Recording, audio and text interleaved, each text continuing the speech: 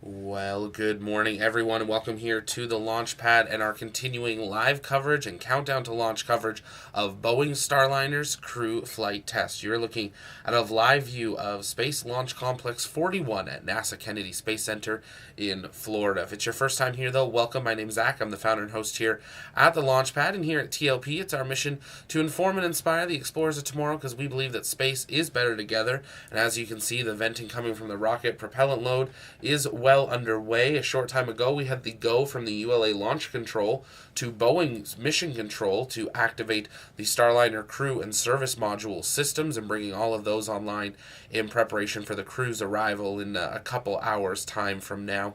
We're going to be taking you through all of the operations and timelines for today's flight. And as always, if you have questions, you can send those in the chat by tagging us at the launch pad, and we'll work on answering those live as we continue through the coverage, now sitting at L-4 hours, 12 minutes, 45 seconds, and counting. Now, NASA and ULA are getting ready to spool up their coverage, and once they do, we will patch them in to listen in to Mission Control for updates as we continue through the count.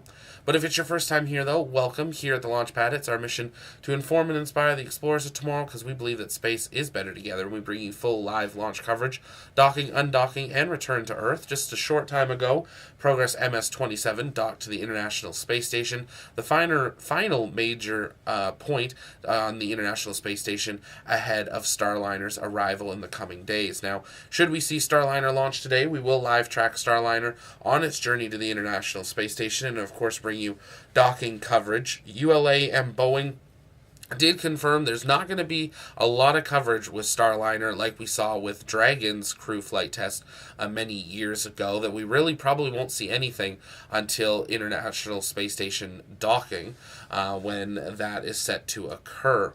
That's scheduled to occur on, let me get the updated date here because they keep moving it, obviously with the launch moving.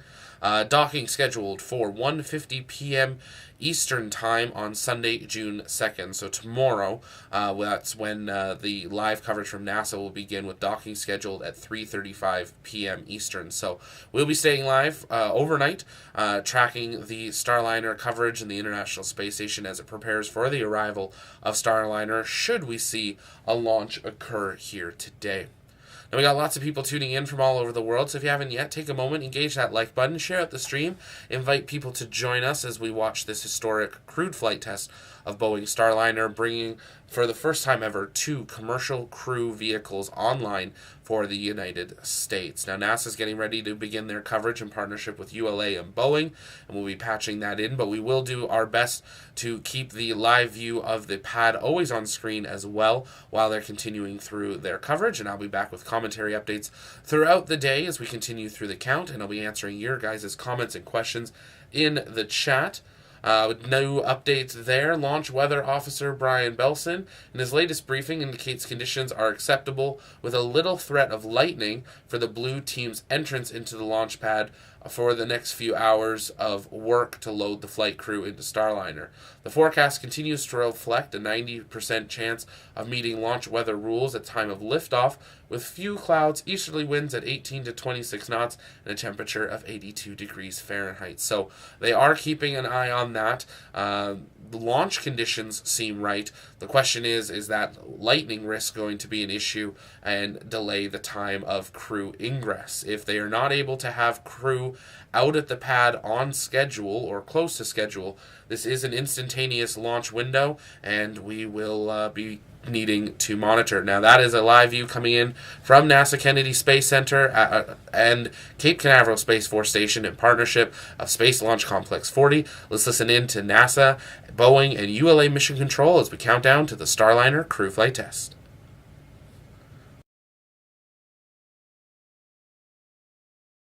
Well, they're going to run their intro really quick, so we're going to listen in just a minute. But as always, you can send those questions in the chat by tagging us at the launch pad, and we'll work on answering those live. If you're looking for a countdown, in the top right corner of your screen, L-4 hours, 9 minutes, 9 seconds. We will sync that with NASA's countdown clock here in just a couple of minutes, but we are continuing to monitor all the conditions down at Slick 41 as we continue towards today's crew flight test. The crew is awake. They've been having their breakfast and kind of last meal in preparation for crew suit up, which they should be beginning here in the not too distant future. And we'll hopefully have live views inside the white room and the clean room as they get ready for that. They'll get suited up, go through pressure test checks, and then we will see them perform that game that they always do, where the commander has to lose for them to be able to actually head on out to the pad. And once we see that, things get really into operations with crew walkout. Let's listen in to NASA, Boeing, and ULA Mission Control. Good morning and welcome to NASA's Kennedy Space Center in Florida for NASA's Boeing Crew Flight Test, or CFT. I'm NASA's Megan Cruz. And I'm Dee Russell with Boeing Communications. Joining us also is NASA astronaut Mike Fink. Nice to have you here. Thank you. I'm really thrilled to be here. Go Starliner. Yeah, absolutely. For those who don't know, this will be our second attempt to launch NASA astronauts Butch Wilmore and Suni Williams on a United Launch Alliance Atlas V rocket and Boeing Starliner spacecraft. We initially tried to launch on May 6th, but teams decided to stand down 2 hours before liftoff because of a faulty oxygen relief valve on the Atlas's upper stage. Since then, ULA has replaced the valve, and Boeing has addressed a small helium leak in Starliner's propulsion system and developed another deorbit burn option for its return to Earth in about a week. We'll talk about more of that in just a minute. Right, because now we want to focus on what's happening right now. We are once again poised to make history. 4 days ago, our cameras were there as we welcomed back Butch and Suni, who returned home from Houston after the first launch attempt. Boeing employees, you see them there, greeted Butch and Suni with cheers and signs, and then Suni snapped a selfie with all of them. And then 2 days ago, the Atlas V rocket and Starliner spacecraft rolled back to Cape Canaveral Space Force Station's Launch Pad 41. The last time an Atlas-class rocket sent humans to space was 61 years ago for the final flight of NASA's Mercury program. CFT will be only the 6th time NASA astronauts will launch on a new spacecraft designed for crew. Now, Mike, I know you're really great friends with Butch and Suni. You actually got to chat with them late last night. So how are they feeling? Oh boy, Butch and Suni are excited for today. As astronauts, especially Butch and Suni, consummate professionals, test pilots, so they got their steely-eyed game faces on, but inside they are excited for today. All of us, the whole team has been working for a long time. It's not just Butch and Suni, they're at the literally tip of the spear, but they are very excited to go do their part for this test flight and to get Starliner certified and be the first of many Starliner flights. So they are excited and ready to go. Awesome. And as Butch just said, NASA and Boeing want to certify Starliner for regular flights to the International Space Station as part of NASA's Commercial Crew Program. Mike, why is it so important for us to have a second commercial spacecraft to ferry astronauts back and forth to the space station? Yes, so right now the ways to get to the International Space Station are with SpaceX and Dragon. That's part of the Commercial Crew Program. Of course, we still trade seats with the Soyuz for the Russians. But in case any one of those go down, it's great to have another one to go. And not only that, it's important for NASA that we have many different ways to the International Space Station for crews and cargo, but it's also really important for this low Earth economy that we're building, so that we can have different ways for Americans to go into space that aren't necessarily for NASA. Yeah, and actually we are getting our first look inside of the historic suit-up room within Kennedy Space Center's Neil A. Armstrong Operations and Checkout Building. Our first views of NASA astronauts Butch Wilmore and Suni Williams. We have a close-up now of Butch there, getting seated and situated before what we expect to be a suit leak check for him, right, Mike? Yes, so these suits, not only are they good looking, but they have a purpose in case there's a cabin leak. The little mask can't come down like you see on an airplane. We have to have our whole bodies pressurized, so these space suits serve that purpose in case there's a major leak in the cabin. So we need to know before we put them into the spacecraft that they work. Yeah. And you can see Butch getting his boots put on, and Suni's already standing up and checking things out. She looks like she can run in the suit. She looks very comfortable. Yeah, those boots are really fantastic. The whole suit is manufactured by David Clark in Worcester, Massachusetts, and Reebok is also another Massachusetts company. So they work together for some cool space boots. But you can see Suni is enthusiastic and very excited today. Right. And the suit leak check is going to be very visually evident, right? I mean, their suits are literally going to puff up in flight. Yes, if you're familiar with the Stay Puft Marshmallow Man or person, yeah, they get really, but that's good. That shows that we get up to about 3.6 pounds per square inch of pressure, which will help help the crew stay alive if there's a major cabin leak, and that's a good thing. Boeing and NASA really care about crew safety for sure. There is a lot to learn about this crew flight test, so we have people here at the Cape and in Texas to help explain every part of this mission.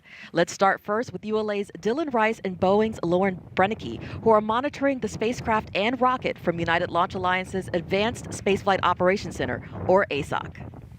Yeah, Dee, Dylan and I are in a really unique location here over at the ASOC. We have a great vantage point on all of the operations that are going on here today. We're able to actually see all of the launch control team down here behind us. We also have mission directors to one side and engineering support to the other side. So we are really right in the middle of what you might consider the game. It feels sort of like we're in a press box at a football game. And so we're tracking everything that's going on with the countdown from here. And right now we're waiting for the pad team to start making their way back over to the pad because Dylan, fueling has been wrapping up. Well, Lauren, Atlas 5 and Centaur are fueled and ready to go. We rolled the rocket out to the pad this past Thursday, where we connected it up to all the pad utilities. Countdown started at 1:05 this morning. We powered up the rocket, began all the final checks of our avionics systems, and all the final preparations out at Launch Pad 41. All that work wrapped up around 5:30 a.m. And with the launch vehicle ready, we started cryogenic tanking at 6:25 a.m. after completion of our pre-cryo built-in hold. Cryogenic tanking takes just under 2 hours to complete. That just wrapped up here in the past few minutes, and the teams are now polling downstairs to initiate re-entry of Pad 41 so that we can bring the team out and start loading crew into Starliner. As you know, last time we got together, we had an issue with a liquid oxygen self-regulating valve on our Centaur upper stage. Once we get the launch vehicle fueled, one of our critical ground operation rules is that we do not change the status of the launch vehicle with any of the folks out on the pad or crew on board the spacecraft. So with the fueled rocket and a stable replenish configuration for the safety of the crew, we did not or would not change the state of the rocket. So significant troubleshooting of that valve really wasn't possible with people at the pad. So that's what led us to that scrub decision of our first launch attempt. Not working any issues today, and that valve was removed and replaced and retested during our downtime here. So that is the status of the rocket, Lauren. Yeah, and Dylan, Starliner really had a very clean countdown during the last launch attempt, but it wasn't until after that scrub that we started safing the propulsion system and closing the valves and observed a small helium leak in the port side manifold.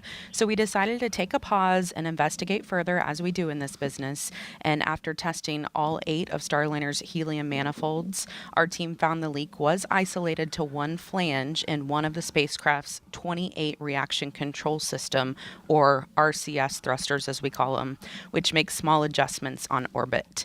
And even more specifically, to a tiny seal about the size of a button on a men's dress shirt. So that gives you a real perspective on how small we're talking. It's important to note that helium is not combustible or toxic. Thorough data analysis showed us this condition is acceptable for flight, and that Starliner could handle actually 4 more leaks, or this leak growing by 100 times its current size before actually needing to be managed in space. In fact, other spacecraft like the shuttle have launched with similar leaks in the past, and our teams will be checking the leak here soon, and we'll keep you posted on that.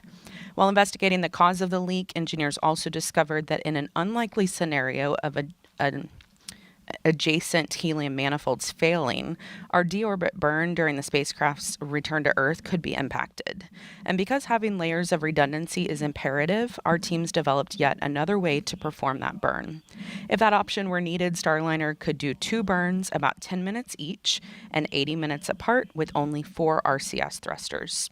In the last few weeks, the crew ran these scenarios in the simulator, and they feel confident with the plan.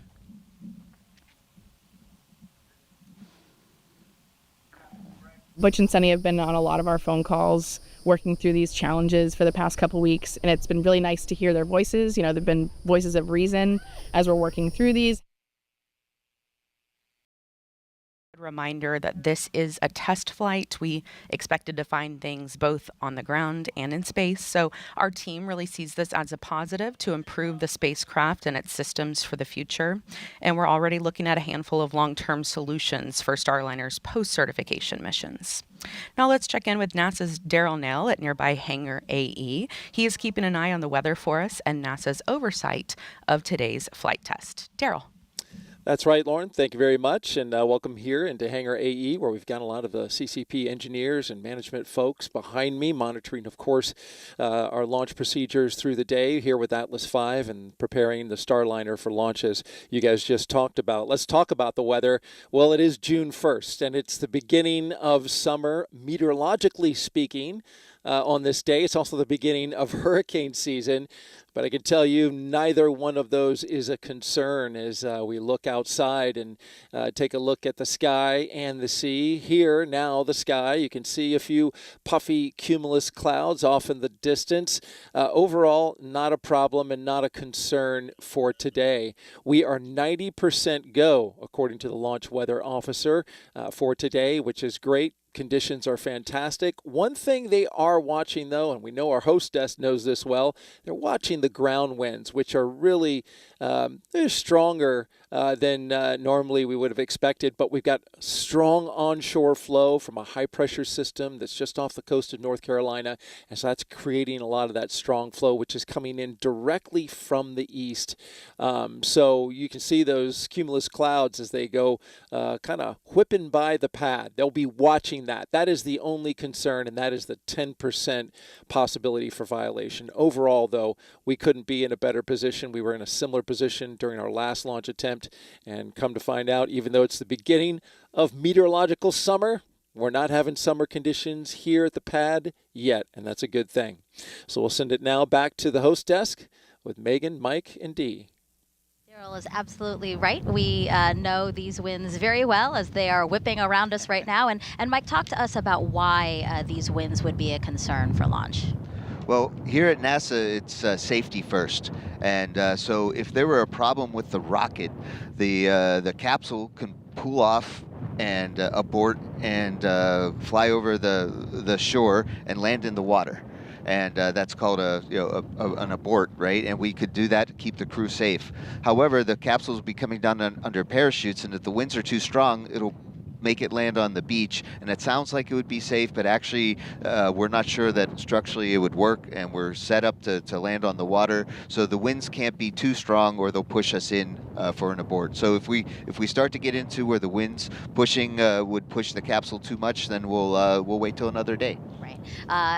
Landing in water for the abort scenario, but Starliner is designed to land on land nominally, right? Oh, nominally, and with airbags. I landed on the land in the Soyuz and the shuttle, and I'll say that these airbags are going to be good. And I think that's probably the first thing I'm going to ask Butch and Sunny after they land. It's like, how are the airbags?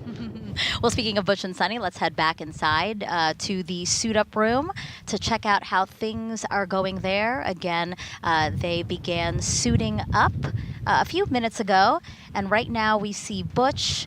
He is unzipping his helmet, it looks like. And that's really neat about these suits, is that instead of having a solid metal ring, we're keeping the suits lightweight and kind of going back to the future with the Gemini program, where they had zippered helmets like this. We call it a visor in this case. And since it's a very lightweight visor and helmet, it doesn't have a lot of head protection. So Butch's ear cups is also gives head protection too. So it's a very smart system, and we call it a crew head protection assembly or something like that, or a chippa.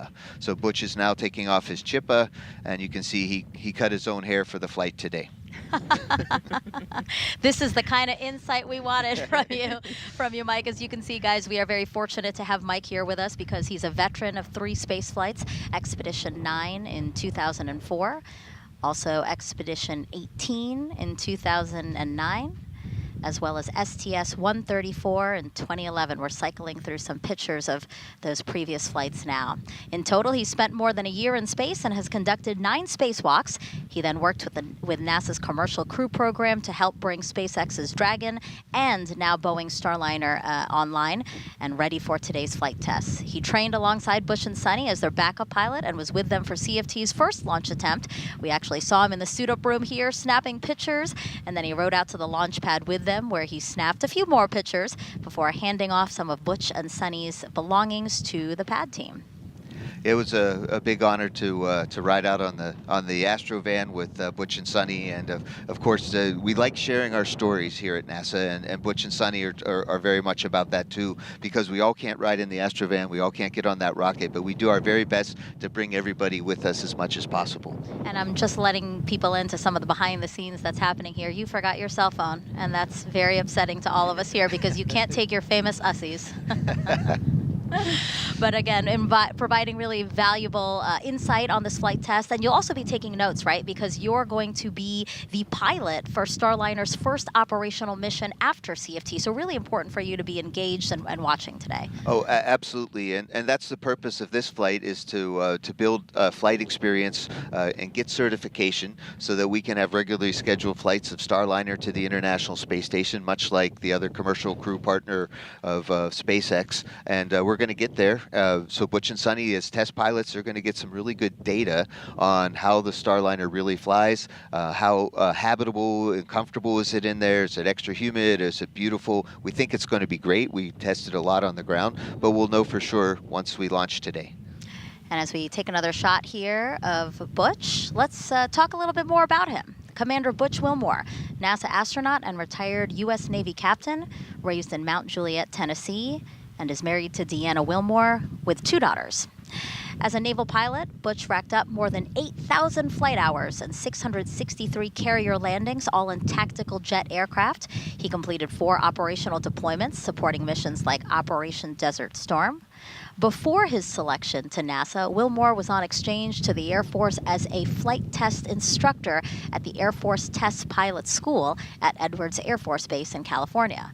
Butch is a veteran of 2 space flights as pilot on Space Shuttle Atlantis in 2009, and then in 2014 he served as flight engineer for Expedition 41 to the International Space Station. So far, Wilmore has spent 178 days in space and performed 4 spacewalks. This flight test will be his 3rd mission to the ISS. And Sunny Williams, CFT's pilot and a retired U.S. Navy captain. NASA selected her as an astronaut in 1998, just 2 years before Butch. This will also be Sunny's 3rd mission to space, making her the first woman on a test flight of an orbital spacecraft. Her first trip to the ISS launched in 2006. She served as flight engineer for Expedition 1415. She then returned to the orbiting lab in 2012 and was commander of Expedition 33.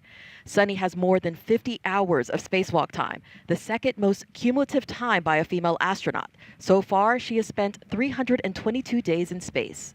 Before NASA, Sunny was a former naval test pilot and instructor, logging more than 3,000 flight hours in more than 30 different aircraft. Williams grew up in Needham, Massachusetts, and is married to Michael Williams. She enjoys hanging out with their dogs, working out, hiking, and camping, as well as working on cars and houses.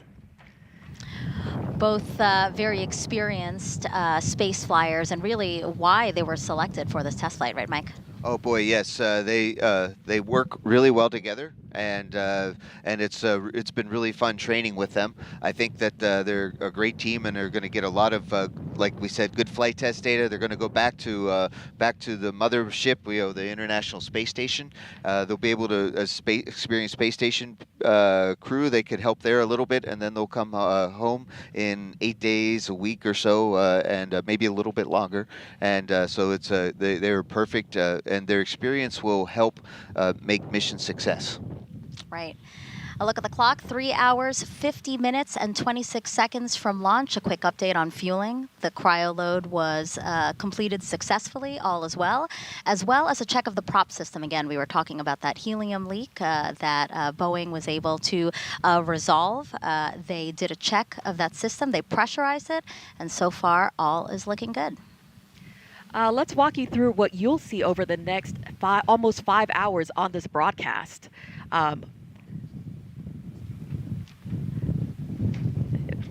After suiting up, Butch and Sunny will walk out of the ONC building to say their goodbyes to family and friends before their ride out to the launch pad in an Astrovan. And then once at the pad, the crew will ascend ULA's Crew Access Tower to board Starliner in a process we call ingress. Once ingress is complete, the pad team will close Starliner's hatch, and then they will make sure the spacecraft is sealed properly by conducting a cabin leak check. About 11 minutes before launch, the crew access arm, which is that long suspended walkway the astronauts use to get to Starliner, that will retract to the tower, and different teams will then poll to confirm they are ready and configured for terminal count before liftoff.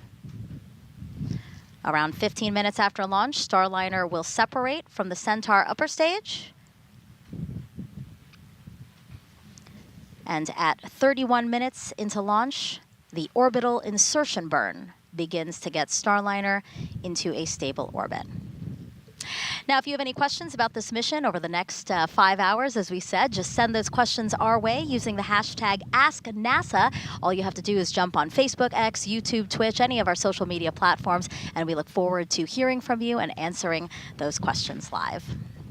Now let's head back into the suit-up room again. That's where all the action is happening. And it looks like Sunny also now has her helmet unzipped, and it looks like she's taking off her gloves.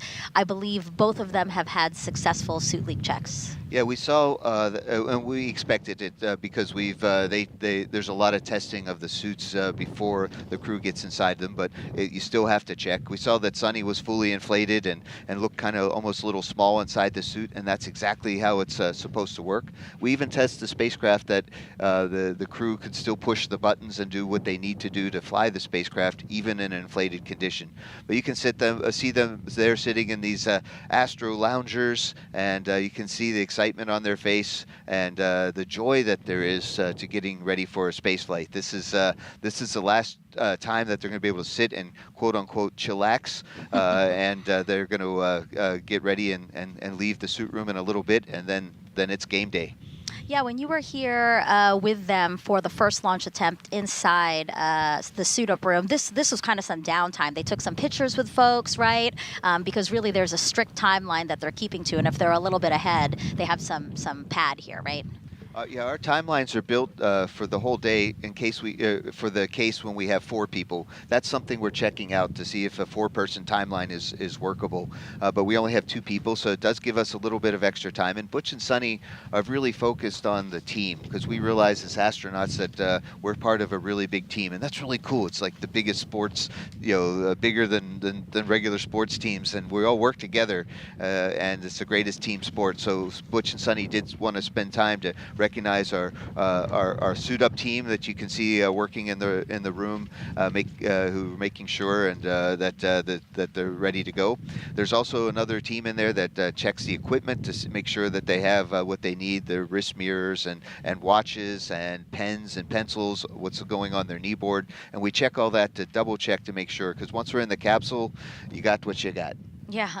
A quick note about the suit. Again, this is a new suit that developed for this Starliner launch, and the full suit, which includes an integrated shoe, weighs about 20 pounds with all of its accessories, and that's about 10 pounds lighter than the launch and entry suits worn by space shuttle astronauts, right, Mike? Yes, it's definitely more lightweight. We took some really good ideas from previous spacesuits, and David Clark put together a great suit. Okay. And it's definitely more flexible, elbows and knees. You saw Sunny kind of showing that. There's vents that come in right underneath our chins that allow us to be cooler and still pressurize the suit. All right, we have commentators at Mission Control in Houston monitoring Starliner's flight to the space station. Let's check in now with NASA's Brandy Dean and Boeing's Jim May.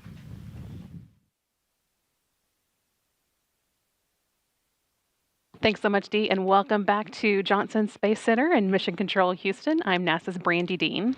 And I'm Jim May with Boeing. We're incredibly excited to be here today with the flight control team that will be seeing Starliner safely through its first ascent with crew members on board. This team has been training hard for this, working through literally hundreds of simulations, and they're ready to get Starliner to space. Yeah, the team that was here on May 6th is back again today to see Starliner into space and on its way. And they are led again by Flight Director Mike Lammers, with Flight Director Rick Kempfling working alongside him to assist with keeping an eye on the weather. And on Lammers' other side, we have Canadian Space Agency astronaut Joshua Kutrick, who's acting as today's Capcom. He'll be speaking with Butch Wilmore and Sunny Williams on the team's behalf. And he has even more than the usual level of Capcom interest in the flight, since he plans to be on board Starliner the next time it launches as mission specialist on the Starliner 1 crew. This team has been on console since around 5:30 a.m. Central this morning, working closely with the teams in Florida. Just under 4 hours before launch, once everything was activated and ready for them, the Boeing Mission Control Center ground control team handed over control to these folks here. And they'll be the ones sending any commands to Starliner from now on. And that said, although they'll be busy, you won't actually hear too much from them as they move through the countdown with their colleagues in Florida. Some of the key calls they'll make include switching Starliner from ground power to battery power, and with the crew's help, activating the launch abort system. And of course, Lammers will speak on behalf of his team when he gives his go or no-go to the launch conductor during the final poll 7 minutes before launch. And at liftoff, they'll work hand in hand with the ULA team, who will be controlling the Atlas rocket, which is lifting Starliner into orbit. For the first minute and a half of flight, we'll have Atlas and its solid rocket boosters providing the initial lift to get Starliner going. And then the final stretch of launch, we'll see the second stage Centaur engines finish the job of getting Starliner into orbit. And they'll be done with the job about 12 minutes into Starliner's flight, then be jettisoned 3 minutes later. And after that, Starliner will be on its own to make its journey to the International Space Station. So let's take a closer look at the details of what to expect during Starliner's ascent, coming up at 12:25 p.m. Eastern this afternoon.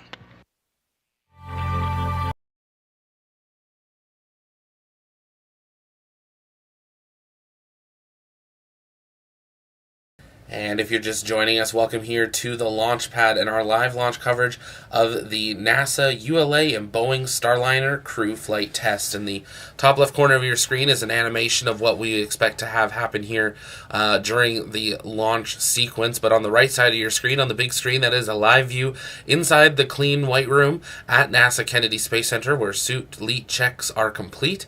Boeing and ULA's blue teams are out at the pad preparing Starliner for the crew ingress. The blue team has now verified oxygen readings and have confirmed there are no toxic vapors in the white room at the pad, and they have received a go to proceed with their work as they continue to prepare Starliner and the crew access tower all the way up at level 12 in preparation for the crew's arrival about an hour from now. You can see there the crew speaking and kind of just relaxing with some of their support team there in the clean room. Now, many people ask, wait, aren't crew a quarantined event?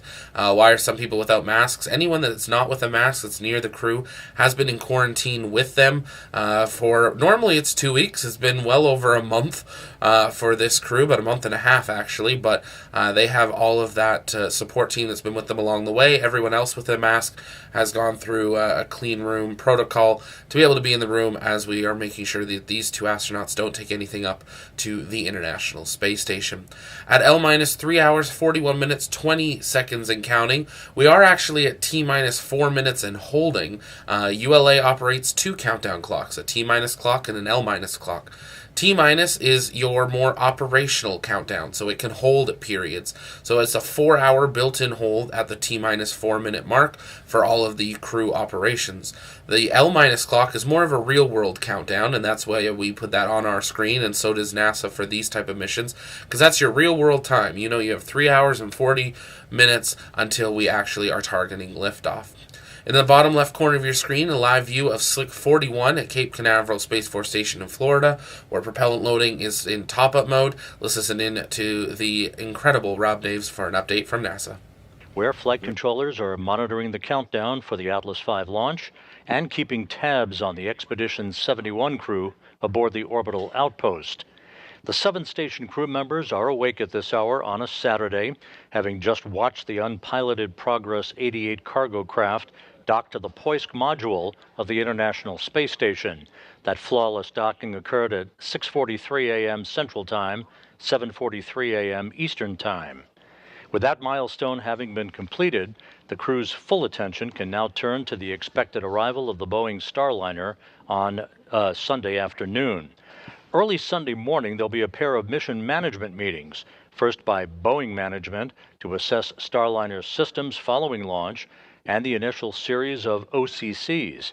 Those are the operational checkout capabilities the Starliner crew will conduct to ensure that the vehicle is ready for docking. Following that meeting, the International Space Station partners will gather to give final approval for Starliner to press ahead with the critical phase of the rendezvous that will begin Sunday morning with the terminal phase initiation burn. By the way, at the time of launch today at 12:25 and 40 seconds p.m. Eastern Time, the International Space Station will be flying 260 miles over western Germany. A busy 24 hours lies ahead. We'll be here every minute to keep you posted. With that, and with the Atlas V countdown proceeding smoothly, let's go back to the Cape. Thank you, Rob. Yes, a lot of moving parts over the next 24 hours to get Butch and Sunny to the space station. So let's head back now to the ASOC to hear another update from ULA's Dylan Rice and Boeing's Lauren Brennicke. Megan, we want to let viewers at home know that we are now going to be bringing up those public operational communications. You might hear us call them loops or nets. That's kind of our lingo here in this business. But it's our job to wear these headsets, listen to the chatter in the background, and translate that to you at home. So we'll be doing that at this point in the countdown. We've been listening to the Starliner control team shift control of the spacecraft over to mission control in Houston. The team's working to get the pad team back up to the White Room to get the spacecraft prepped for crew. And our teams have also been cycling the thruster valves, and they are now in the open position. This is the third time for Starliner to launch, but of course the first time with crew on board. So if you've watched our launches in the past, the prep for this one will be a little bit different. That's why we're coming to you a lot earlier before launch today. It is important to remember this is a test flight, so we are going to learn a lot to be more efficient in the future. Dylan, how are things progressing with the rocket? Well, Lauren, things are continuing to go very, very well. The ULA team is up on the crew access tower now, configuring the White Room for what happens next with the crew's arrival.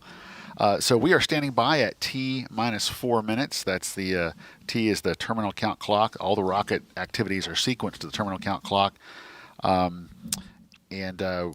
as you can see on the screen there, the L count clock or launch count is counting down to our T0 at 12:25:40. So that T clock holding at T minus 4 minutes, indicating that the rocket activities are basically nothing happening right now. With the at your convenience. Roger. Nothing happening right now with the launch vehicle, but we are configuring the pad for loading. Go ahead, Mike. This is the 100th launch of the safe and reliable Atlas V rocket and the third flight of the 172-foot tall N-22 configuration. This rocket's configured with a dual-engine Centaur upper stage, which is uniquely capable to deliver that performance that we need to shape that trajectory to maximize crew safety on the ride to the space station. And of course, from this point on, as you hear some of those operational communications, the nets or the loops come across, we will pause in our commentary so that you can hear them. So if you notice us pause, that's what we're doing. We just want to make sure you can hear everything. So now let's check in with NASA's Daryl Nell over at Hangar AE. Daryl. All right, thank you very much. And as you can see on your screen here, this is the card game. LC, SMD on channel 1 for a comp check. Cuddy here. I have you loud and clear on channel 1. I have you the same, LC, SMD out. You just heard the launch conductor there. Nothing too big to report. Com check on air to ground 1. I have you loud and clear on channel 1. Copy, I have you loud and clear on CST, air to ground 1. This completes hold call authority com check. Roger. Okay, so ground, some com checks that you can hear there. But again, this is the traditional card game. You see Sonny and Butch there with Joe Acaba, the lead there for the mission today. And I see two camera angles here for the first time, so we actually get to see their cards. But the point of this game, and of course Mike Fink and Megan can talk more about this, but as we're looking at it, since we're watching it now, they're playing a card game, and they're going to play this game until the commander, Butch, loses. And the whole point of this is to take all that any bad luck and get rid of it on the card game, right? So they want Joe there to win the hand, and they're playing the hand out. Yes. 3 hours, 35 minutes. So they're going to play another hand because I think that they may have won. So we'll see. We'll see what's going on. Anyways, we also want to talk weather, which is a factor. Not too much today. Only 10% no go. We are at 90% go. And so we're looking really good there outside. But we do want to continue to watch this tradition, which goes all the way back to the space shuttle program.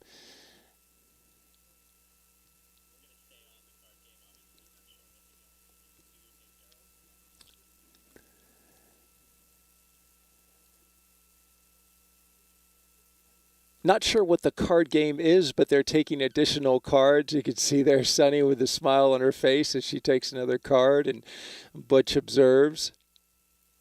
There's plenty of time in the timeline for this.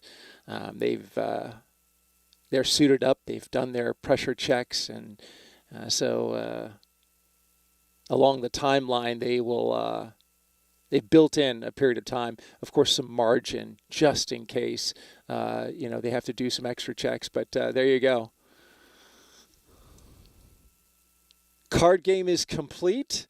The bad luck, they've gotten rid of it, and Sunny gives 2 thumbs up to say, hey, we've got the good luck on this one. We're going to have hopefully a good flight today. All right, as we look outside at the Atlas V rocket with the Starliner atop the rocket, you can see there in the sky just a few clouds, not a concern. Offshore winds are driving some of them onshore, but the radar, there is no convective activity, no storm activity is basically the term there in any of these clouds. So that's not an issue at all. We are 90% go and looking good there. Also tracking NASA's oversight of the mission today, and NASA Operations Manager Richard Jones just recently polled his team within the hour. They were all go. So we're looking good there as well. If you're wondering whether or not you can see this launch from an area of the southeastern United States, we actually have a graphic that we can show that gives you an indication of where you can see this rocket at what point in time in the launch. So as you're looking at this here, if you're in the southern area, if you're in Florida along the coast or southeastern Georgia, you can see that at certain stages, the plus 30 seconds, you can obviously see that all along the Space Coast. But as you get to level 2 and level 3 and level 4, this then expands your area to be able to see this rocket. We have clear skies in the area thanks to the high pressure system, so most of the folks along the eastern seaboard should have a view. But again, as we start to go along the timeline, you see the separation events that will expand out to southeastern Georgia, and then we even have sometimes pictures coming from coastal Carolina. If you have those, of course, send those to us, #AskNASA. We'd love to see them. That's our report from here at Hangar AE. Now we'll send it back to Megan, Mike, and Dee. You had a lot of interesting commentary here at the host desk while we were watching the card game. What is that game? Yeah, so this game is called 31, or SCAT, although I think Sonny's niece and nephew, they call it CAT because Sonny likes dogs. So it's just a little jab. But the point of it is kind of a little bit like blackjack, except you're supposed to get 31 of the same suit. And you saw there that Butch and Sonny successfully got rid of the bad luck, and they're getting ready right now to walk downstairs and say hello to their families and get into the Astrovan. So I think that's coming up pretty soon. Yeah, we are watching the clock here in about 2 minutes because 3:28 is when we expect them to depart the suit-up room. So in those few minutes, let's actually head outside and take a look at the Astrovan that Mike just mentioned. The Astrovan will be their ride to the launch pad, and right now it is parked right outside there of the operations and checkout building.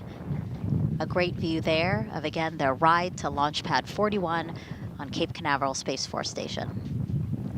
Now, NASA chose the company Airstream back in the 60s to create a crew quarantine vehicle for when astronauts returned from the moon. And the picture you see there, President Nixon talking to the Apollo 11 astronauts inside said quarantine vehicle. And then during the shuttle program, Airstream created the first generation Astrovan, a 27-foot motorhome that transported astronauts across 3 hours, 30 minutes. KSC to their launch pads. And both Butch, who you see there in that picture in the front, and Sunny rode in that Astrovan. And now, here's a closer look at the new Astrovan. It's wrapped with pictures of Starliner, has a license plate that says Ride to Space. When the door opens, steps fold out. The inside can seat up to 8 people with room for the astronauts' portable air ventilators that keep the crew cool. The Astrovan also includes a TV and sound system, so crew can watch or listen to whatever they want on their way to the pad. Yeah, this Astrovan was it's super comfortable, and even though it held 8, there was just 3 of us last time, and Butch and Sunny are going to ride out today just by themselves. They told me last night that they'll miss me, but I'm not sure that they really will, because they're getting ready to go to launch. It's a very smooth ride. We have great drivers, and we even have a backup Astrovan. Oh, I didn't know that about a backup Astrovan, really. Yeah, well, it's not where the backups ride, because I rode in the, in the primary one. But, yeah, no, it's the really important thing is that we have to launch on time. So if for some strange reason they got a flat tire or something, we'll just hop out of one van and go to the other one. Makes sense. All right, again, look at the clock. 3 hours, 28 minutes, and 40 seconds until liftoff of NASA's Boeing crew flight test. And in about 30 seconds, we expect Butch and Sunny to leave the suit-up room inside that building you see there. Here they are. Commander Butch Wilmore and pilot Sunny Williams walking to an elevator at the end of the hallway to depart astronaut crew quarters. Looks like they have some roses in hand. Oh, that's really sweet, Mike. They're handing it out to some folks there in the ONC. Again, Butch and Sunny are really about the team, and Butch made sure that there were roses for the ladies, and I think even some of the guys. Yeah, one just got a rose right there. It's the thought that counts, really. And it's really they take such good care of us while in quarantine, and Butch and Sunny. LC Slick on Channel 1. Longer quarantine than usual. Hatch open ops complete. Confined space checks are nominal. Roger. A wave there from Butch and Sunny as the elevator doors close. That elevator will then transport them down 3 floors, and we will soon see them walk out those doors you see there. And in the meantime, we heard that the capsule, the spacecraft hatch is open, ready to receive. You know, Butch and Sunny have been training on Starliner for years. And Starliner training takes place at Johnson Space Center, where they can simulate just about anything they might experience in space, even zero gravity. They performed a lot of their training inside a real-size mock-up of Starliner at JSC, which just happens to be right across the room from a real-size mock-up of the International Space Station. And just down the road, they spent hundreds of hours inside Starliner's simulators, running through various possible scenarios they could face during this flight test. Now, Mike, when they returned to Houston after the first launch attempt, they actually did get back into some of these training simulators, right? To walk them through some of the procedures that they were testing given some of the issues that were found? Oh, very much so. Butch and Sunny, as consummate professionals, insisted that they keep up their skills, and not just their own skills, but the skills of the entire team it takes to go fly the spacecraft. And so as we looked at how to handle a helium leak, we came up with new techniques and procedures. And Butch and Sunny, we're helping work with the team to make sure that we have everything in place in case we ever need it. So great resources available to them, again, back in Houston. All right, so we asked you for some social questions. We have one right now. Why don't we take that up on the screen there? So this one is from Abibak on Instagram asking, what are you testing on this mission?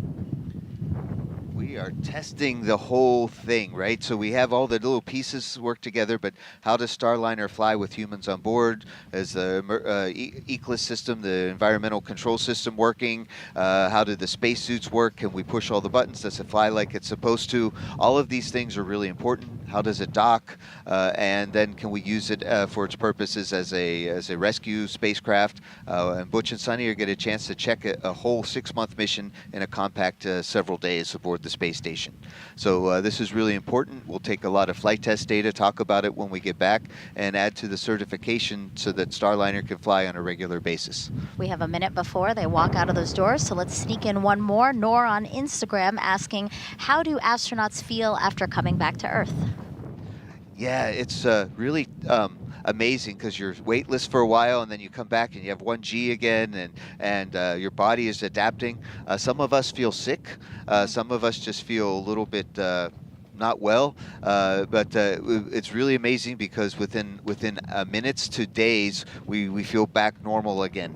And my experience was on my last flight was I was hungry when I came back, so they had some sandwiches ready, and here they are. Our CFT crew taking their first steps outside for their historic flight test to the International Space Station. Commander Butch Wilmore on your left and pilot Sunny Williams to your right. Waving to the crowd there, their friend Mike here at the hostess applauding them from afar. Some roses still left in Butch's hand. I'm sure he'll hand them off to some of the crowd there that's outside of the ONC. I think his wife and daughters are there, so he definitely wants to show appreciation for how patient his family has been. Well, and you did say that Butch and Sunny have been in quarantine for a very long time now. April 22nd is when they went into quarantine. Yeah, it's been a long time. They were allowed to see their family, but from a distance, so this is as close as they've been for a while.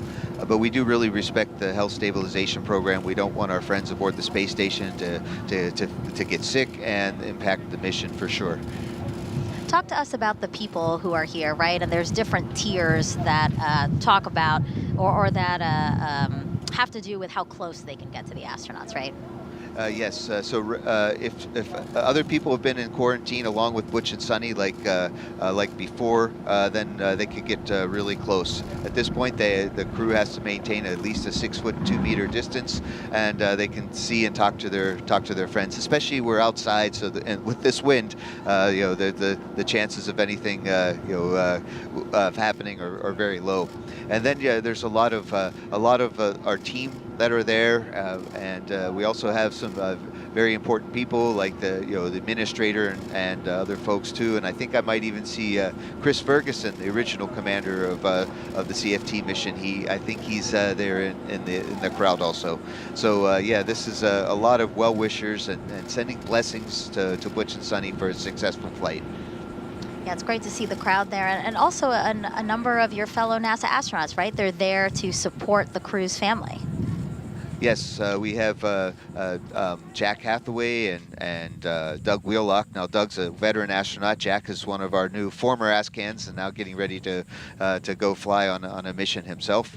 We also see in the distance the Boeing NASA astronaut liaison, Megan Donaldson. She's been super helpful in getting this mission together and keeping the crew pointed in the right direction, and being a very good liaison with the Boeing management too, so that our voices are heard. Yeah, I think this scene here just shows again, a fraction of all the people that it takes to make this happen. The support of your family, the support of your friends, and then again, teams across both Boeing, NASA, and ULA to make this crew flight test happen. Lots of thumbs ups from Sunny there, lots of waves. They're making their way through the crowd now. They have still about a minute and 30 seconds built into this opportunity to say their final goodbyes before they get into that Astrovan and head to the launch pad. What do you think's happening there, Mike? There's a patting on the back there. What is that? Well, Butch likes to give speeches, so I think Sunny is sharing the excitement. But that's really what you see here. This is spaceflight is really a human endeavor, and so these are human beings being happy and joyful and really excited in a professional, calm way. But there is a feeling of joy and best wishes so that for a successful mission. And if we're not enjoying spaceflight, if we're not seeing that it's a wonderment of humanity, then we're doing it wrong. And here they go, getting ready into the van. We can see their helmets there hanging off of their suits. I remember this story that Butch said. He had this recurring nightmare that it would be launch day and he'd forget his helmet. So I'm pretty sure he loves the fact that they're attached to him there. Yes, it's Butch-proof. Butch-proof. All right, so they are in the Astrovan now. A quick note about the other folks who are in with them. You have the driver, Rodney Perry, and he said he couldn't pass up the opportunity to drive astronauts to a launch pad. Pretty cool. 3 hours, 20 minutes. And then also the backup driver, his name is Sean Rose. He's basically going to be the communicator as well, just listening to all the communications that are going on behind the scenes as, again, everything is readied for the astronauts to arrive at Launch Pad 41. The drive will take about 15 to 20 minutes. There will be a full security escort. And here they go. NASA astronauts Butch Wilmore and Sunny Williams now en route to Cape Canaveral Space Force Station's Launch Pad 41.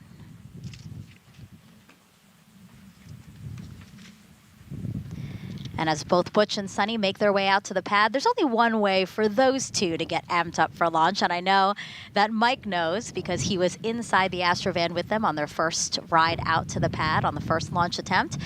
They will be watching the Top Gun Maverick movie, or at least highlights from that movie. And they should be doing that right now inside the Astrovan, right, Mike?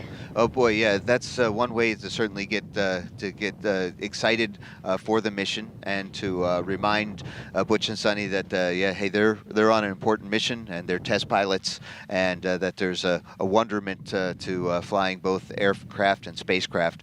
And of course, I think the Maverick movie brought that excitement of flying to everyone. And so Butch and Sunny are going to have a few clips there, the funny parts of the movie. LC Slick on Channel 1. Go ahead. Crew transport convoy is en route to LC-41. Estimated arrival to roadblock at L-306. Roger. And a fun fact was on the last ride. OSM, LC. OSM, go ahead, sir. Crew transport convoy is en route to pad. Permit entry into FHA. Roger.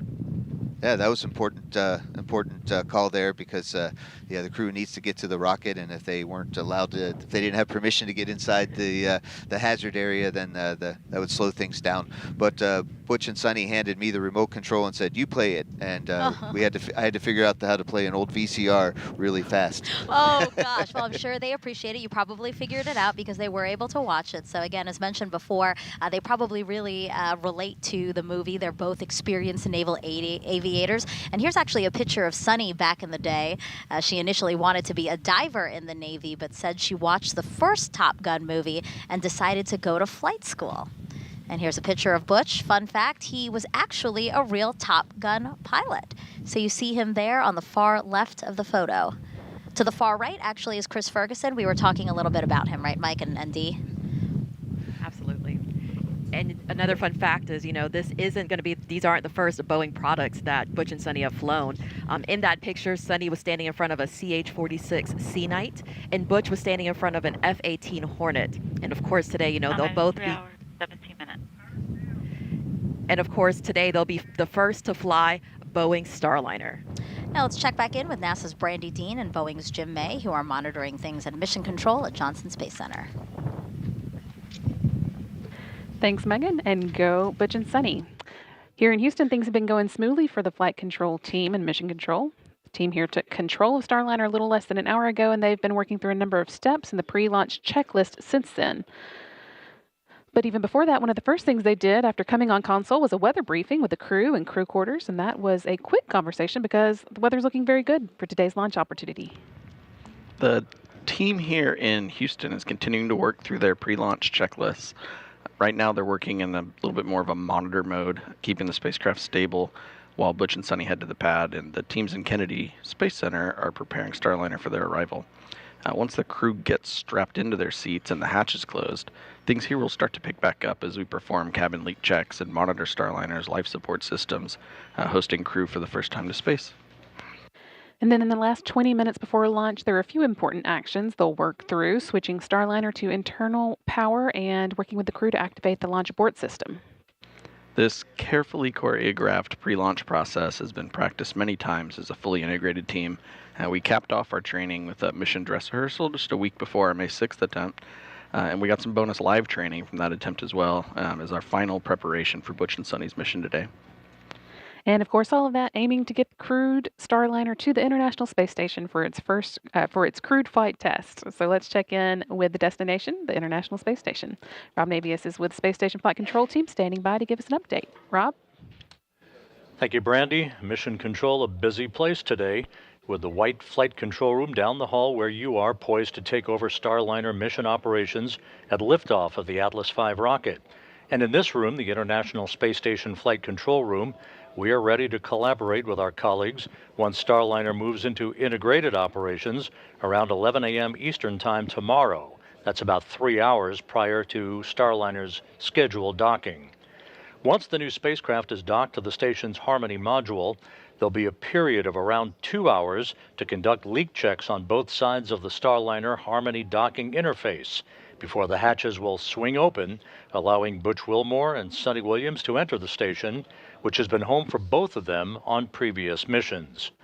Wilmore and Williams will configure Starliner systems for docked operations, then will join the 7 Expedition 71 crew members for a typical safety briefing. That will be conducted by Station Commander Oleg Kononenko of Roscosmos. The Starliner crew will then begin to transfer equipment to the station from their spacecraft and begin to settle in for this historic visit. Among the cargo items being transported on Starliner to the station is a spare pump module for the station's urine processing assembly. That's the unit that converts urine into potable drinking water. So this is a timely delivery by Wilmore and Williams. Countdown clocks are ticking backward as we close in on the launch of this test flight, and we're ready here in Houston.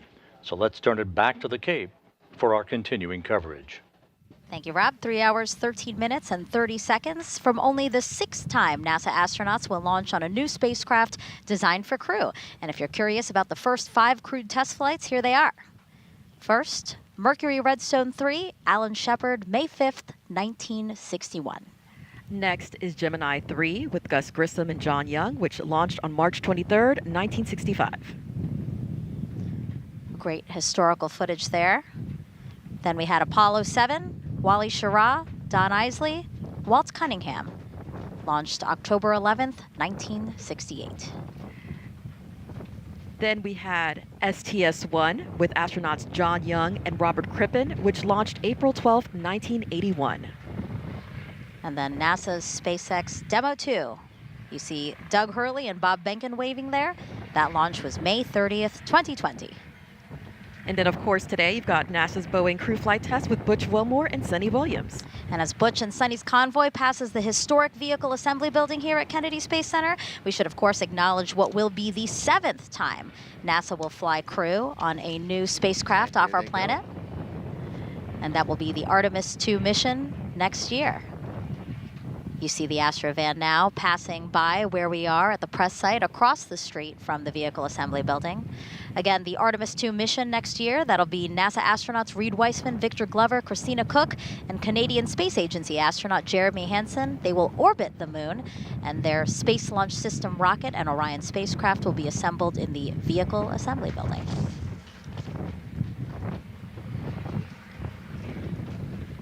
Check out what's already in work for NASA's return to the moon.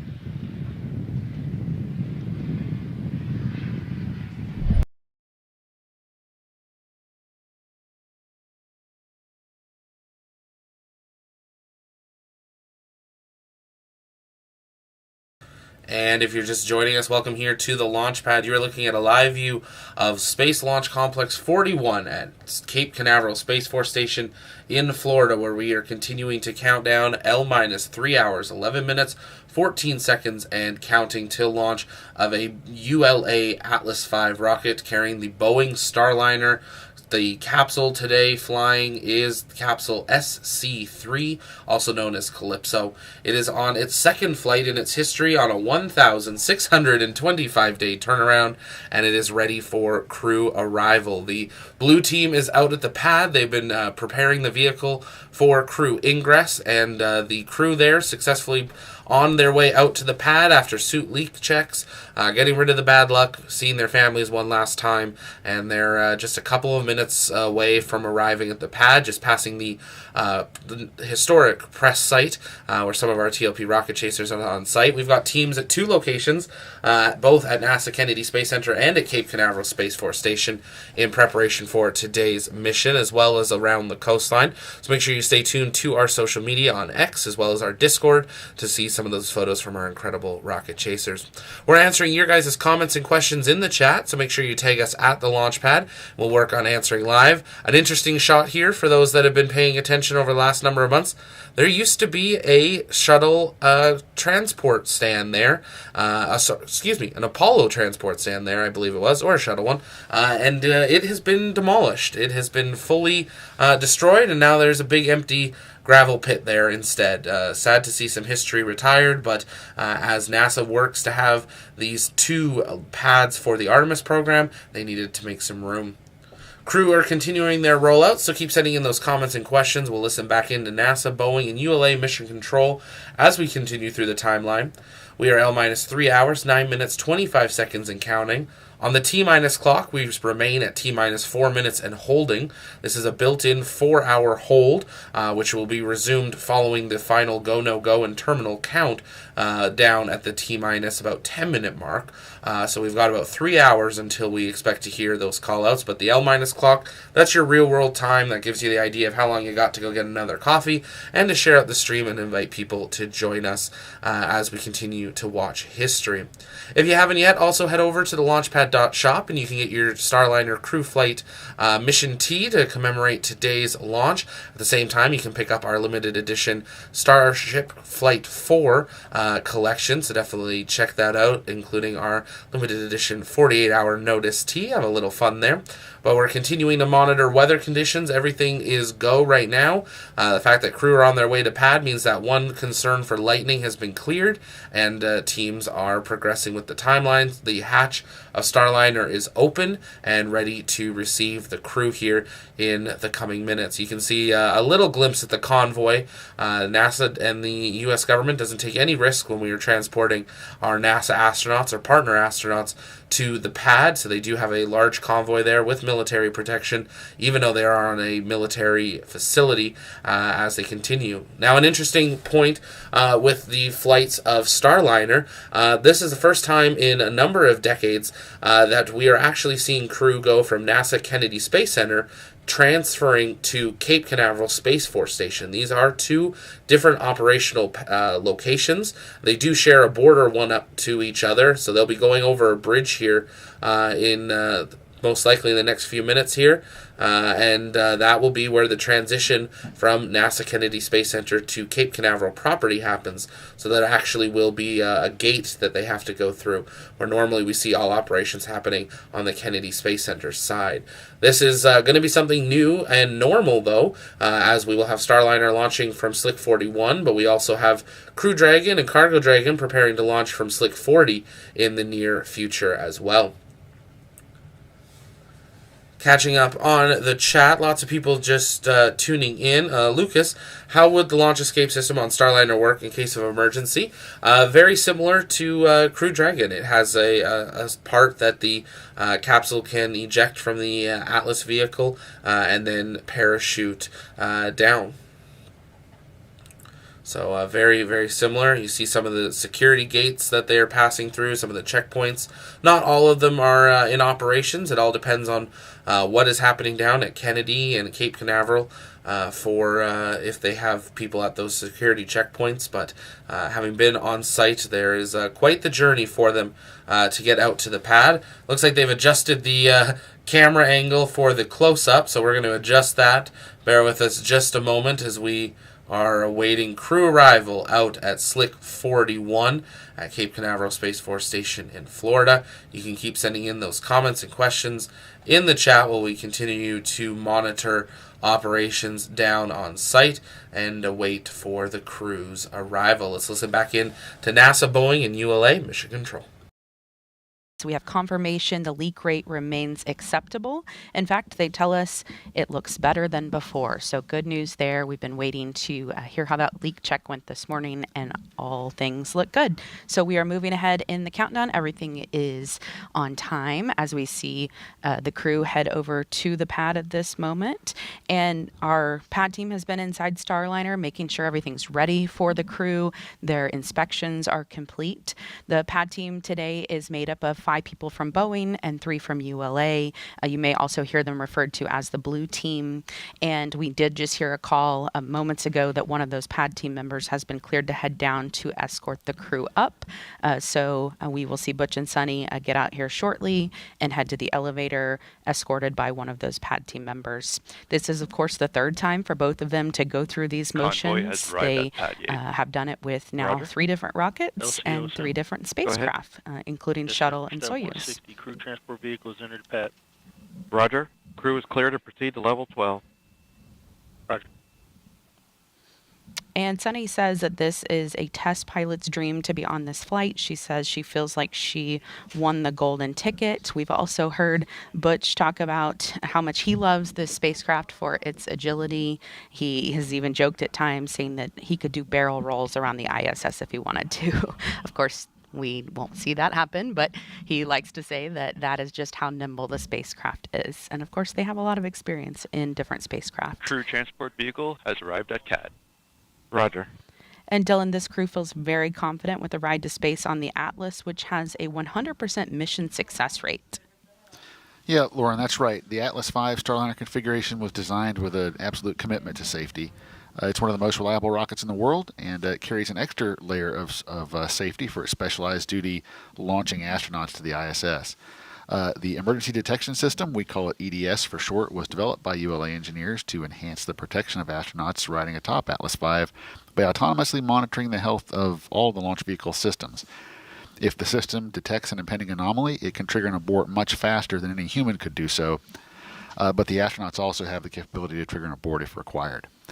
Along with that EDS system, we have a dedicated ascent flight control team on console in Denver during the flight and any human spaceflight mission that we support. This team monitors the health and performance of the rocket during ascent to space. Our engineers provide real-time status and collaborate directly with NASA's flight director and mission control in Houston. When you hear the call sign Atlas, that's our ascent lead, and he'll be providing real-time telemetry data from the rocket and provide continued situational awareness. Crew is entering CAD elevator. All right, Dylan, Roger. as the crew is heading into the elevator, we are going to send it back over to Megan, Dee, and Mike.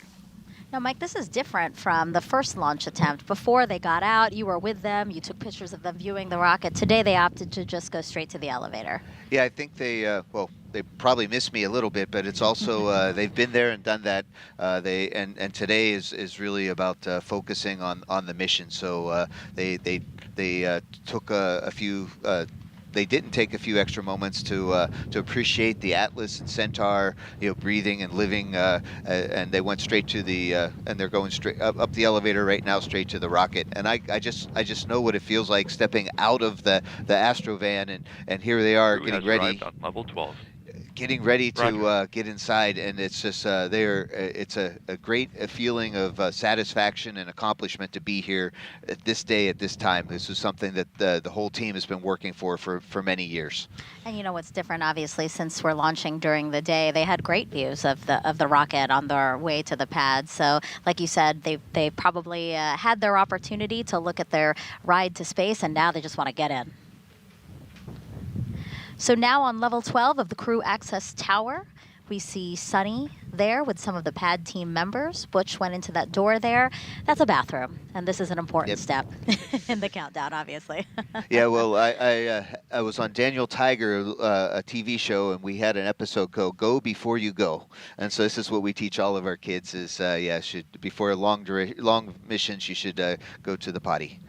And you know this from the last time. So on their ride out in the Astrovan to the launch pad, they stole your phone, right? And they made some phone calls. I just heard that they also made another phone call while on their way out. They called Mark Sorensen, the crew module lead for the crew flight test, again, while in the Astrovan. Pretty cool that they are taking these opportunities to acknowledge, again, all the folks who have helped bring them to this moment. Yeah, Mark was a production manager, and he made sure that Starliner was ready for flight. Great teammate, and I'm glad he got a phone call. Yeah. A view of the crew access arm from our helicopter that we have flying around the pad right now. We see Sunny there on the railing taking a look out. Yeah, you can get a great view from up there. Who needs to get out of the Astrovan and recline up? So yeah, this is the last time for a while that Sunny's going to have the breeze in her face and the smell of the ocean air and the joys of being on planet Earth. Now she's going to see it all from a great distance. And here it looks like Butch is now back with the pad team and Slick Sunny. on launch ops. An ordained minister, probably Or leading sorry, them on channel in a 1. prayer now. Go ahead, Slick. Yeah, crew has arrived at CAT level 12, and our CTV is standing by for OSM direction to return to the fallback area. Roger. OSM, LC? OSM. Roger, we can give go ahead for the CTV to clear the pad. Roger that.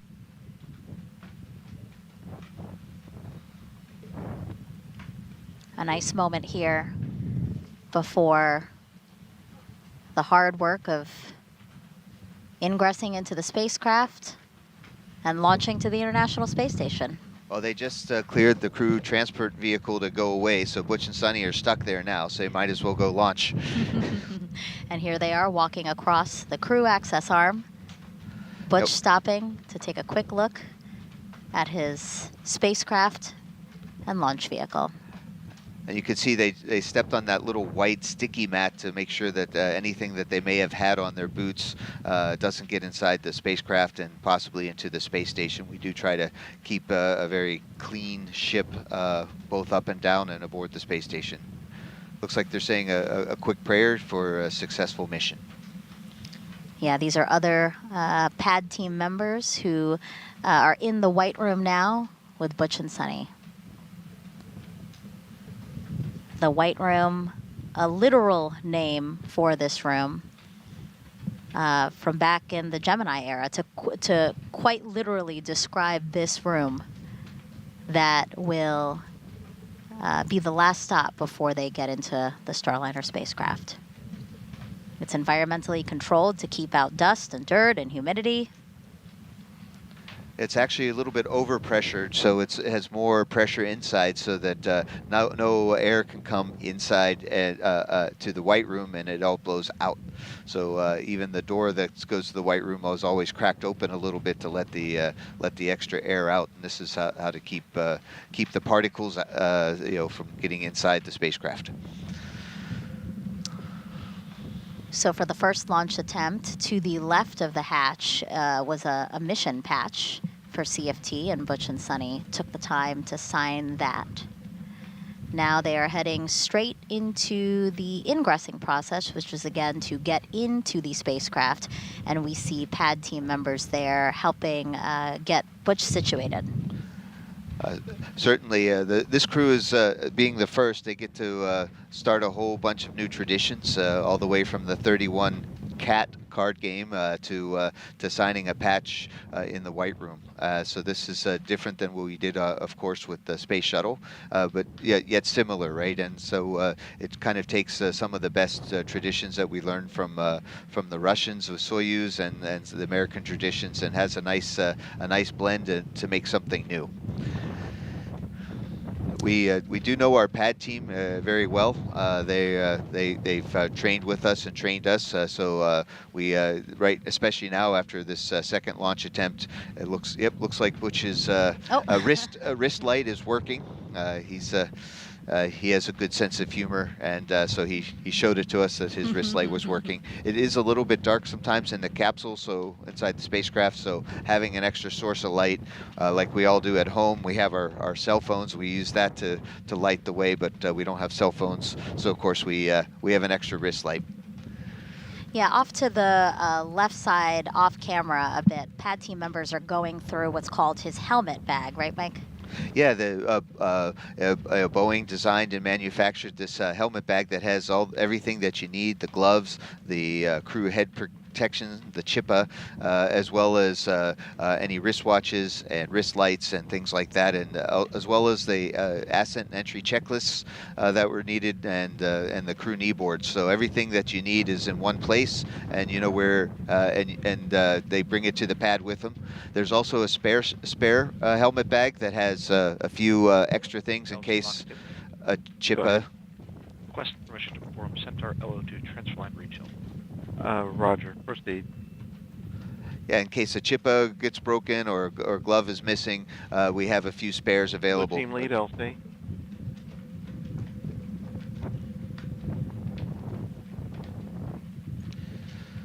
The launch conductor's LC calling. OSM. Go ahead. Yes, sir. For step 160, 16 personnel have exited the FHA roadblock. Roger.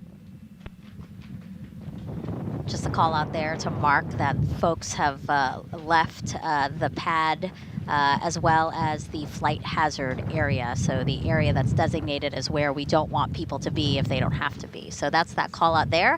And now we are watching Butch getting settled into Starliner. And Sunny is currently outside. What we'll see is Butch will fully ingress and get himself situated before Sunny ingresses. So to walk us through what we're about to see with Butch, let's head back over to the ASOC with Lauren and Dylan. Hey, Megan. Yeah, we just saw a Butch sort of slide across the seats there to get into his captain seat. That is what this first position is known here as. And Sunny, of course, will ingress second because her seat is just a little bit closer to the door. She will sit right there next to him. And they actually showed us how close they sit. And it was an interesting demonstration because for them, it felt like a lot of room. For us, it may not, but they just kind of showed us like, if you were sitting in two chairs side by side and you had plenty of elbow room, that's how they feel. In other spacecraft in the past, they've been a little more jammed in there. So they're really happy about the extra space they have in there. And Sunny won't start that ingress process until Butch is completely in and ready to go. This whole process takes about 20 minutes or so. These seats that they are going to be sitting in today are built to accommodate astronaut height ranges from as small as 4'11" all the way up to as tall as 6'4". They're made of aluminum, and Sunny's even told us that she and Butch were part of the process to make them a little bit more comfy. And another thing they really like about these seats is just the orientation of them. She said on shuttle, when you land on shuttle, you're in a upright position as you're sitting almost in a chair, but they will be landing on their backs in Starliner when they touch down on the ground, which has since the shuttle days been determined to be just a little bit of an easier way to land. So she and Butch are very happy about that. We do have other seats in Starliner. The third and fourth seats are filled with cargo today. The fifth seat has a flat plate on it to give them just a little bit more space in there. And you see Butch he has some paper procedures in his hand. They will both be using those paper procedures as they make that ride up during the ascent process. And then once they get into orbit, they'll be able to pull out their tablets and use those. The console there in front of Butch, you could probably see him reaching around and doing some things in front of him. That is a display that is a mix of screens and switches and knobs. It has two hand controllers, which make this spacecraft a very unique spacecraft. They have the ability to take the control of the spacecraft literally into their own hands if they want to. We have heard him talk in Team weeks lead LC. coming up to this point about ahead, sir. how they are able just be to advised do. we're going to perform a LOX refill at this time. Roger that. I'll alert the crew. Roger. How they're able to do what they call a backup mode or also a manual mode. So we'll hear a little bit more about those things later. And LOX 2, you have a go to proceed. Roger. And the console's been simplified for maximum efficiency anyone who followed along with the shuttle days, the shuttle had thousands of switches and indicators, but Starliner only has 85. And the crew has told us they really like to be able to get their hands on those switches and of course on the hand controllers as well.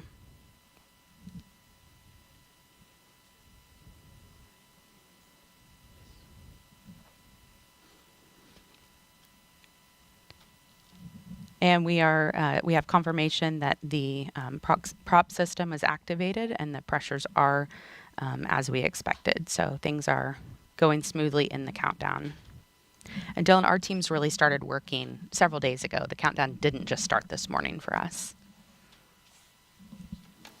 Yeah, that's right, Lauren. The countdown actually started back on Thursday when we rolled the Atlas V at Centaur with Starliner atop. We rolled it from the VIF out to Complex 41. The VIF is a vertical integration facility. It's just about 1,900 feet to the south of the launch pad there. So once the rocket arrived at the pad, we started connecting it to all of our pad utilities. So that's the pad air conditioning system, the pad electrical systems, and all of our propellant transfer systems. So the hydrogen and oxygen for Centaur, and then oxygen and kerosene for the Atlas booster. Once all those connections were made, we powered the rocket up, gave it a health check, and did a little bit of testing on that on Thursday afternoon. Then powered the rocket down and secured it for the what we call a crew sync day. When we have a countdown that starts late at night, we will essentially have the crew start to shift their schedule, so there's no planned work on that Friday. Then we came in overnight and powered up the rocket again for our activities today. The rocket remains ready, waiting on the opening of our launch window and the loading of Butch and Sunny, which, as we know, is going on right now. All the activity on the launch pad is really up there on the crew access tower. You talked about the members of the blue team. So we have 3 members, the ULA teammates on the blue team, and those folks are there really to manage all of the crew access tower systems. So when they're given the go to go back out to the launch pad in preparation for the arrival of the astronauts, the first thing they do is toxic vapor checks. So they have some test equipment, and they just go make sure that the atmosphere inside the white room is safe to breathe. And when all that is done, they'll start to prepare the white room for the arrival of the team, which, as we saw, has gone very, very smoothly so far. Once the astronauts are loaded and the Starliner crew is ready for the hatch to be closed, and once all those closeouts are done, then our team will pick back up and start to configure the crew access tower's hydraulic systems in preparation for retracting the arm prior to launch. But for now, our team is really just standing by as Butch and Sunny get situated in the Starliner and waiting on the opening of our launch window today at 12:25 and 40 seconds. So there on the smaller screen where we're still watching Butch get strapped into his seat and getting his gloves on, as you can see there, we have 2 pad team members working with him, and one is Armando Lally, the other is Garrett Pender. So these 2 work the entire time inside with both Butch and Sunny to get them ingressed into the spacecraft. You may have seen a few seconds ago, Butch was sort of moving his legs up and down. They have stirrups there for their legs to go into with straps that one goes over their foot and the other goes over their knees. And you can see he's, getting a good adjustment on his gloves at this time. I actually have had the opportunity to try these gloves on, and you'd be amazed at just how much you could do with them. They're very flexible, and of course that's important when they have so many things to be controlling there with their hands. They also have a 5-point harness seatbelt that they're going to be helping them get into. There's a little bit better of a shot, a close-up shot. The cameras that we're using inside the spacecraft, we refer to them as the Mustang cameras. It's a system of 4 cameras, so we have some different views where we can monitor what is going on inside the spacecraft. Those views will not be live today, but as soon as we get to the International Space Station, we'll be able to download what is taking place with the crew as they are on their way up. And and get a great look at that. Countdown is still going smoothly in the background. Dylan and I, of course, are listening to all the chatter on the loops. Yeah, and thankfully not much to talk about right now. Actually, everything is cooperating, and the team is really just watching the vehicle, make sure it remains stable as we get our astronauts loaded. We like when it's quiet. You can see there at the bottom, sort of right side of your screen, the umbilical hookup on Butch's chest. So they'll be doing some comm checks and suit fan checks here shortly. That umbilical area is where they're able to put a comms cable through, and then also and that'll be like a small black cord that we'll see, and then we'll hook up an air supply to that as well. It'll be a blue hose, so that's when we see that, that's how we'll know. Butch, of course, a former flight test instructor at Edwards Air Force Base with a Master of Science in Aviation Systems. Here is more on retired U.S. Navy Captain and CFT Commander Butch Wilmore. A large part of the desire within us is to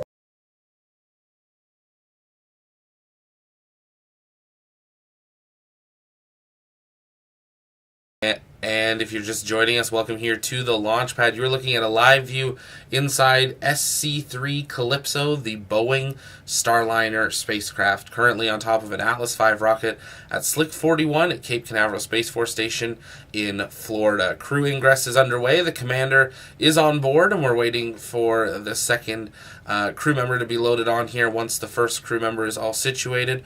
We're at L-minus 2 hours, 44 minutes and counting till launch of the Boeing Starliner crewed flight test to the International Space Station. If it's your first time here, though, welcome. My name's Zach. I'm the founder and host here at the Launchpad, and here at TLP, it's our mission to inform and inspire the explorers of tomorrow, because we believe that space is better together. If you haven't yet, take a moment, engage that like button, share out the stream, invite people to join us as we continue through today's count. We're answering your guys' comments and questions in the chat, so you can send those in by tagging us at the Launchpad, and we'll work on answering those live to the best of our ability. Seeing some questions come in. 255 AD, how much are you looking forward to streaming the first manned Artemis mission? We are very excited. Obviously, Artemis 1 was really the first huge mission we covered here at the Launchpad that was of that scale, and we learned a lot from being on site for that. Our team has been planning Artemis 2 coverage since the first attempt of Artemis 1. So we've got lots of plans in the works, and we're excited for that. We know there's that delay for making it from this year to next year, so we're going to be working on expanding our coverage and bringing you even better coverage than we thought we could this year. But we're excited, and it's very surreal that we are getting ready to fly crew back to the moon, and the fact that there's a Canadian on board is truly incredible and exciting to see Canada as part of this return to lunar orbit, and then hopefully the lunar surface in just a few years' time. But before we get there, we got to get back to the International Space Station. We're already there with SpaceX and Crew Dragon, but for the first time ever, the U.S. is working to have 2 commercial crew vehicles to be able to take us to the station, just like they want to have 2 vehicles to take us to the lunar surface with Starship and Blue Origin's Blue Moon. So we are eagerly awaiting the crew ingress to be completed so they can go through hatch closure. And once we're at that point, it's kind of a waiting game, similar to Crew Dragon. Unlike Crew Dragon and Falcon 9, the Atlas V has been in fueling for a number of hours, more similar to what we saw with the shuttle, where the crew arrived and the vehicle was already alive and venting. With Dragon, the crew is on board and the pad is clear before fueling starts. So you get another example of seeing just the difference in these 2 kind of generations of capsules and rockets, that there is quite a difference. But if you're just joining us, welcome. You're looking at a live view inside Starliner, where we are counting down L-minus 2 hours, 41 minutes, 30 seconds, and counting until liftoff. We are at T-minus 4 minutes and holding in the official operational countdown. This is a built-in 4-hour hold, basically set for crew ingress. So there's a lot of checkouts that have to suit up, crew check leaks, walkout, rollout, and ingress that all happen in that 4-hour period, along with a lot of rocket checks and capsule checks, and we'll have that terminal count go no go once we get down into those final 10-15 minutes, and then they will lift that countdown at T-minus 4 minutes, and then that count will resume. Lots of things going well today. The weather looking 90% go for flight. There was a little concern of some lightning in the area that would have delayed the crew getting to the pad, but that did not develop, so we have been able to be right on time, if not ahead of timeline, for today's flight. Catching up in the questions in the chat. You can keep sending those in by tagging us at the Launchpad. We'll work on answering those live. We got people tuning in all over the world. We got Truth in Texas. Roland is in London. Helen's in the UK. We got Windbreaker in Arkansas. The Toner is in Montana. Amy's in Michigan. We got Ginger in Washington State. Dave is on Merritt Island. Rachel's in Spain. And we've got Plotier, sorry if I'm saying that wrong, in Poland, and Explorer is in Tennessee. It's great having you all here. Take a moment, let us know in the chat where you are watching from. We believe that space is better together, so take a moment, share out the stream, and invite people to join us as we continue through the chat. We're going to listen back in to NASA, Boeing, and ULA Mission Control as we continue to count down and watch crew ingress into Starliner. And then our number 6 is Garrett Pender. He is over there toward the back of the screen. You might be able to see the 6 on his back as he's sort of turned around there. He's a mechanical technician, and he's the one who will actually close the hatch today. He helped build the rig that opens and closes the hatch, so he has a true attachment to it. And you can see him there. Armando just passed something over to him. And his teammates say that he's really the guy who can just fix anything. So great to have him on the team.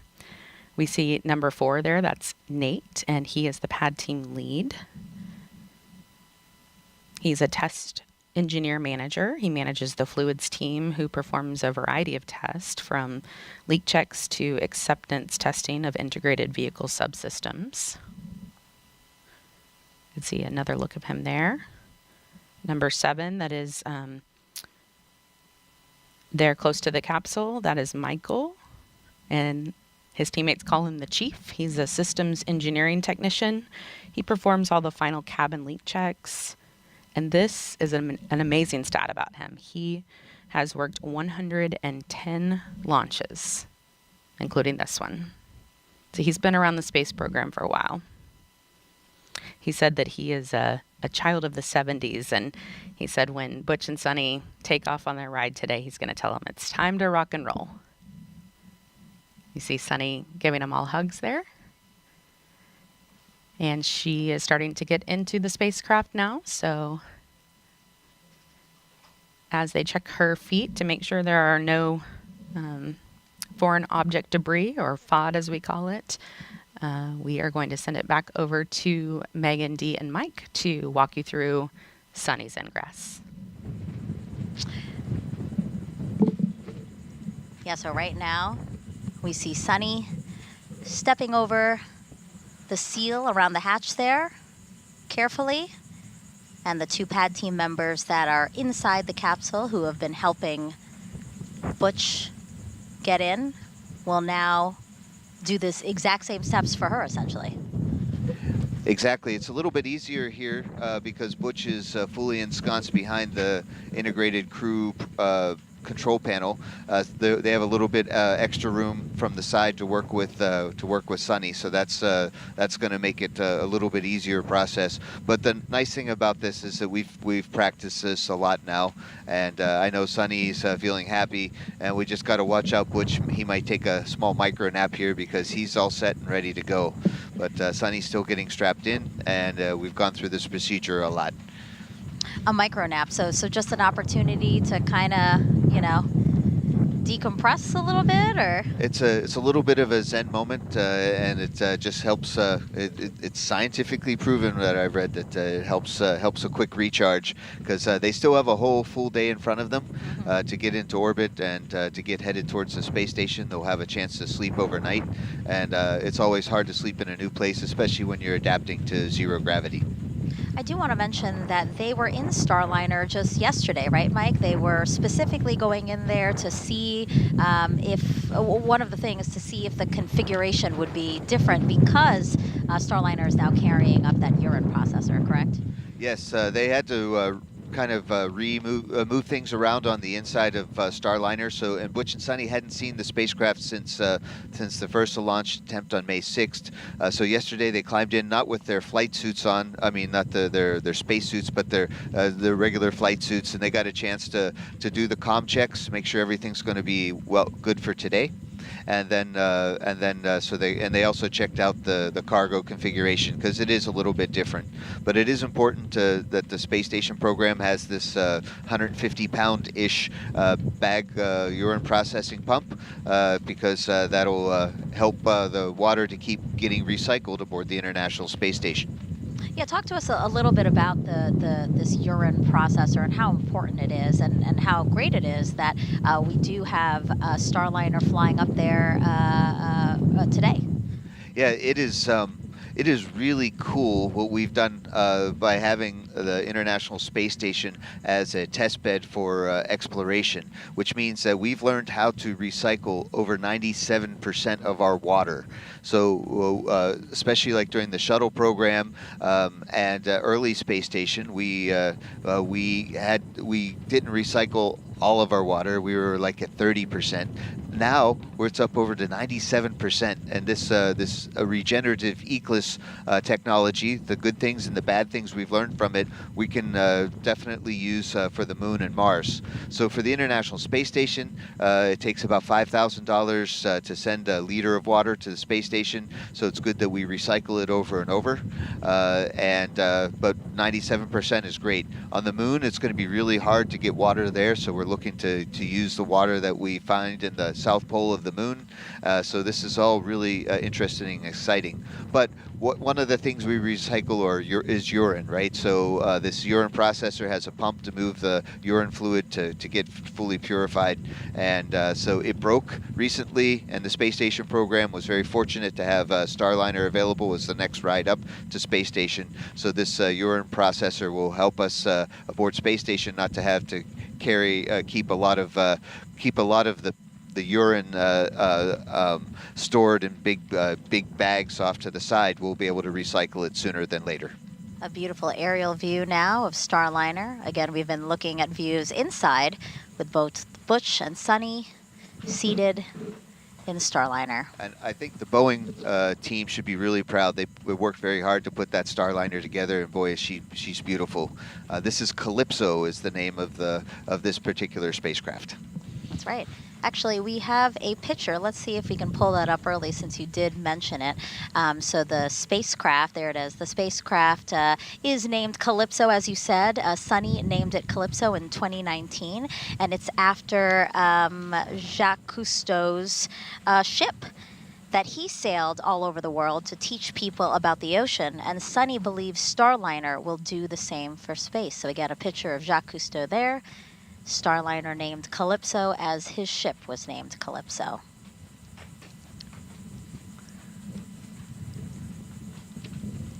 And speaking of Calypso, be on the lookout for a zero gravity indicator that the crew picked. We saw it in the first launch attempt very briefly. Again, a zero gravity indicator is usually a soft toy that a crew picks to fly with them. And once the toy begins to float, it's that visual indicator that they have reached the weightlessness of microgravity. Because again, they are buckled in, snug, safely in Starliner. So really the only thing that should be floating around is that zero-G indicator. And Sunny's niece and nephew helped her choose this zero gravity indicator.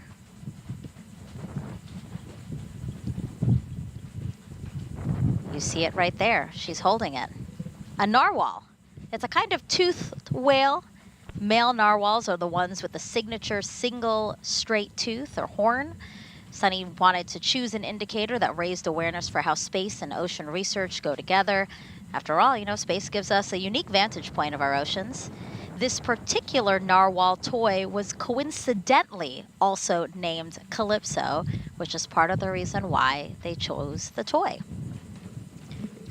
And just so we get a better view for it, because it is kind of hard. So what we expect to see, right, is Sunny after she is buckled in and she does her comm checks as well, her communication checks as well as her suit leak check. They will pull the zero gravity indicator out of her helmet bag, and they will then tether the toy. And here is a closer look at that zero gravity indicator. It is very sparkly. Very sparkly. I love it here. And yeah, like I didn't know that it was actually already named Calypso, and that was why I thought Sunny also named it Calypso. But really, I mean, this is great because she does have a love of oceans, right, Mike? So this is just serendipitous, right, that we found a narwhal named Calypso already. It was meant to be. Yeah, talk to us about her love of the oceans and ocean research.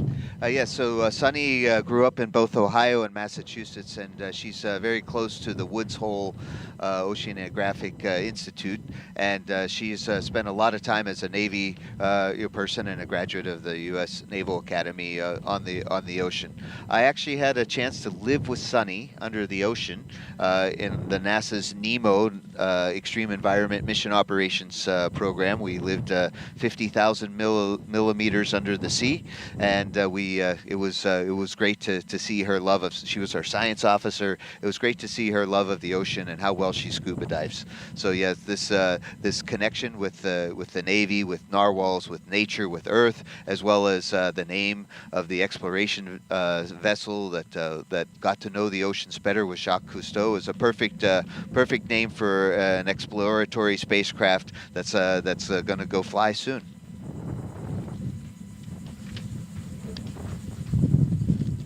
And you mentioned the fact that Sunny once lived underwater for 9 days while working within the robotics branch of the International Space Station. So why don't we learn a little bit more about her journey? Again, the retired U.S. Navy captain, Boeing CFT pilot, Sunny Williams.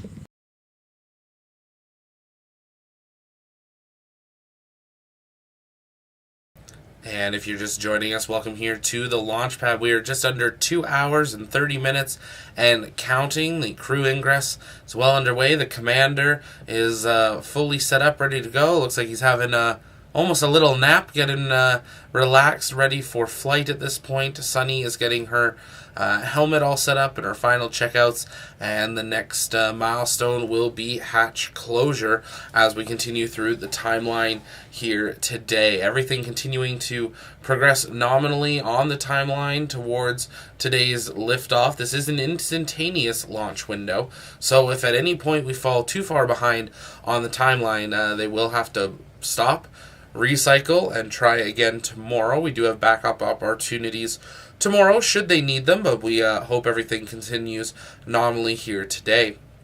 As always, if you guys have questions, you can send those in the chat by tagging us at the launch pad, and we'll work on answering those live, and we're continuing to bring you full commentary coverage as we continue. If you haven't yet, take a moment, share out the stream, invite people to join us, and we'll work on continuing to bring you full coverage here as we continue through today's flight. Lots of people just tuning in. We got David in Michigan. Lenny is in Italy.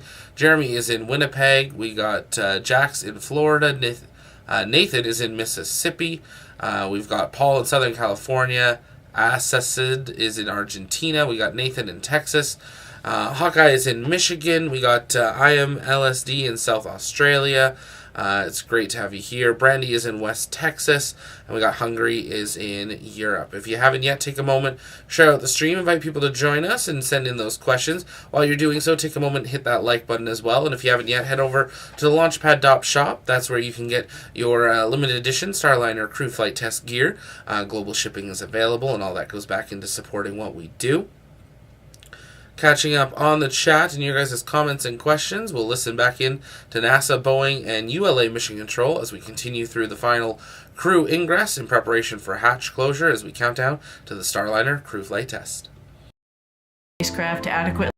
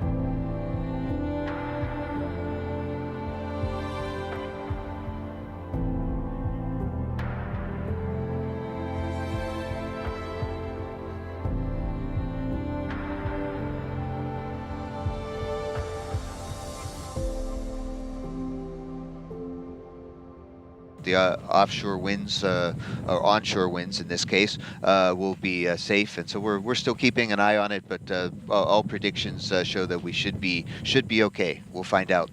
I do have some breaking news from Mission Control Center in Houston. Butch and Sunny, they just had a taco breakfast delivered to the flight control teams, just because they're thinking of other people, and that's what's really neat. I didn't get one here. I don't think we got one, but I know. But I'm really happy for the guys at the Mission Control Center. So thanks, Butch and Sunny, for looking out for others. Oh, that's really sweet. Yeah, it's been very thoughtful. The whole broadcast so far, we have seen them call people, acknowledge people, hand out flowers, and now a taco breakfast, huh? It does look from appearances that we might be running a little bit early. Again, our timelines are built for 4 people, getting ready for Starliner 1 next year. Go check 5. NPRV, unlock, extended, and capture push station. Pad copies all. So that's the negative pressure relief valve right behind. Coming out. Pad. Copy 202 monitors being removed from the vehicle. Right behind Sunny's head, and they are getting ready to close out the cabin and pretty soon close the hatch. So it looks like we're running Starliner early. crew, it's been an honor not to stop in my group with my friends. Anything else you need help with before we leave?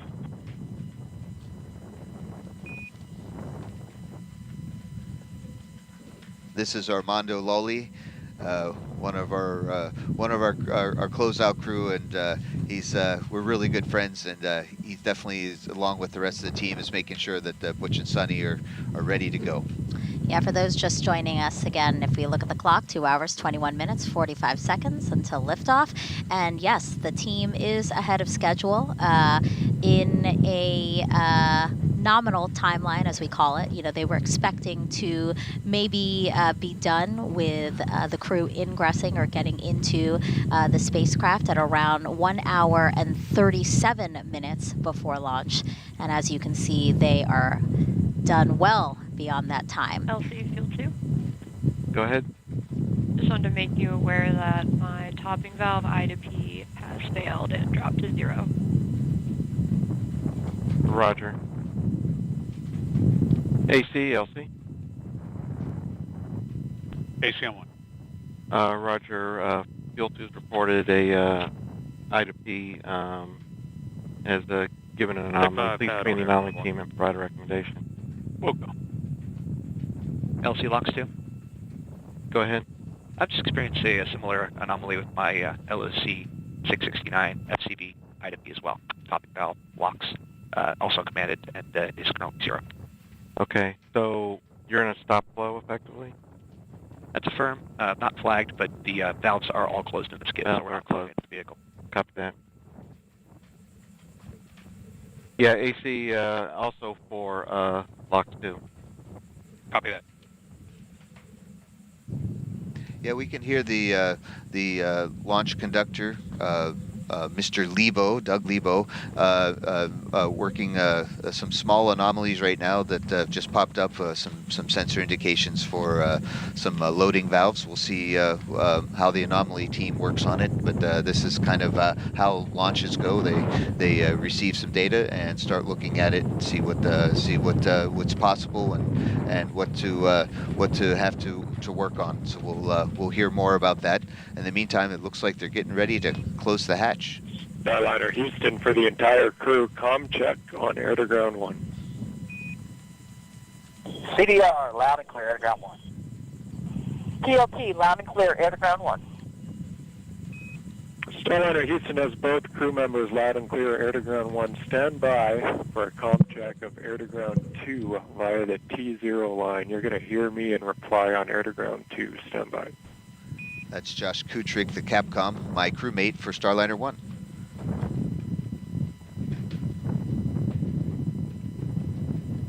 These continued comm checks to make sure that everyone who needs to talk to one another can. Well, communication is important, especially in a big team sport, so like spaceflight. So it's good that it all works. Loud and clear, air to ground 2. And Houston, TLT, loud and clear, air to ground 2. And just to set expectations for our viewers, they will continue to hear comm checks almost up until liftoff. Like we hear them even within that final half hour, just to make sure that everything is still working as it should. And right now we're talking through a bit through the umbilical, the T0 umbilical that connects. And after a while, they're going to take that umbilical away. So it'll be good. It's good to know that they're ready to talk over the satellite system, TDRS. Right, there's different pathways of communication that they have to Houston test. on air to ground 1, audio system checks complete. In 10 seconds, it will be L minus 2 hours, 18 minutes. 3, 2, 1, mark. L minus 2, 18. Good check. Copy, good check.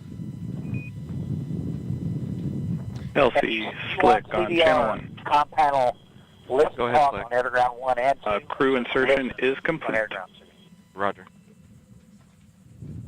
All right, you heard that call out. Crew insertion is complete. Listen only on air to ground 2 just makes it a bit easier for us.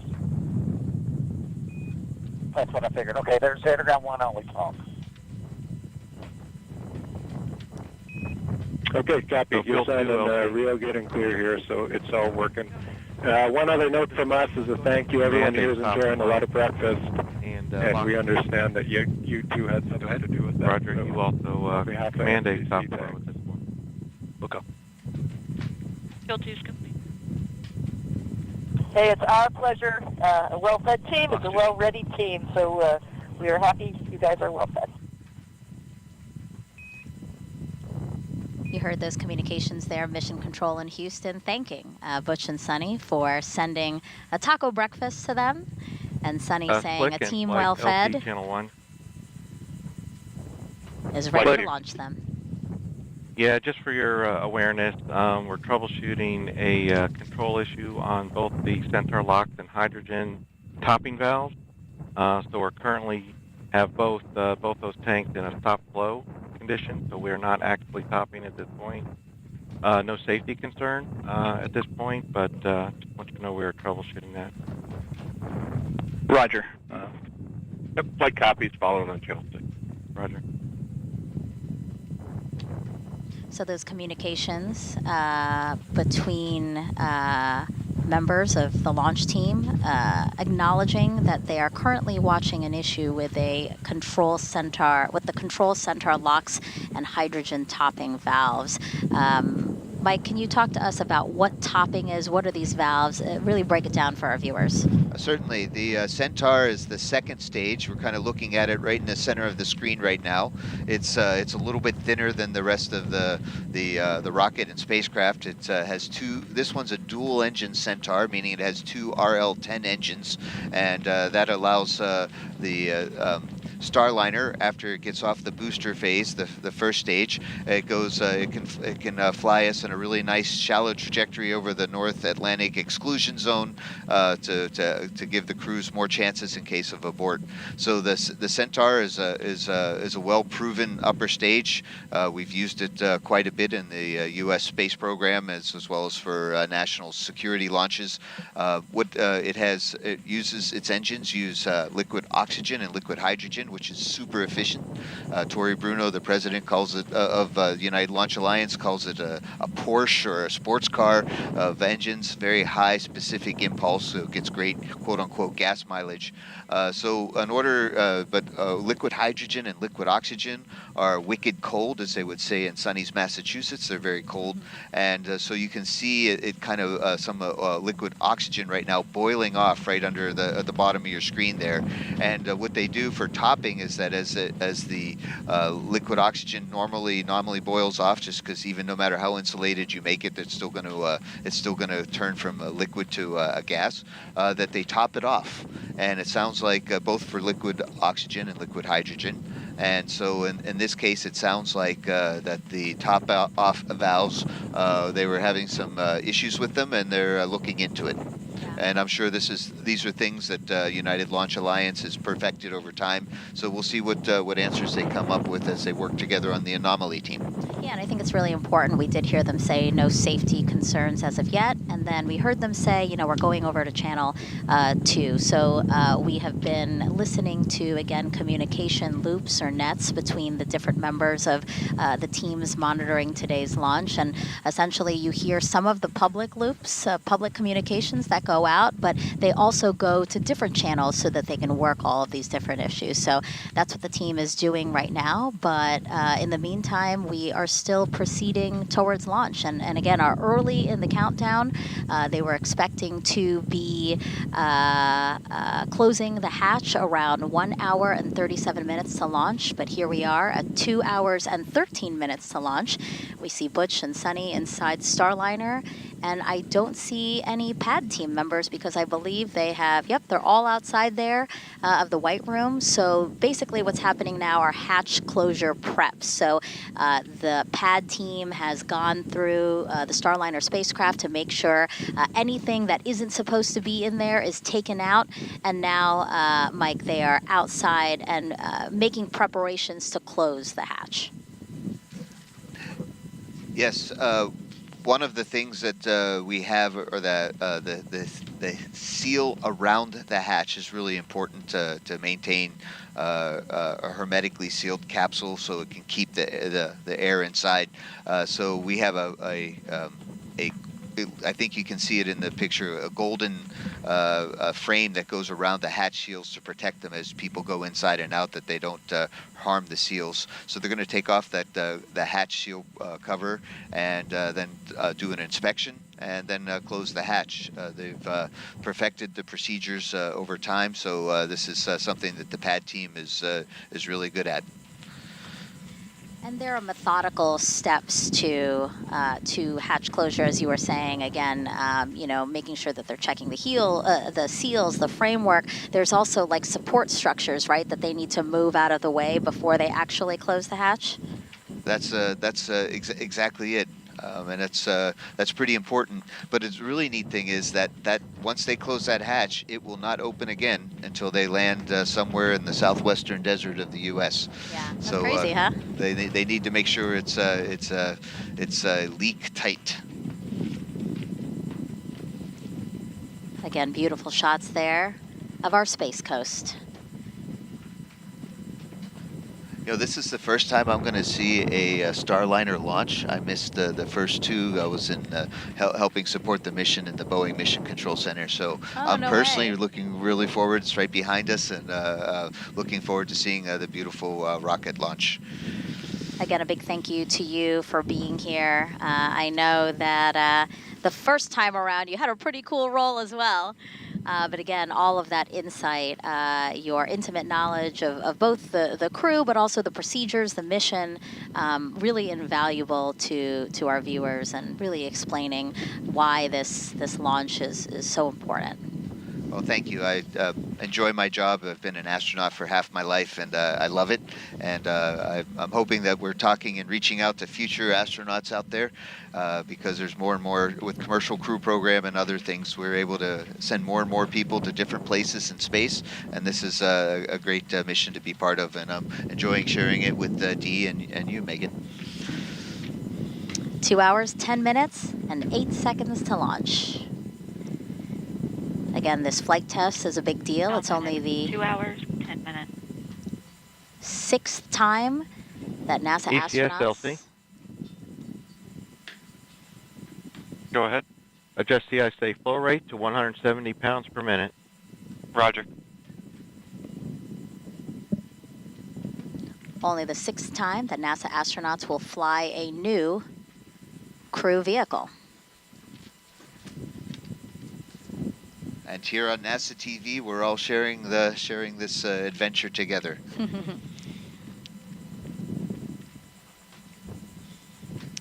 You know, when last asked how Butch and Sunny, each of them respectively, might feel once they're in Starliner on launch day, Butch said he couldn't wait to get in there and see real data and telemetry. I see that he's woken up from his micro nap, as he said, and now he's looking at telemetry there.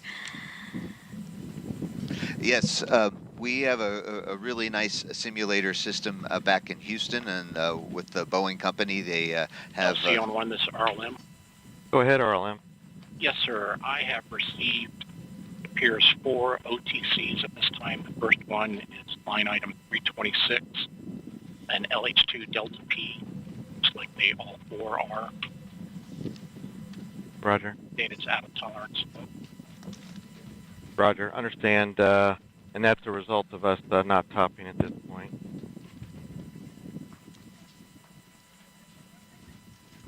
Are all 4 of those OTCs Delta P related? Yes, sir, they are. Yes. Okay, let's continue to monitor that while we're troubleshooting the topping valve situation. I copy. Right. I think that was some conversation that talked about with their they stopped topping the second stage, the Centaur tanks, so they were receiving some more telemetry saying, hey, we're not being topped right now. And so they're saying, yep, that makes sense to us. They're going to continue troubleshooting and see how it progresses. Communication is so important, because for people who haven't been in a launch control room or really followed us to this degree, there are so many people who are specialized in certain fields and certain parts of what it takes to launch a rocket to space, a crewed spacecraft as well, that you really need to be communicating as much as possible so that we can troubleshoot any issues. And that's something that I've noticed as my kids have gone through school, is that they've learned how to, been focused more not just on reading and writing and arithmetic, but also on how to work together in teams and how to communicate with each other effectively. And these are great skills that we need in the space program, and certainly great skills that we need as fellow human beings on any team that we're on.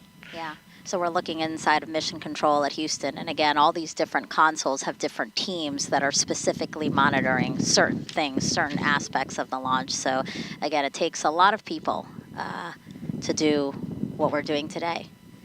And here's inside ULA's room as well. And you can see it takes a large team of dedicated professionals to get people into space. And again, Butch and Sunny are sitting at the tip of the spear, but here's the rest of the team that's working hard to get the mission accomplished today.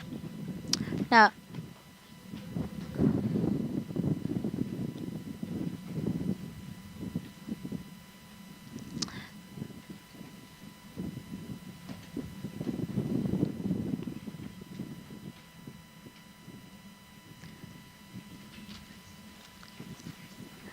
so if you're just joining us, again, we have Butch and Sunny sitting in the Starliner spacecraft. The pad team is outside as they work to begin closing the hatch.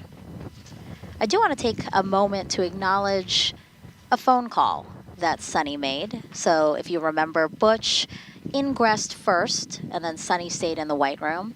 While she was in the white room, she made a phone call to Zach Brandon, and he's the lead technician on Starliner's crew module. He's been working on Starliner for 7 years. The team says he takes great pride in his work, which is evident to Butch and Sunny, and why they chose to call him LC Slick today. on channel 1.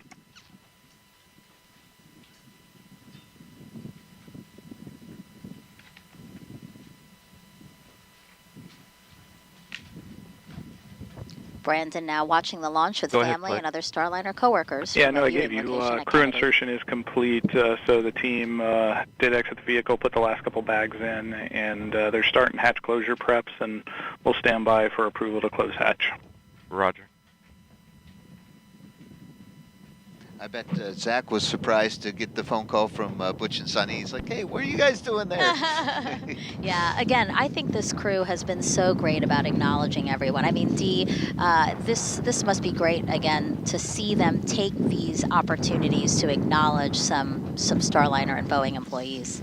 Absolutely. You know, they have been working closely with this team, as well as Mike here, for many years. And so it's extremely thoughtful. I'm sure, you know, the team really appreciates it.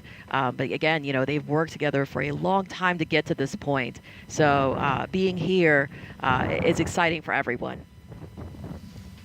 On the first attempt, Sunny called Bill Barr from the White Room, and Barr is the responsible engineer for the egress system, which stands for Environmental Control and Life Support System. And that system provides a habitable atmosphere in Starliner for Butch and Sunny throughout their flight. So that was really cool because Bill sits in mission control. So for that first launch attempt, we were actually able to see him receive the phone call. As you said, Zach, we were not able to get him on camera as he is at a launch viewing site here at Kennedy watching with family and friends, but I'm sure he was as thrilled and excited as Bill was on the first attempt.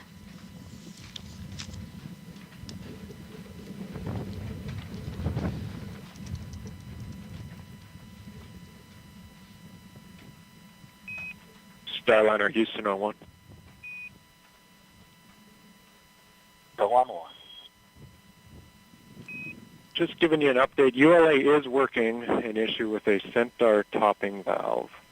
No safety concerns we're monitoring, and we'll let you know where it goes, but that's the reason for the delay on hatch closure. We'll keep you abreast. All right, thanks for the heads up. And that was Capcom, right, Mike, calling out to the crew? Yeah, that's Josh Kutrick, my crewmate, and launch and entry Capcom for Starliner. So he won't be able to do both of those tasks at the same time for Starliner 1.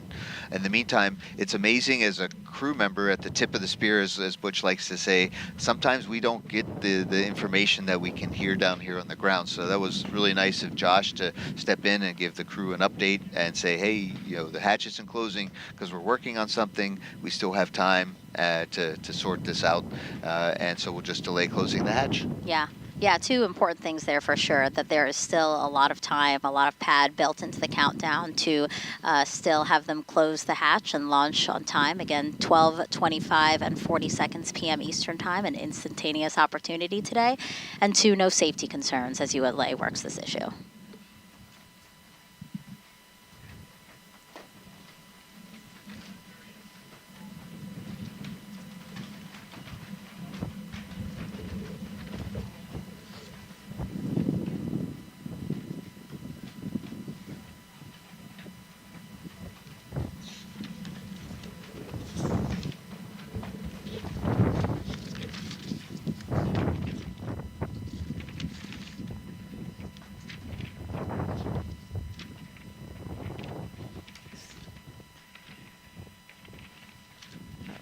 And what line is that?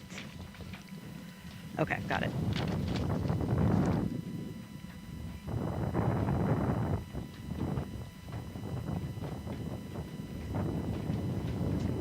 Certifying a second spacecraft for regular flights to the International Space Station will greatly benefit the orbiting lab. For more on that, here's NASA's Antonia Jaramillo. Thank you, Dee. We are here at OSB-2, one of the viewing locations for this launch here at Kennedy, and joining me is NASA Deputy Administrator Pam Melroy. Deputy Administrator, can you tell us why is it having multiple spacecraft available to send humans to space, helping advance, scientific research on board the International Space Station? Yes, it's going to make a tremendous difference for us. The station has been operating for more than 20 years. We've done thousands of experiments, but really in some cases we're limited by the amount of time the crew can spend. By having 4 crew members instead of 3, we're literally going to be able to double the amount of time that our astronauts can spend doing science. Also, our crew vehicles can carry more science. We also have a diversity of locations that we're landing, meaning that we're bringing science back faster to the ground. And of course, one of the most important aspects of this is as we have more astronauts in space, we can do more human research. And that's really important. Absolutely. Always having more is better for this. As a former astronaut yourself, you have firsthand experience on the effects of spaceflight on the human body. Can you tell us a little bit more about the human research experiments that Butch and Sunny will get to participate in for this mission? Yeah, we will never waste an astronaut in space. I will say that. So when Butch and Sunny get up there, even though it's a shorter trip, they're going to join our astronauts that are up there right now, Tracy, Mike, Jeanette, Matt, and join in some of the human research. So the larger of a pool of data we have, the better it is. So they'll be participating in those experiments. But in addition to that, literally, this is a brand new trajectory. We're going to find out. The first question we're going to ask, how did it feel? Did it feel like the shuttle? Did it feel like the Soyuz? What's different? What's the same? And I think the other key aspect of this is we know eventually when we go to the moon and Mars, we're going to have astronauts get outside of the vehicle by themselves when they land. And so every piece of data that we can get on their experiences on these new vehicles is going to help us do that better. Absolutely. I know we all definitely cannot wait to hear how this mission goes for them. And you briefly touched on this, Deputy Administrator. How do flight tests mission like this help contribute, to future crewed missions to the moon and eventually onto Mars? We are going to be doing a lot of flight tests, and this is really core to what NASA does. If you're going to stay at the cutting edge of development, you're always going to be developing new technology and you have to test it. And so what that means is it's adding to our body of knowledge. So in this specific case, the Boeing Starliner vehicle has parachutes that have commonality with Orion. The docking system is similar to the one that will be used for exploration. So the more data we have on a system and the more experience with it, the safer we will be and the better operationally we'll be. But in addition to that, I think, again, so much of the human research aspect is really important to try to understand and go forward. And there's so much happening on the space station that is supporting both the science and technology, whether it's water reclamation and other technologies that we are going to need to go to the moon and Mars. Absolutely. Well, Deputy Administrator, thank you so much for joining us. Megan, D, Mike, back over to you. Thank you so much, Tony and Pam. Okay, so for the last 20 minutes, the ULA team has been tracking an issue with the rocket's upper stage. So let's head on over to the ASOC now, where we have Dylan Rice standing by to give us an update. Hey, Megan. So yeah, you heard on the net that there was a stop flow reported, and essentially what happened was some instrumentation. We stopped getting some data from a couple pieces of instrumentation on the Centaur upper stage. And some automatic protections kicked in and stopped the propellant replenishment process to Centaur. So for the past few minutes, the engineering team has been talking through the process of switching to our redundant instrumentation data stream. Been received as alarms as well. Roger, thank you. And as we do that, one of the things that that we do is communicate that full process with everybody so that everybody understands what to expect when we take action like that. These contingencies are pre-planned, but when it comes to human spaceflight, we like to ensure that the broader team is really familiar with what to expect as we make changes to the adjust the data IC streams. temperature to 145 degrees Fahrenheit. Roger. Because those data streams will change during the switch to the redundant circuits. So the team now is finalizing that plan, and they're going to get the approval for that. And then here shortly, we'll hear the team switch that instrumentation to the backup data stream, and we expect that to resolve the issue.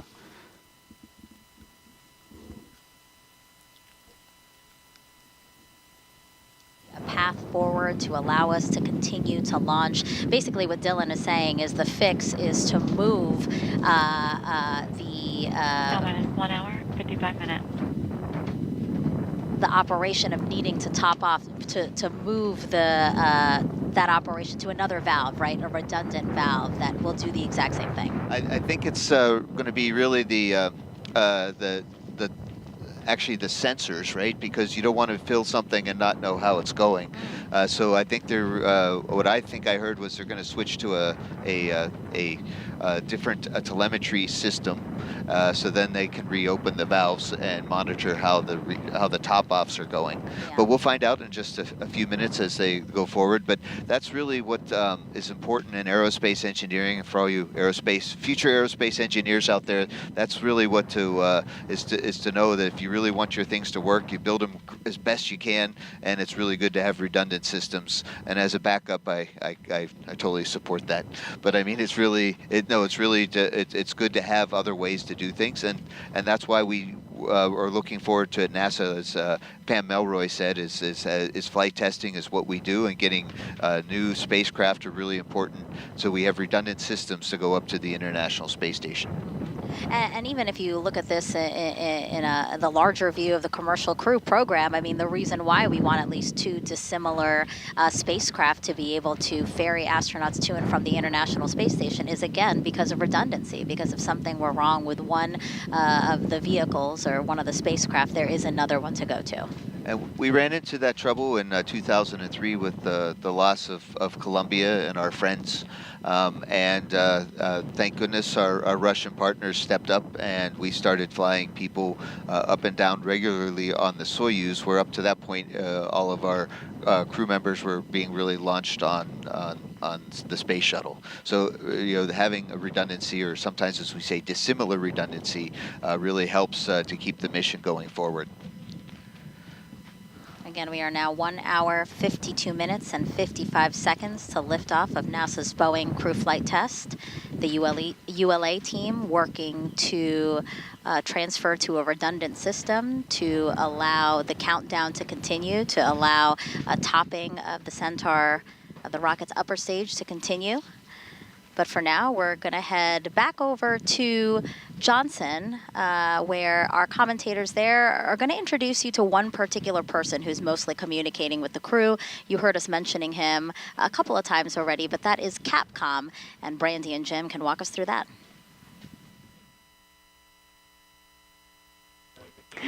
Thanks, Megan. As you were saying, the Capcom role has been around as long as NASA has been sending people into space. It's shorthand for capsule communicator, but it's used even when there's not a capsule to communicate with. For instance, there's a Capcom today in the International Space Station room working with the space station crew. In this case, though, the name is entirely accurate since Starliner is a capsule. Yeah, historically, Capcom was a role exclusively held by astronauts, with the thought being that an astronaut would know best what another astronaut in space needs to know in any given situation.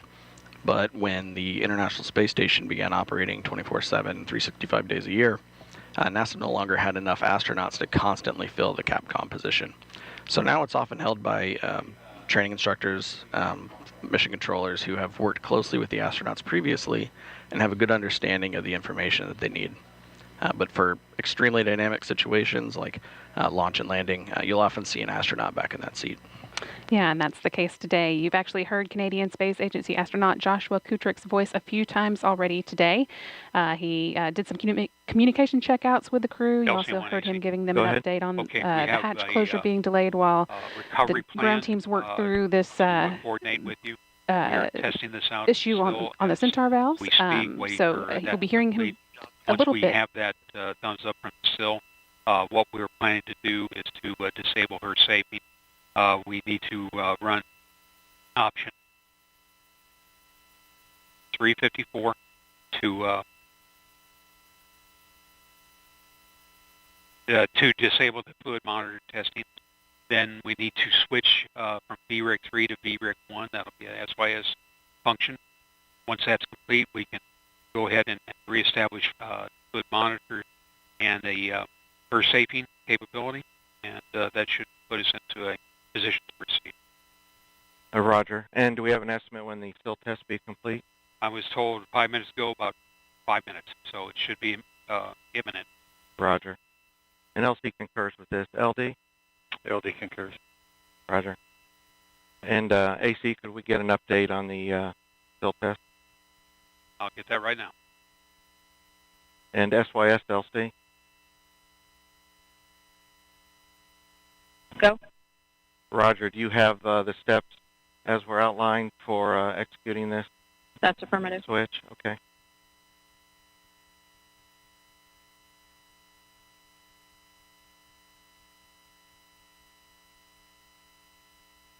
Okay, let's see, flight, channel one? Flight here. Yeah, Roger, I understand we kind of want to give the broader team a little insight to what we're planning to do here, so if we want to merge the nets, we could do that at this time. In work. NLC, the pad team is on channel 1. We'll be listening in. Roger, Roger, thank you.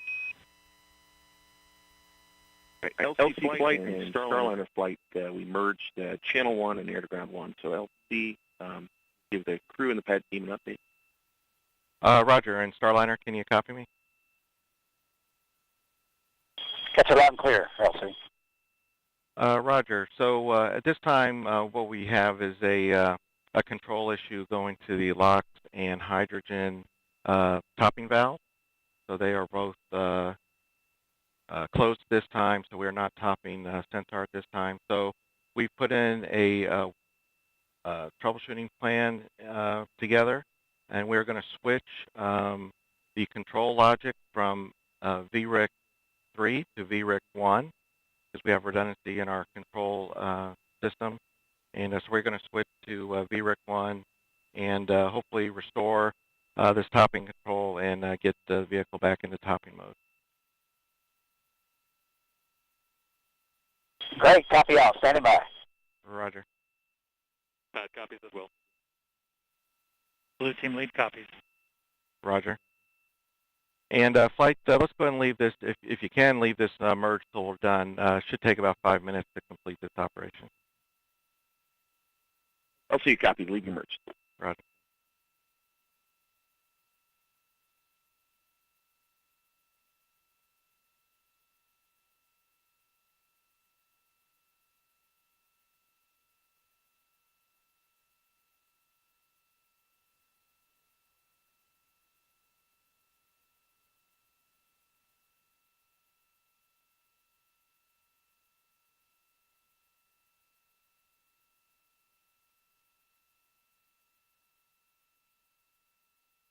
Heard some more communication about the topping issue on Centaur.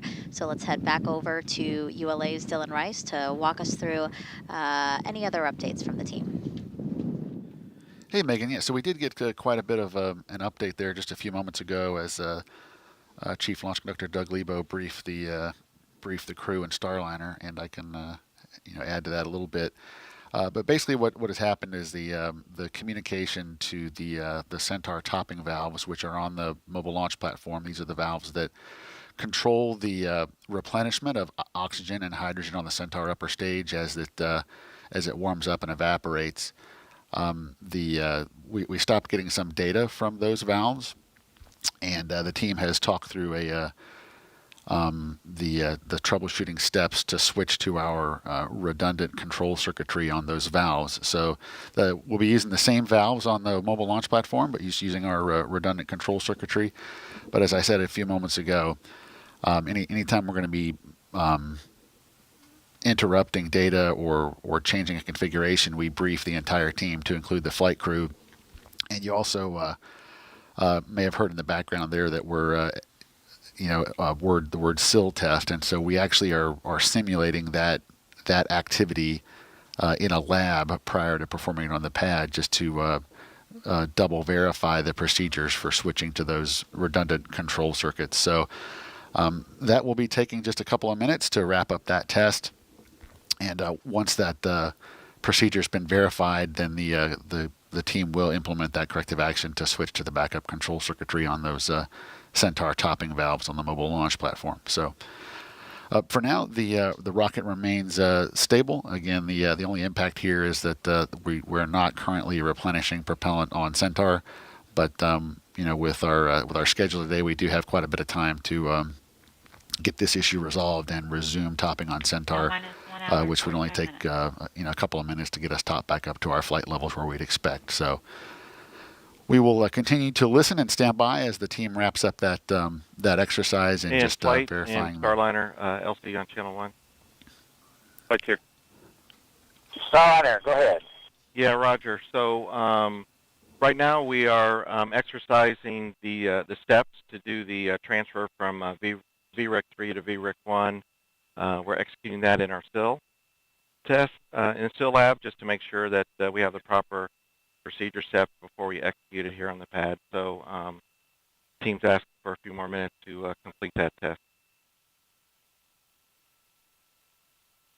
Starliner, copy. Standing by. Flight copy. And so, Megan, as you just heard there, that was again the chief launch conductor, informing the broader team there that the team in the lab is just taking some additional time to exercise those procedure steps before we implement those and switch to that redundant control circuitry. So that's the update from the ASOC, Megan. I'll give it back to you, and then we'll get back together here in a few minutes when we have another update and the situation's been resolved. Yeah, Dylan, thank you so much. That was really helpful, Mike, the way that Dylan really broke that down for us. Oh boy, yeah, I'm so glad I'm here today. We're learning more about our NASA for crew. Haven't flown before on an Atlas, and we're learning and gaining great confidence in our team. They're doing all the right things to make sure that you can always make something worse, so they're double checking their work before they actually do it. They let everybody know what they're doing. They got concurrence, so we're on a really good track, and in a few minutes we'll get reports to see if switching to a different telemetry control system does the trick. We are highly optimistic, but we won't know until we hear the results. But then that means that the Centaur will get retopped, and the crew will have gas, so to speak, so they can fly into orbit. So this is really a great example of launch operations and aerospace engineering in work real time. Yeah. For those who might have joined in the middle of all of that explanation from Dylan, again, the ULA team stopped getting data, right, from a ground valve that controls the topping of liquid oxygen and hydrogen into Atlas V's upper stage, the Centaur.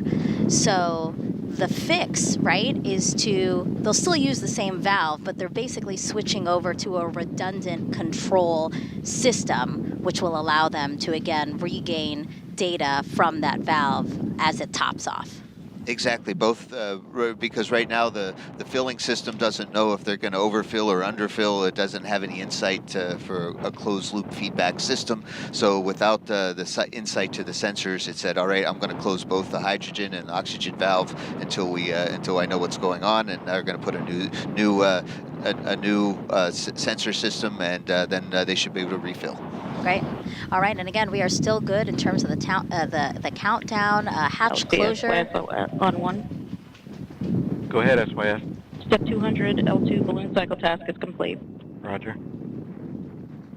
Hatch closure was scheduled for an hour and 10 minutes before launch. So again, we still have about 30 minutes to close this hatch and get everything ready for launch. But for now, let's head on over to Daryl Nail. He is in Hangar AE with some NASA leadership of the Commercial Crew Program, and basically they're monitoring everything that's happening, right, Daryl? Yeah, that's right, Megan. NASA Operation Manager Richard Jones is listening in and talking to his team about the operation that's currently underway. You heard Dylan describe it, going to that redundant control system in order to get data from the LH2 valve, topping valve, and the LOX topping valve in the Centaur upper stage. And as you also heard over the nets, they are currently still running that test in a lab where they execute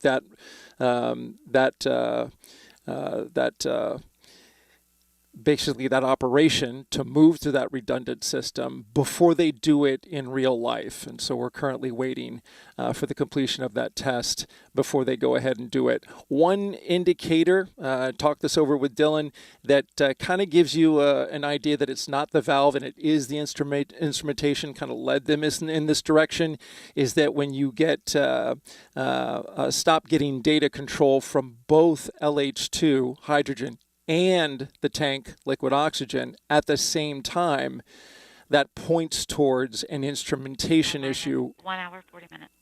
rather than a valve issue. So all of that was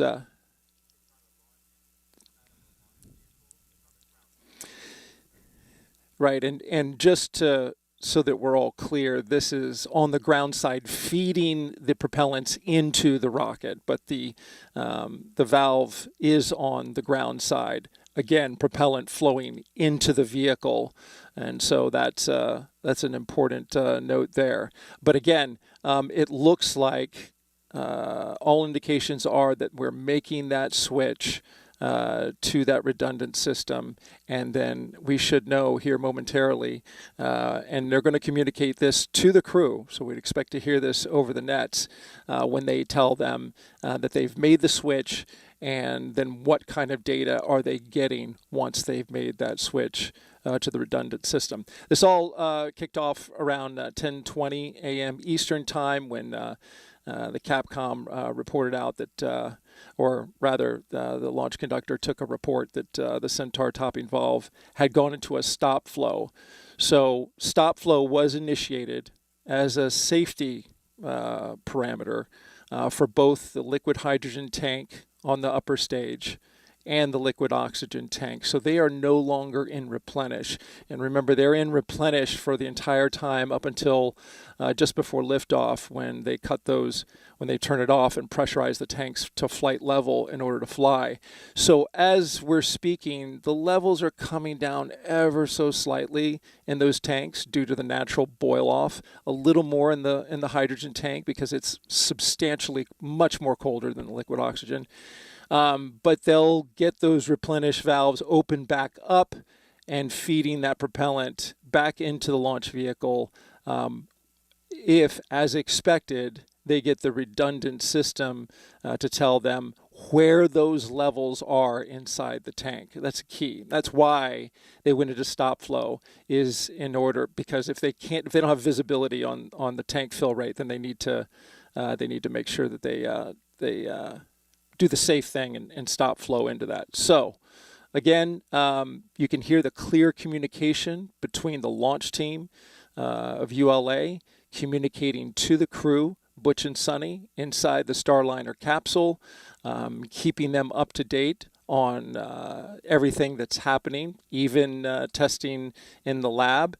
And so the crew is standing by to get an update. You heard the launch director tie in air to ground to the main net along with the pad so that everybody can hear what's happening and everybody is on the same page. It's a critical part of, as Dylan mentioned, this is a team sport and you want everybody communicating and on the same page.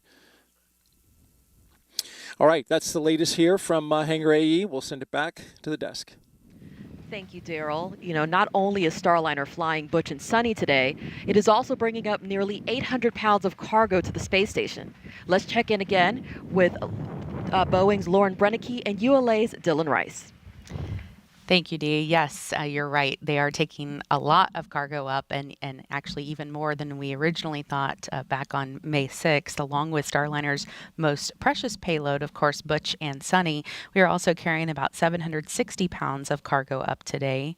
More than half of it is Boeing cargo, like CFT patches, mission coins, silver Snoopy pens, American flags, and a hard drive with about 3,500 pieces of artwork from children across the world.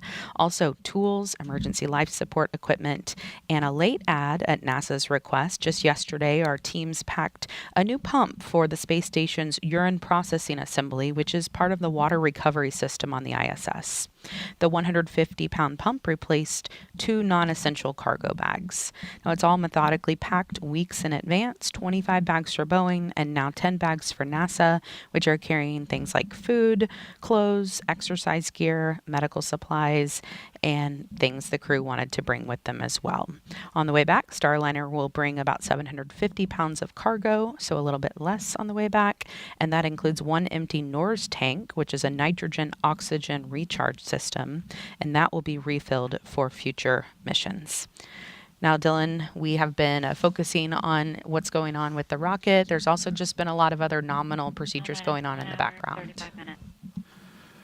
Yeah, Lauren, that's correct. And so one of the big differences between a countdown for a regular, what I'll call a regular satellite, a payload that doesn't talk back, yes, is the length of our built-in hold. So typically, for a robotic mission or a communication satellite, we would use a built-in hold of 15 minutes or 30 minutes, depending on the length of the launch window that we have.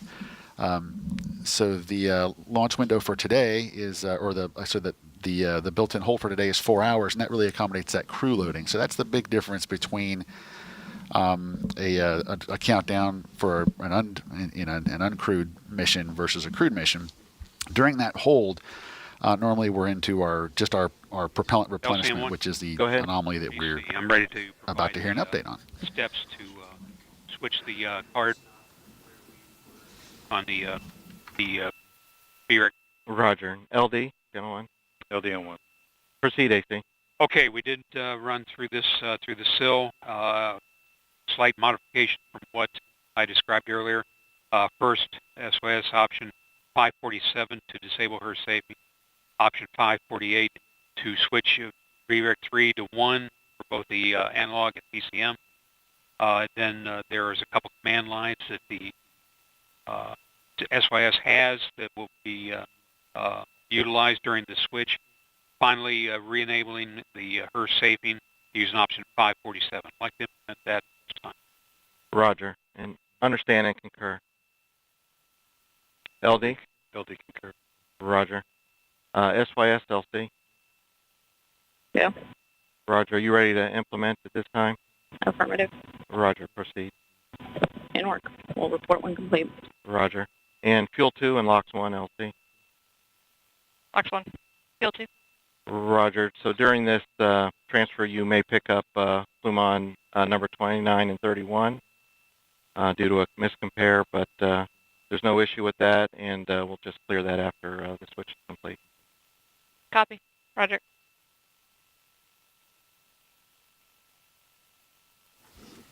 Okay, with that update, then the launch conductor and the launch director have approved the plan to switch the redundant data stream that will allow us to resume our Centaur propellant replenishment.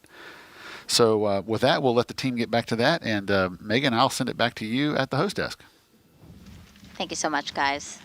All right, so of course this is a historic day for all teams involved, particularly for employees of United Launch Alliance. So why don't we head over to Antonio Jaramillo, who's joined now by ULA's CEO, who has more on the significance of this flight test, but also can talk us through a little bit of the troubleshooting that they're doing today.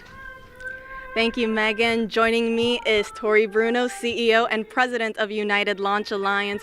Tori, this is a really historic day for ULA, but before we dive into that, we've been hearing a lot of discussion on the replenishment valve. Can you tell us a little bit more about what's going on? Yeah, absolutely. These are ground valves that are topping off the propellants in the Centaur, so both the LOX and the liquid hydrogen. It's part of a triple redundant system, and so the fuel levels are being maintained, the crew is in no danger whatsoever, and we will still have enough propellant to go. But we like to have redundancy, and so they have a common controller, and what we've just done is come up with a plan to recycle that controller and see if we can get that third redundant valve pair working. It's come through the SIL, it all looks good, there's no unintended consequences with that. Procedures are written up and they're just being reviewed right now with the team out here at the Cape, and so once we're satisfied, those ground valves will be cycled and we'll see where we are. Sounds good, and we'll definitely keeping our eyes and ears tuned for that. As we were mentioning, this is a really historic day for ULA, getting to launch humans to space and also the 100th launch of an Atlas V rocket. Why is this such an important milestone for the company? Oh, it's so exciting to be back and be part of the human spaceflight community. And as you said, it's a really cool event for Atlas because Atlas's great-granddaddy was on Mercury Atlas. John Glenn, first American in space, and then, of course, ended that, with Gus Grissom there with Mercury Atlas 9. So we're super excited about that. This is a very special configuration of Atlas and flight configuration. And of course, we fly a lot of really critical payloads, but there's just nothing quite as precious as this crew. And it's just very, very different for us to be able to shake hands with our payload, if you will. Absolutely. Tori, thank you so much for joining us here today. We're very much looking forward to this launch. Megan D. Mike, back over to you. Yeah, that was really great to be able to hear from Tori Bruno again from ULA. He again recapped for us that the team is currently working. Go ahead. Complete. Roger. So LOX 1 and Fuel 2, go ahead and reestablish topping at this time. Roger. And LOX 2, LC. Go ahead. Roger, you can reestablish topping also. Roger. And with that confirmation that the ULA team is able to... Go ahead.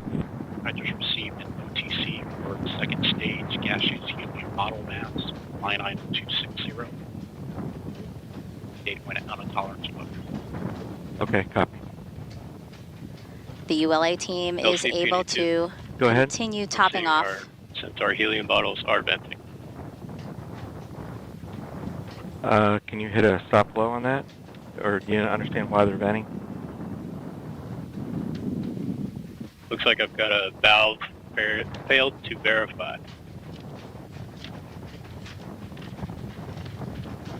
And IFS LC channel 1. Press 1. Right, is there an action we can take to stop venting? Occur with a stop flow.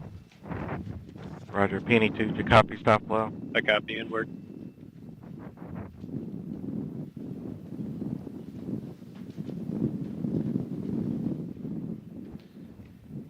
Yeah, well, it sounds like the United Launch Alliance engineers. LC, that's complete, and it did stop the vent. Roger. They re-enabled the AC LC channel 1. AC 1. Roger. During the transfer, it appears that we did pick up Centaur helium bottle venting command, which looks like, I don't know, we vented about 1,000 PSI. If you would please convene the anomaly team and provide a recommendation. We'll go. And as they re-enabled comm with the valves, it looks like they had some startup transients, and they're looking into what happened, including the helium pressurization tanks. So they definitely are looking at it with the anomaly team, and they should have some recommendations soon. So basically, they had transferred to that redundant data tracker. And when they did that, they felt confident to start topping off liquid oxygen and hydrogen in the Centaur again. But in doing that, they got another Go ahead, LOX 2. At this time, I'm about indicator. to resume topping, but I will need to perform the transfer. Roger, proceed.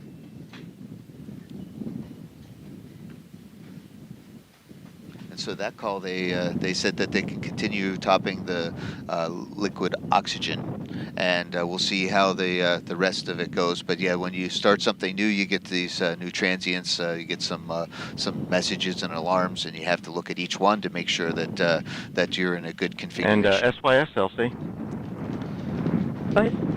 Roger, just as a result of the switch there to VRIC 1, you're seeing all normal operation at this time? That's affirmative. Roger.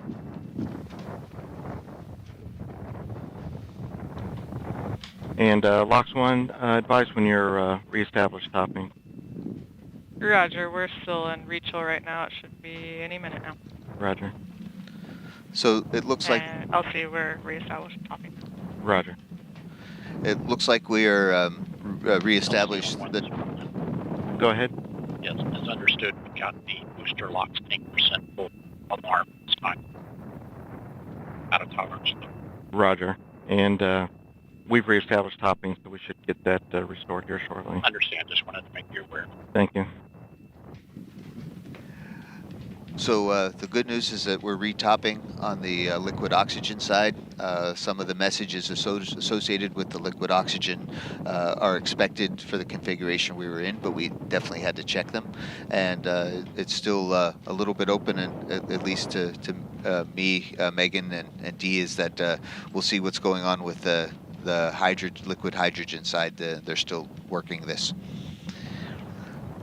Yeah, just to give people a little more insight again, you know, we have these loops, and our commentators, as you've heard throughout the show, they're listening to those back channel conversations that us here at the hostess, as well as you guys, the viewers, we are not hearing all of those conversations. So it's really nice when we do get to hear updates from our commentators, because they can really fill us in on what we're hearing, because what we're hearing is in real time, and we're trying to translate it as best as possible for you. So again, about an hour ago is when this issue was initially flagged again, that maybe they weren't receiving the right telemetry, or that the data they had stopped receiving data from a particular ground valve that is responsible for topping off liquid oxygen and hydrogen into the Atlas V's second stage, the upper stage. They have been able to reestablish topping on the LOX side of things, the liquid oxygen side of things, but we're still troubleshooting the helium side of the system, yeah? The helium that's pressurizing the hydrogen. Lots of elements on the periodic table today. And so, like I said, we have teams listening in to the chatter, the communications between the different folks who are monitoring this issue. So we should have an update there soon. P&E 2, LC. Go ahead. Start center and chill down. Roger.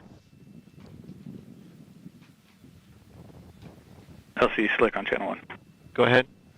Looking for approval to go ahead and move the hatch frame and continue with hatch closure preps. Roger, proceed. Copy. So that call out you heard there is from the pad team, who are still in the white room just outside of where Butch and Sunny are sitting inside Starliner. You can see a live view of them there. They just... Chelsea 1AC. Go ahead. I'm ready for provide a recommendation for the Centaur bottle repress. Roger. LD, channel 1. LD on 1. Proceed, AC. Okay, so we need to have the PNE2 use option 350 to reset the stop flow, and then option 320 to deselect resume. That will get us back in configuration and recharge the bottle. Roger. Understand and concur. LD? LD concurs. And PNE2, LC? Go ahead. Roger, you ready to execute that at this time? Can you please repeat the steps? I was initiating CEC. Roger. That's option 350 to reset the stop flow, and then 320 to deselect and resume. Copy. I'm prepared. Roger, proceed. Roger. So it sounds like that the ULA is still pressing forward, and that allows the pad team And to fuel 2, begin LC. hatch closing. Go ahead. Without Roger. actually closing the hatch. Have you They're been just able getting to ready. restart topping at this time? Affirmative. In topping. Roger. And everything's nominal? Affirmative. At some point, could you give me an estimate when you think you'd be back at flight level? Affirmative. I will get back to you. Thank you. All right, that was a good call And out lock there. 2, LC. Go ahead. Roger. Have you initiated topping yet? That's firm reach was successful, currently at 98.9. Roger. Well, it sounds like our elements are taken care of with So flight, oxygen. and slick, and Starliner, and channel helium. 1. Here we go. Flight here. Starliner, go ahead. Roger. So at this time, we've completed the transfer from VREC 3 to VREC 1, and all our systems are back active topping and returning Centaur helium to flight pressure. So at this time, I think we're on track to continue with the countdown, and flight, I think we can demerge these nets for the time being. Good news, LC. Nice work. Roger. Thanks, Starliner. Good news, flight copies. We'll deconfigure. All right, a lot of good call outs there, a lot of good updates. So why don't we toss it Go back ahead. over to ULA's Should be Dylan Rice. approximately 20 minutes. Roger.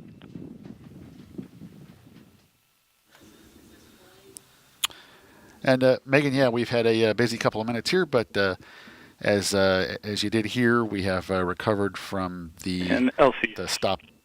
Slick on channel 1. Go ahead. Wondering if you had an estimated for hatch closure weather brief. Yeah, getting ready to issue that right now. Roger. RC, LC. RC on 1. Conduct weather briefing on Channel 8 Weather Conference Net. Roger. LC locks 2. Go ahead. Centaur LO2 at flight level. Roger. LC Peony 2. Go ahead. Bottles have returned to flight mass and flight pressure. Roger.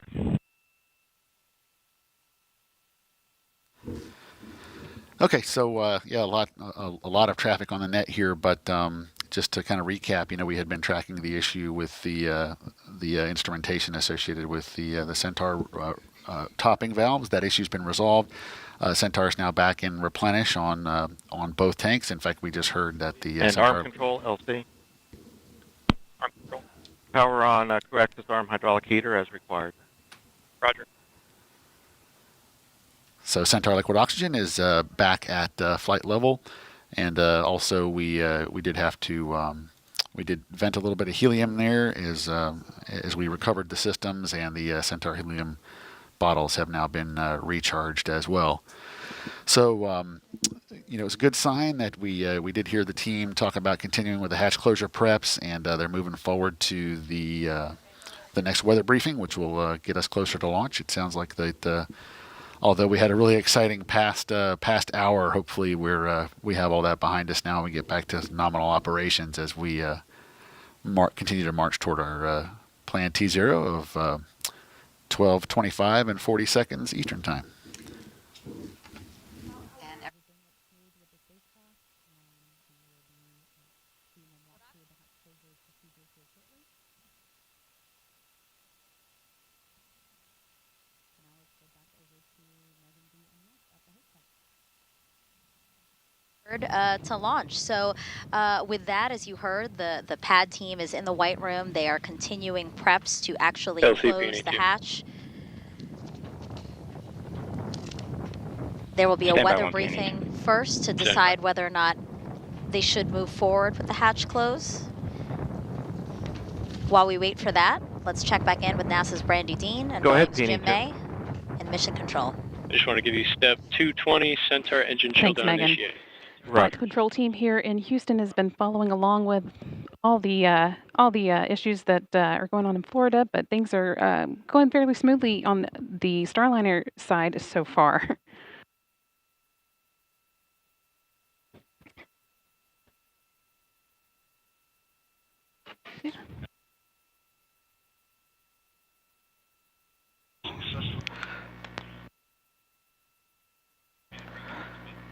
So once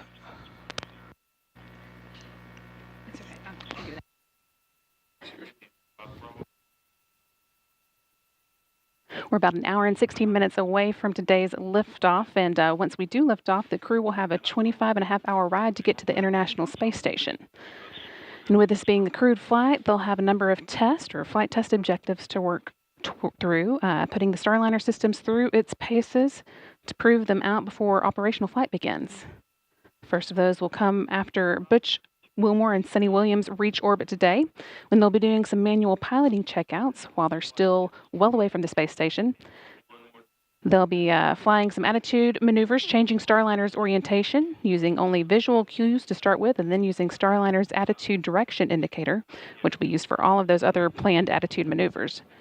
And they're also going to point the spacecraft's tail to the sun to demonstrate that it can use solar arrays to recharge its batteries.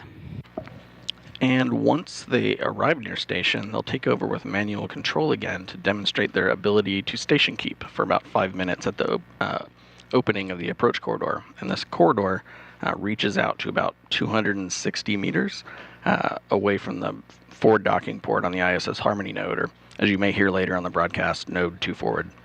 This maneuver should be pretty familiar to both Butch and Sunny because it's very similar to flight ops they performed while in the Navy, like lining up an aircraft with a refueling tanker, And Slick LC Channel or 1. landing approach with a carrier.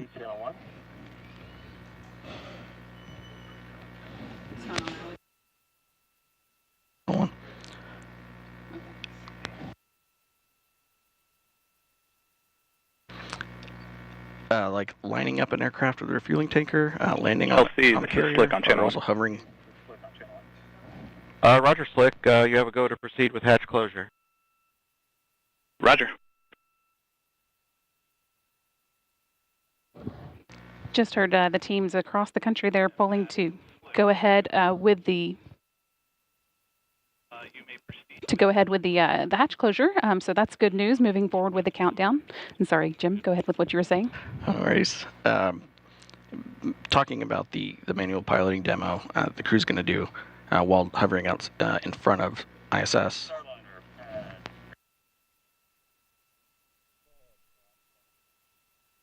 Starliner, be advised we've been given a go to proceed with final hatch closure. Outstanding. Nice job, guys. We'll see you in a couple of weeks. Much appreciated. See you when you Or longer.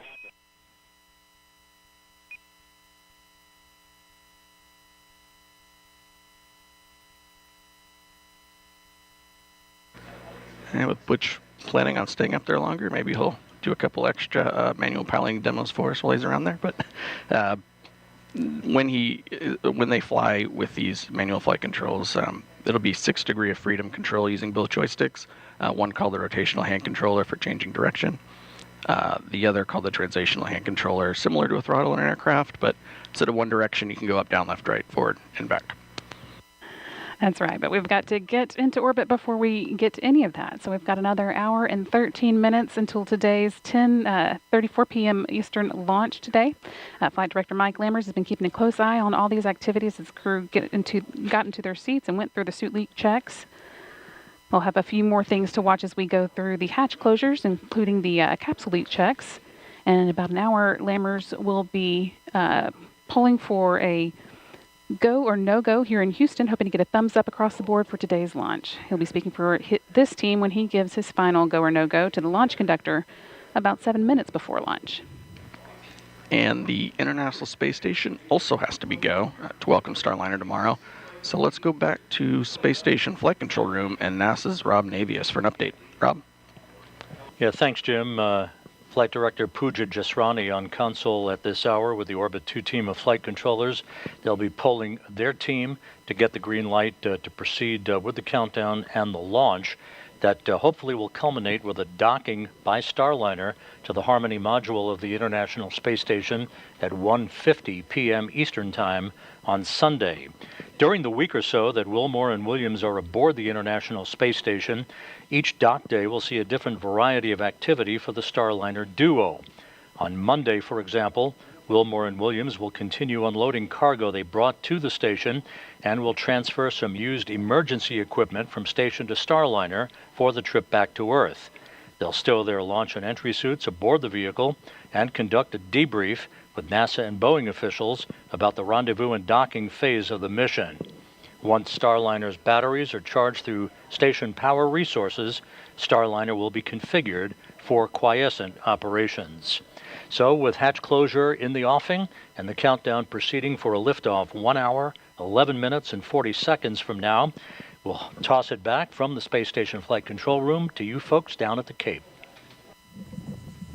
If you're just joining us, welcome to the official broadcast of NASA's Boeing Crew Flight Test, or CFT.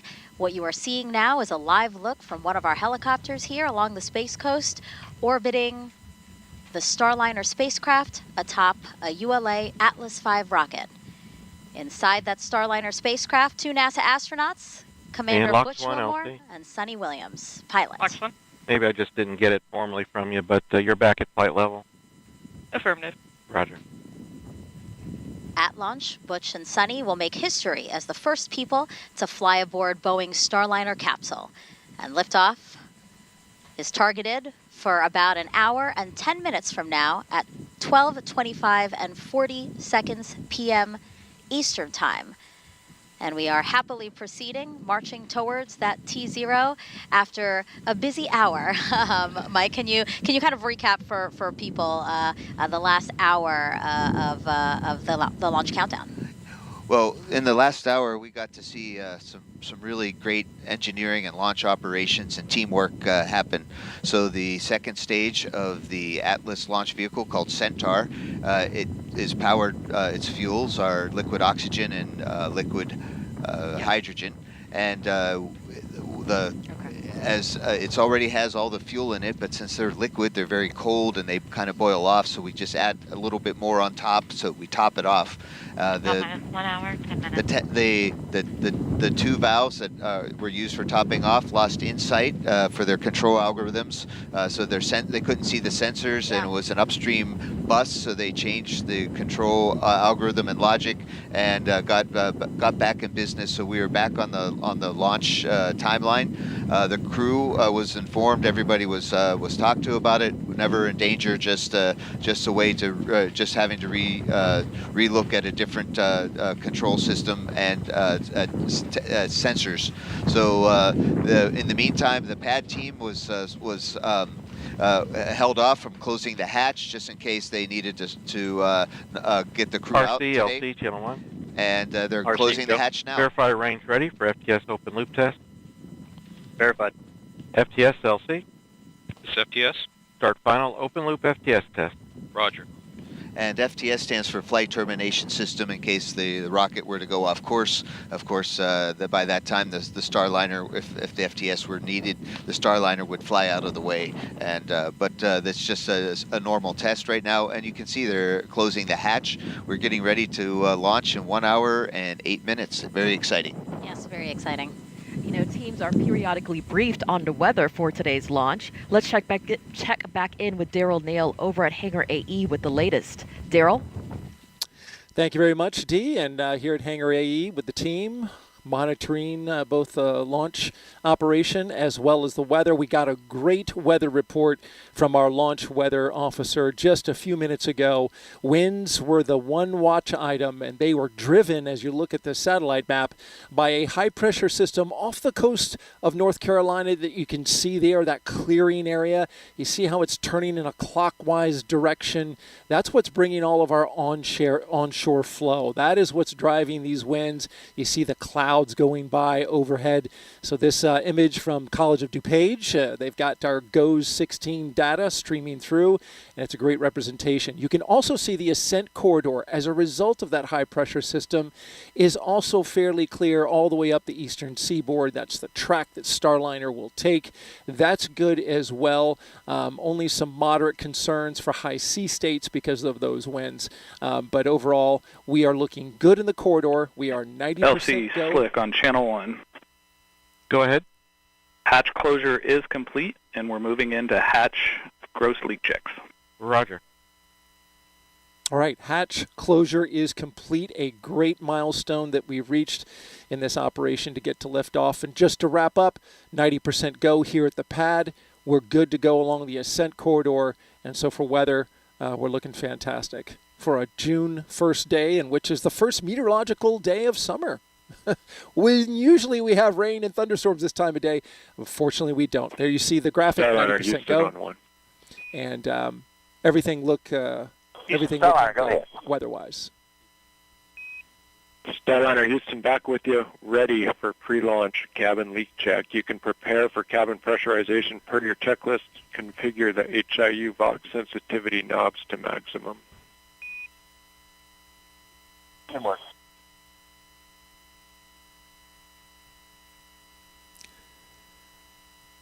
And as we look at the Starliner capsule from inside the white room, the blue team getting ready to make their exit, doing their final preparations before they leave. You can see them going through their list of procedures right there on the desk there.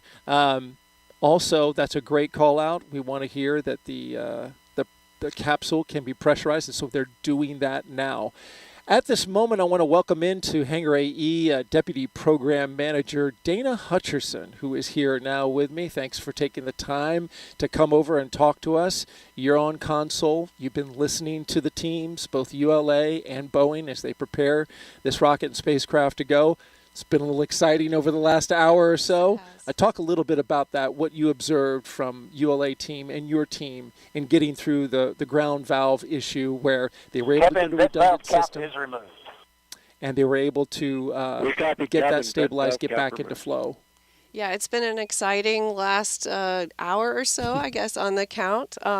It's really cool to see the teams reacting to any anomaly that's been popping up, and they've been able to work through it. They've ran tests offline to validate the procedures and been able to jump right back into it to be able to get us back into the flow and the process. So it's really neat to see how everyone is ready for this launch and on point and just getting everything together for this launch today. I was particularly impressed in listening to the ULA team and how quickly they worked through the problem and how fast they were able to bring the flow back in after resolving that redundant data issue that they had. That was impressive. Let's go over to the Boeing team. Earlier in the count, they pressurized the thruster manifold that had the issue with the helium leak. How did that go? They everything went nominal. We expected to see some leak, and it was about the same. All the other checks came out nominal as well. So I believe that we are all systems go in that front. Haven't seen any other issues that have alerted us or alarmed us as well. So we're happy that we've discussed that at length, and we've planned out our procedures and our process of how we would react to that. But so far, everything is looking good with the helium system as well. You mentioned discussed at length. This team, your team, along with ULA and Boeing, have worked extremely hard in the weeks leading up to this. I've sat in on a few of the meetings. It's amazing to me the amount of detail, the amount of work that has been done in order to verify and make sure this is safe to fly. Talk a little bit about how hard the team was working. Oh, the team is just all the teams. You remember we started off with working with the ULA with the valve replacement. So that started our process from the time we scrubbed in early May. So from there, we've moved into the working with the spacecraft and the helium anomaly. The teams have been working night and day to resolve that, to make sure that we've stepped through every procedure, every process, and making sure that we're okay. It's been phenomenal to watch the team and to see the camaraderie across all the boards and listening to all the experts and making sure that we are good to go. We've had to pull in a lot of extra boards and actually had another flight readiness review as well to make sure that the whole agency at NASA and then Boeing and ULA, everyone is ready to go. Very awesome to see this teamwork and the seamless teamwork across the board. That Delta FRR just a couple of days ago that was held, and we had a press conference yesterday, and the team reported out that everything is moving forward. You're talking about how hard the team worked. They deserved a little time off, so you guys took Memorial Day weekend to kind of recharge a little bit. Yes, we did. We allowed some the folks to go and take a little bit of a break, have a barbecue if they needed to, and get a little bit of a recharge, as you said, to be able to get. to get back into and have a clear mind and be able to get back into the procedures for this week. Further proof that you are indeed a human being. You know, these are human people that are working on all this. I just got to flash this really quick. This is Dana Hutcherson on a local community magazine in our city. And here she is with her husband, Jeremy, and her 2 dogs, her 2 labs. I sat down to my dining room table. My wife had this sitting on, and I said, "Well, look at this. This is the woman I'm interviewing today for the launch broadcast." Learned some interesting things about you, Dana. You like to, obviously travel and do fun water sports all around Florida. And it also says here that you're an introvert. Yes, I am very much so an introvert, but you wouldn't know it, I guess, some days. Yeah. But yes, that was really a surprise to get to see that and have that opportunity. Being featured on Cocoa Beach Living. Cocoa Beach's own Dana Hutcherson, Deputy Program Manager for CCP. Thank you so much for being here. We appreciate it. Thank you. Continued good luck on the team working towards launch. Appreciate it. Yep. All right, we'll send it back to you. We have teams monitoring today's launch operations here in Florida as well as in Houston. In the room right next to Leroy, you have ULA's Dylan Rice and Boeing's Lauren Brennecke, who have been monitoring operations with the rocket and the spacecraft for the last 3 hours. Yeah, Dia, we've actually been monitoring them close the hatch and start the pressurization process. As you've seen there on your screen, I want to give you a little bit of perspective on how this works. And it's kind of interesting what the astronauts will experience sitting in there. It's a lot like when you feel a pressure change when you're in an aircraft. So their ears will pop, and the whole process, doesn't take very long. It just takes a couple of minutes. But our team is checking about 6 valves and more than 60 seals. So things like windows and hatches and vestibules. And they will let the spacecraft sit for about 10 minutes while they check. You could think of this as like inflating a balloon. When you start to inflate a balloon, you'd be able to tell pretty quickly if there was any kind of a leak where the air would be coming back out of it. So very similar process here, and that's what the team is going through. If you are just joining us, we are just under 1 hour till launch time. A couple of hours ago, our teams, the Boeing teams, were able to confirm that the leak rate remains acceptable. If you've been following along with us this week, you may have heard about the helium leak that we had, but we know now the leak rate remains acceptable. And in fact, our teams even said that it looks better than before. So all good news. And Dylan, Atlas really has been all over the solar system. Today's a little different because we have crew on board.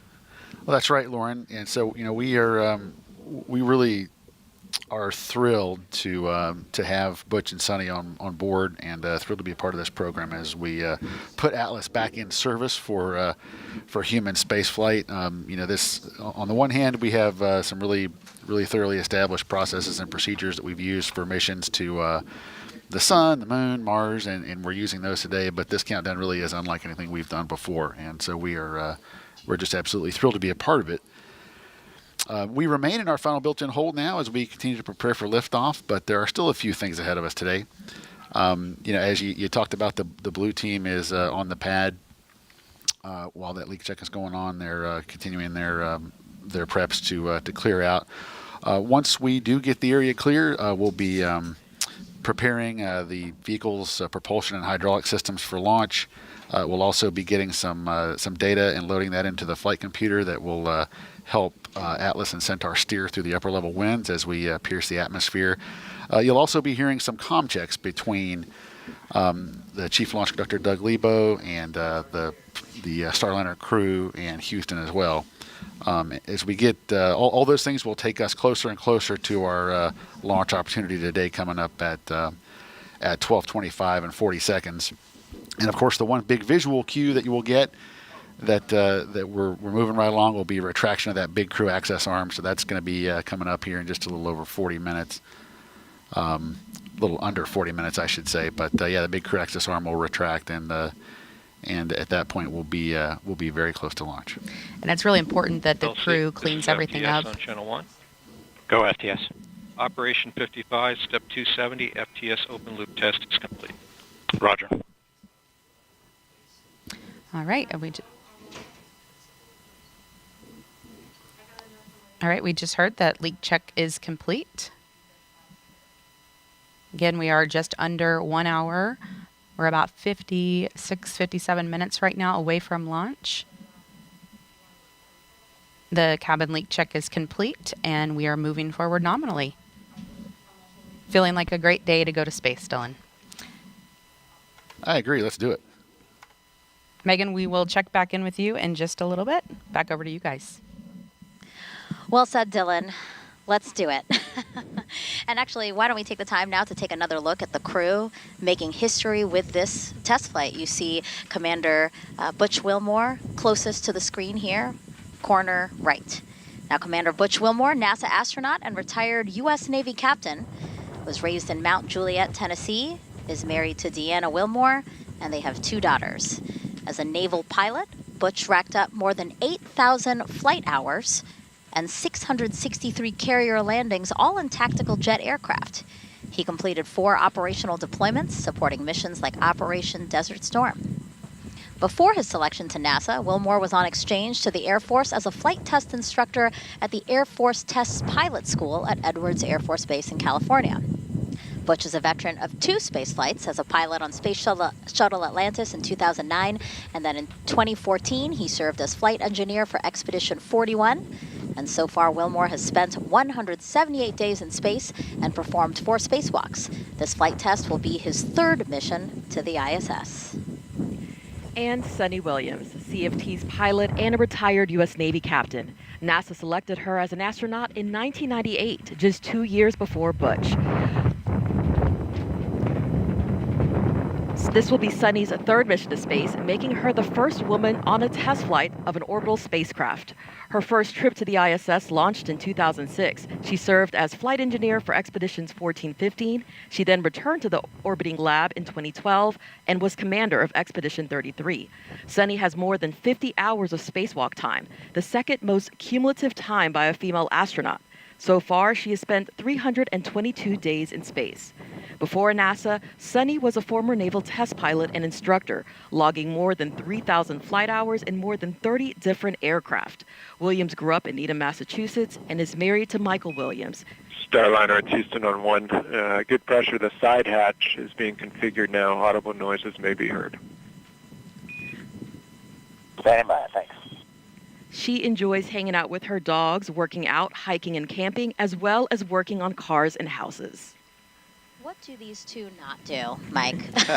No, they are some of NASA's finest, and were chosen to fly on this mission so that we can get Starliner certified and fly more Starliners to the space station in the future. Mm-hmm. How does it feel, seeing your friends who you've trained alongside with so many years now? How does it feel to see them about 53 minutes to launch? I am so proud of my friends. I've been working with Butch and Sunny for, as like Butch likes to say, half a decade, 5 years or so, and we're as you can see today, and all the work as we were getting ready to launch today, how much Butch and Sunny, as well as we appreciate the whole team that we're part of. Sure. And Butch and Sunny have really expressed their gratitude to everyone and try to include the team as we all go forward on this mission. And so I'm super proud of them. And I'm a little envious, but I'm really happy for them to be this close to flight. 53 minutes to go. You're not the only astronaut that says that. It's okay.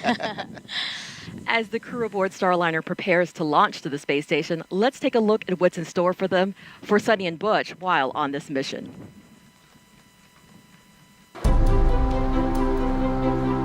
The mission of the Commercial Crew Program is to provide transportation for astronauts to the International Space Station. Multiple providers provide you redundancy. Redundancy is important, as we know, and our redundancy.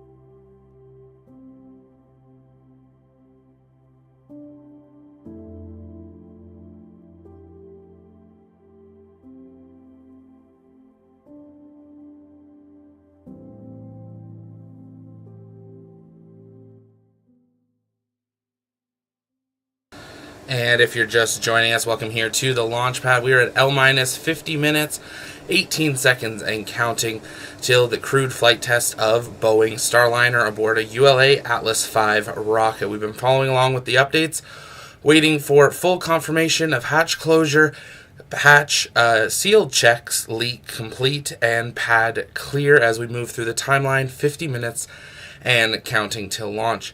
If you haven't yet, take a moment, engage that like button, share out the stream, invite people to join us as we continue through today's countdown, and we'll listen back into ULA, Boeing, and NASA Mission Control. Are teams still launching while there is a helium leak on Starliner, on the Starliner spacecraft? Mike, can you address that? No, that's a really good question, and we spent a whole week and a half getting ready to be able to answer that to ourselves and to Butch and Sunny, saying, why is this okay, or how is this okay, or should we take the spacecraft back and replace it? Well, we looked at not just the data that we've seen, but also the what could happen in the worst case, and then what could happen even worse than that. And at every point, and because Starliner, you heard what Butch said on the overview there, was that Starliner has a lot of redundant systems. So even if we were to, if that leak were to get bigger, and it hasn't, but if it were to get bigger, it could get a lot bigger, and we'd still be okay. And even if it leaked out the entire bottle of helium for that manifold, we could still fly back and land safely in the desert in southwest United States. So we NASA looked at what the risks were, and working with the crew, and the crew office said, hey, this is not ideal. We don't like this. But this is a test flight, and we were able to manage this risk and accept this risk. And it's a really tiny leak. We will be okay. And if it isn't, here's what we do. And we spent a lot of time in the simulators and writing procedures just in case. Just like we saw a little bit earlier, United Launch Alliance, they had a small anomaly. They said, all right, here's our alternate procedures. Let's run through it. And they went through it methodically. We do the same thing on board. So we have everything ready just in case. Yeah, and just for more context, as you said, this is a very small leak. Starliner could handle 4 more leaks, or this one leak growing by 100 times its current size before needing to be managed in flight. And actually, other spacecraft like Shuttle have launched with similar helium leaks in the past. Also important to note, teams continue to watch and monitor this leak to make sure that it's not growing. And as we've said, it has not grown in the time that they've first detected this leak. So again, that's why the decision is being made to fly, and that's why we continue to march towards our instantaneous launch opportunity at 12:25 and 40 seconds Eastern Time. Meanwhile, inside Mission Control at Johnson Space Center in Houston, folks there are keeping a close eye on launch, continue to do so. Here's NASA's Brandy Dean and Boeing's Jim May.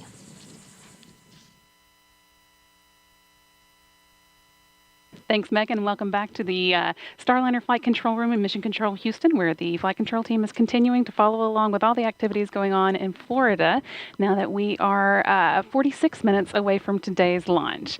Once Starliner gets off the pad, Jim and I will be with you through Ascent, giving you play-by-play and expanding on the calls that you'll hear Capcom Joshua Kutrick making to Butch Wilmore and Sunny Williams on board. There are a number of major milestones you want to keep an eye out for during Starliner's climb to orbit.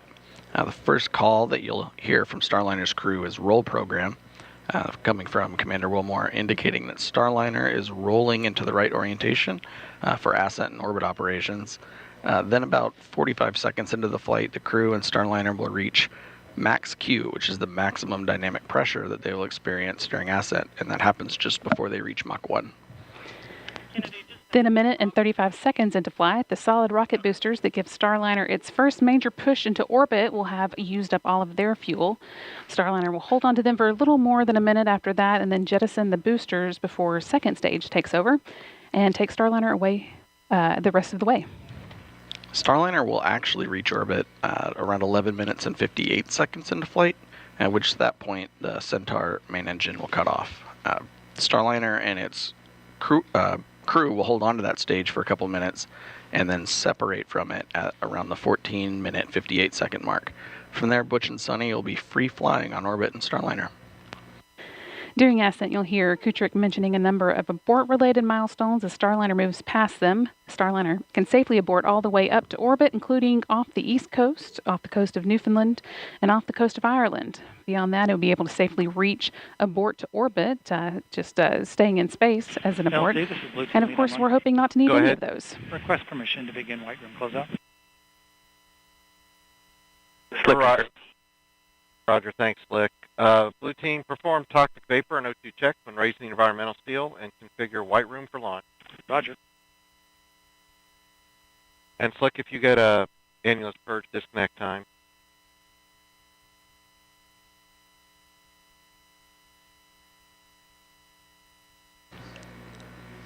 And once Starliner has made it to orbit, the last major milestone before the crew begins what we called orbit ops is called the orbit insertion or OI burn. That will move Starliner into an elliptical orbit as opposed to a more LC, circular this is one. Slick. We're calling it 1537 Zulu. Roger.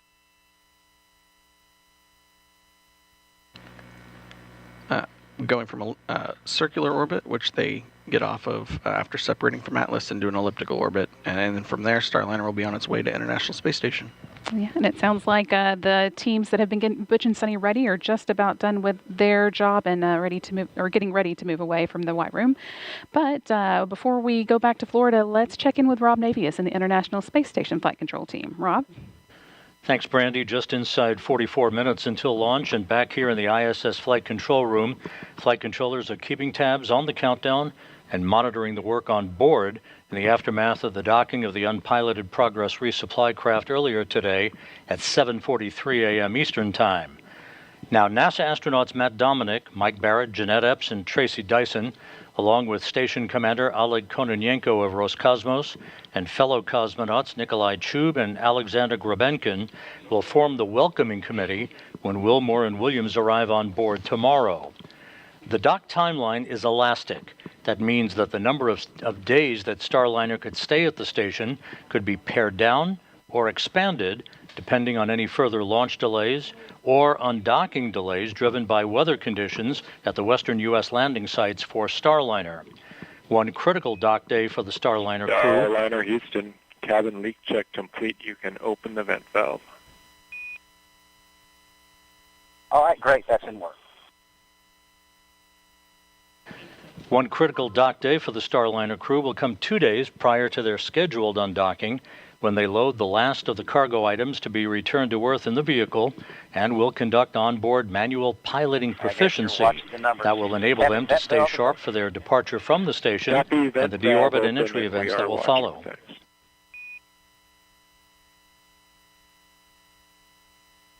So here we are at the intersection of Cape Canaveral, Houston, and space. And aboard the station, two of the Expedition 71 crew members, Jeanette Epps and Tracy Dyson, recently took a moment to set the table for the arrival of Wilmore and Williams at their orbital destination.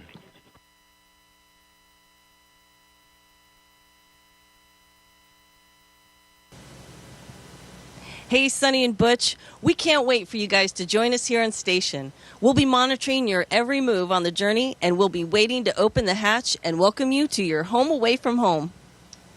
Butch and Sunny, we know you've waited a while to get your ride aboard Starliner, but we know it will have been worth every minute. So from all of us on the International Space Station, Godspeed, and we'll see you soon.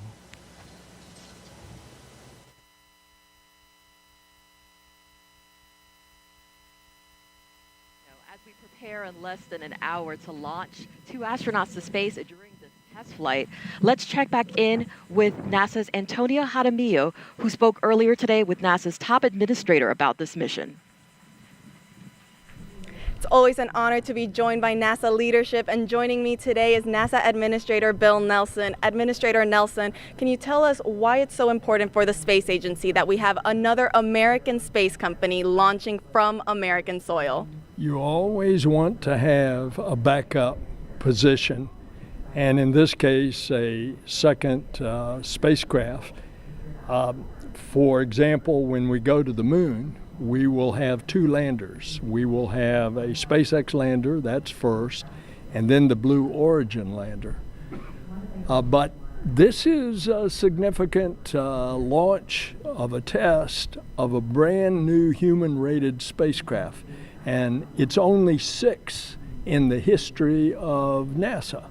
There was Mercury, Gemini, Apollo, then the Space Shuttle, then Dragon, and now the Boeing Starliner launching for the first time with humans on board. That's right. It's very historic, very important. And you touched on this. Why is it important in general that we do have multiple spacecraft available to send humans to space? Because we want to explore. We are exploring in many different ways with humans as our astronauts. We go back to the moon, not just to go to the moon, but to get ready, to learn, to live, to create in order to go to Mars. But that's just one part of our space program. The science, research, the exploration of the heavens, the commercial program. We're going back to the moon later this year with a commercial lander with a NASA instrument that's going to dig to see if there is water on the South Pole. It's a whole combination of a bunch of things that are going on. That's right. You briefly touched on that. I mean, there's already been a ton of exciting missions this year. What else can the public look forward to?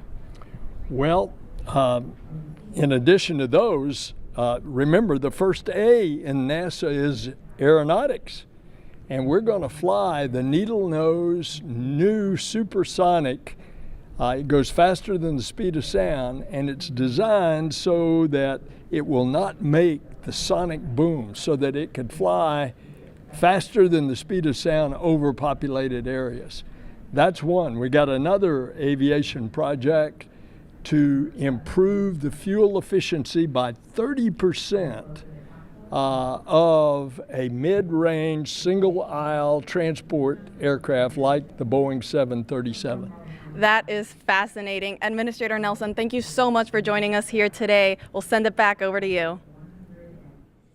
We interviewed the administrator earlier because he is currently at the ASOC with the launch team as we watch the crew access arm moving away from the Starliner spacecraft. Now, the plan is for Butch and Sunny to be docked to the ISS for at least 8 days, and after they will return to Earth with a soft touchdown in the American Southwest.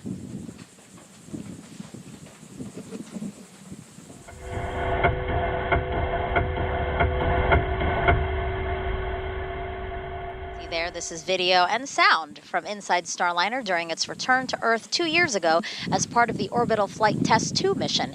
Its heat shield reaches 3,000 degrees Fahrenheit during re-entry, and parachutes are then deployed and the heat shield discarded to expose Starliner's airbags. The original test pilot, Rosie the Rocketeer, you see there, collected data of what astronauts might experience during landing. Starliner is the first and only American orbital crew capsule to land on land. This allows for quicker access to crew and cargo. It also makes turning the spacecraft around for future missions quicker. But, Mike, Starliner can also land in water, like we were talking about earlier. Yes, Starliner is a very capable spacecraft. Of course, we want it to land on land for the reasons you said. I love those airbags. I can't wait to ask Butch and Sunny how good those are. But in case of emergency, we can land on water. And we have a central airbag, another one. 28 seconds, excess burn duration, and we'll go north to triage 6 if necessary. The crew was just calling in. They just got some data. And those are all good here at Starliner. Good readback. One additional item for you. In the commander's folio, you'll recall you have your 2 tablets. You've got a serial number 12 and a serial number 13. They're both ready to go, but one thing for you. Serial number 12, we were looking at footage here. Its time is out of sync. So it's no issue for you till orbit. When you're on orbit, you'll want to get that tablet, serial number 12, back in sync with the time on your DUs. It's only going to influence where you see the red line and bold. So if you did have to use bold before that, go ahead and do it on 13. Otherwise, we'll just resync in flight, and we can help you with that when we get there.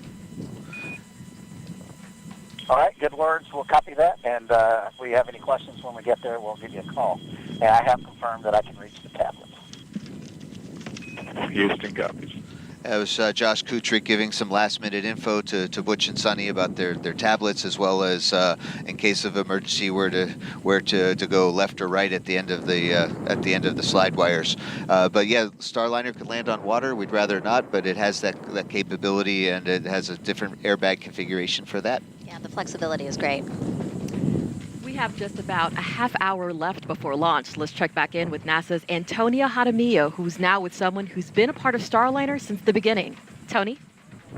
Thank you, Dee. For those of us just joining, we are here at OSB 2, one of the viewing locations for this launch. And joining me is Chris Ferguson, former NASA astronaut and Boeing astronaut. Chris, you've been part of Starliner since the beginning. How does it feel to be here and now get to watch it take flight with astronauts on board? Well, given it's such a darn gorgeous day, I'm really excited. Of course, this is the culmination of probably 12 years of, just watching and working and getting involved with the development. But I was very excited to see it all come together. It's a little breezy out here, but you can't beat the weather. Absolutely. It is a gorgeous day. Now, Chris, if you could give a piece of advice to Butch and Sunny and to all our astronauts flying on our commercial crew missions, what would it be? Well, Butch and Sunny are pretty darn experienced. They probably don't need my advice, but what I would say, on a very first ascent of a vehicle and a re-entry, I would say take it all in, experience it. Think about what you're feeling, what you're experiencing, what's staging going to be like, what's it like when the parachutes come out, because these are questions that everyone's going to know when you get back, right? We want to know, did we build a vehicle that's comfortable to fly? Absolutely. We can't wait to know. I mean, we're all taking it in here too. Chris, it's our understanding that your fingerprints are all over the spacecraft, in particular the launch console and displays. What can Butch and Sunny expect to see and experience aboard Starliner for their flight, and how does that compare to flying the space shuttle? Yeah, I think the idea behind the design is to make sure that the crew always has reasonable awareness of what's going on. I remember with the space shuttle days, sometimes the displays were a little archaic. You had to really almost have a graduate degree to understand exactly what you were looking at.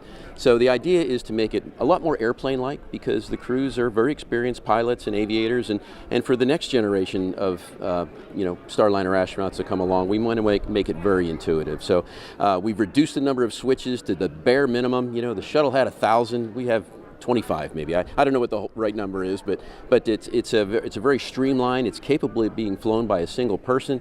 So there's a lot of, I would say, upgrades that make it safer and a lot more flexible than its predecessor, the space shuttle.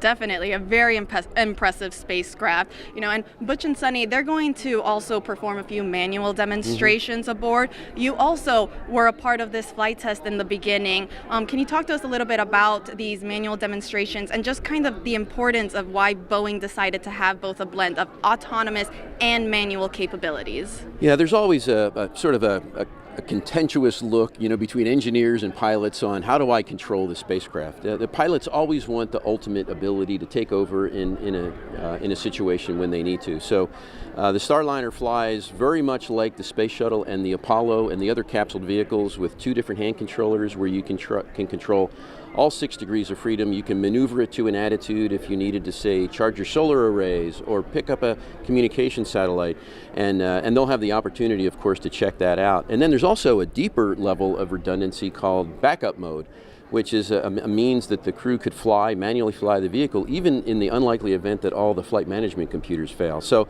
there's a lot of redundancy, and it really is a true piloting vehicle, which is, I think, why the NASA customers really enjoy it so much. I'm sure. Well, Chris, thank you so much for joining us. Megan, D, Mike, back over to you. All right, a quick check of the clock. We are 31 minutes and 40 seconds to liftoff of NASA's Boeing crew flight test. And right now, what you just saw on the screen there, you see Butch and Sunny. They are patiently waiting their launch inside of Starliner's spacecraft there. And then also we did see the pad team who've been helping Butch and Sunny into their spacecraft, as well as securing the spacecraft and closing the doors. They have since left the pad, right, Mike? Absolutely. So only thing that's left is we have a rocket and a spacecraft and 2 human beings sitting on top getting ready for launch in 31 minutes. Yeah, and so what we expect to hear coming up is just repeated communication checks with Capcom and Houston and with the crew. And also this is an opportunity, right, to discuss any anomalies or resolutions, but we haven't heard anything. Yes, I think we hopefully got that out of our system earlier, and here we go. Go ahead. Yes, sir. Per step 20, operation 60, blast engine area is clear. Roger. They just confirmed that that it is just indeed the rocket, spacecraft, and 2 human beings. And so, yeah, so we'll hear those continued checks, and this is just an opportunity for some status updates if needed, right? This is kind of time that's built in to allow for discussion if needed. Absolutely. We're waiting for the Earth to rotate in just the right position for that instantaneous launch window. And any anomalies we had, we got out of the way. And now everybody is 30 minutes. double checking their data. RC, conduct weather briefing on Channel 8 weather conference. And the weather. Right. Roger. Arm control, start arm hydraulic final prep. Roger. LOX 1, perform pogo suppressor charge. Roger. Prop 1, perform RD180 transducer converter calibration. Roger. P&E 2, perform Centaur LH2 SVV cycle test. Roger. These are nominal countdown checks for the from the launch conductor, Doug Lebo, asking his team to do their 30-minute steps to get the rocket that much closer to ready for launch. Historic flight test, as we've been telling you throughout this broadcast. We've been on air now since 8:15 a.m. Eastern Time to tell you about the first 2 astronauts that are going to fly in Starliner. And again, we keep seeing live views of them inside Starliner. Commander Butch Wilmore and pilot Sonny Williams. RD180 transducer calibration is complete, and the engine FIV is in a closed condition. Roger. L minus 29 minutes. Flight control, start flight control final prep. Roger. Now, Sonny will be the first woman to test an orbital spacecraft. Another fun fact, the last time people flew to space in an Atlas-class rocket was 61 years ago with the end of the Mercury program. CFT is the final test to certify a second commercial spacecraft to ferry astronauts to and from the space station, which really is a wonderful resource to us and many countries and also research institutions.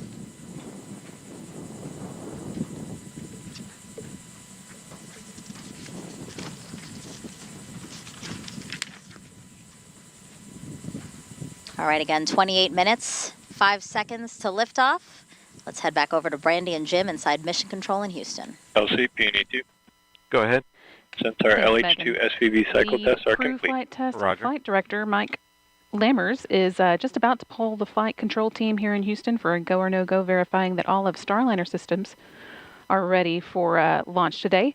Everything's looking good at the moment, and Lammers will use this poll to determine his own response to the final go-no-go poll by the launch conductor just before liftoff. Once we do get into the terminal countdown time frame, there are... Go ahead. Roger. Do we have the temperature update complete?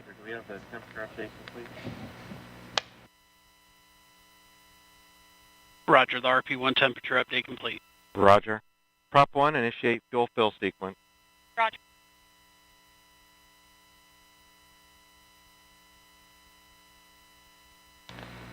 And once we're in that terminal countdown time frame, go ahead. Few Yeah, major... we've been discussing before the CISA temp. It's a noisy measurement. I'd like to take this to 6, get a recommendation probably to disable. Roger. Convene the anomaly team and provide a recommendation. We'll go. L minus 27 minutes.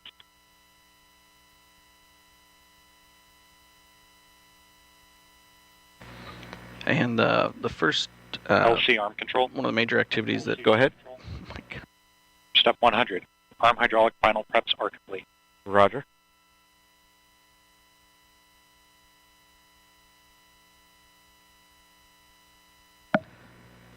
One of the first activities Mike Lammer's team will be doing is transitioning Starliner from ground power to battery power. That'll come about 18 minutes before launch. We leave it about as late as possible so that the team can launch with those batteries as close to full power as possible. A few minutes later, with less than 10 minutes to go before liftoff, Starliner's ordnance will be armed, and that activates the critical systems that are needed to detach all the things from Starliner that will ultimately jettison as it climbs to orbit, and if it were needed to abort. And finally, just 1 minute and 15 seconds before launch, they'll work with the crew to activate the launch abort system, which would rocket the crew to safety in the case of an abort, or on the pad, or early in the ascent. This is likely the last you'll hear from us until liftoff, so we are going to send you back to the team in Florida to let Megan, Dee, and Mike see us through the rest of the countdown. We'll be back once Starliner is on its way. Go Starliner. Brandy and Jim. Okay, let's take a closer look now at Starliner. The next generation crew capsule measures 16.5 feet tall with a diameter of 15 feet. That's about the size of a mid-size SUV. It was designed to carry up to 7 astronauts or a mix of crew and cargo for missions to the International Space Station. After today's test flight, NASA will fly crews of 4 or 5 with cargo. And Starliner is also reusable up to 10 times. Yeah, we're looking LCOSM. to getting... Go ahead. Yes, sir. Per step 60, flight hazard area has been cleared. All personnel accounted for. Roger. All right, everybody is in place for launch. Starliner, we're looking forward to getting it certified so we can continue our missions to the International Space Station with 4 NASA astronauts. And Boeing will have the option to use Starliner to fly to other space stations and to help build the low Earth economy, low Earth orbit economy. Hey, Mike, let's squeeze in a social question since we've invited viewers to send them to us. This is from John on YouTube asking, how did the astronaut train for this mission? It's actually a question from a 10-year-old named Maddie. Well, hi, Maddie. Hi, John. Yeah, so we spend a lot of time practicing exactly what's going on today. We sit inside a simulator, which looks and feels like a rocket, and we push all the buttons and switches and look at our data. And sometimes they even give us these things called malfunctions, which something goes wrong, and we have to think our way through it and follow our procedures to have a safe practice mission. And we do that for about a year and a half. In this case, for us, it's a new spacecraft, so it took us 5 years, but it takes us about a year and a half to train for new spacecraft. Roger, please disable line item 390. Item 390. Again, some nominal call-outs there as we march toward.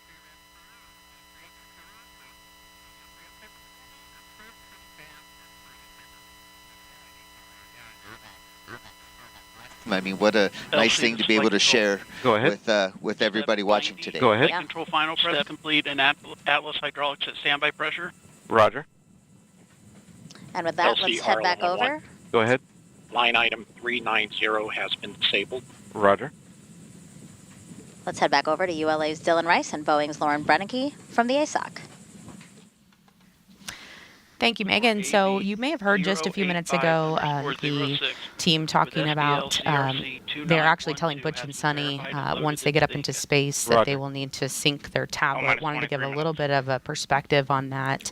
Basically, it's just the system clock in that tablet. You could think of it as it's just like going down to the start menu on Windows and syncing up the clock. It's been, of course, turned off for a little bit, and not connected to internet. So it's just something like you would do at home to re-establish the new time on your microwave.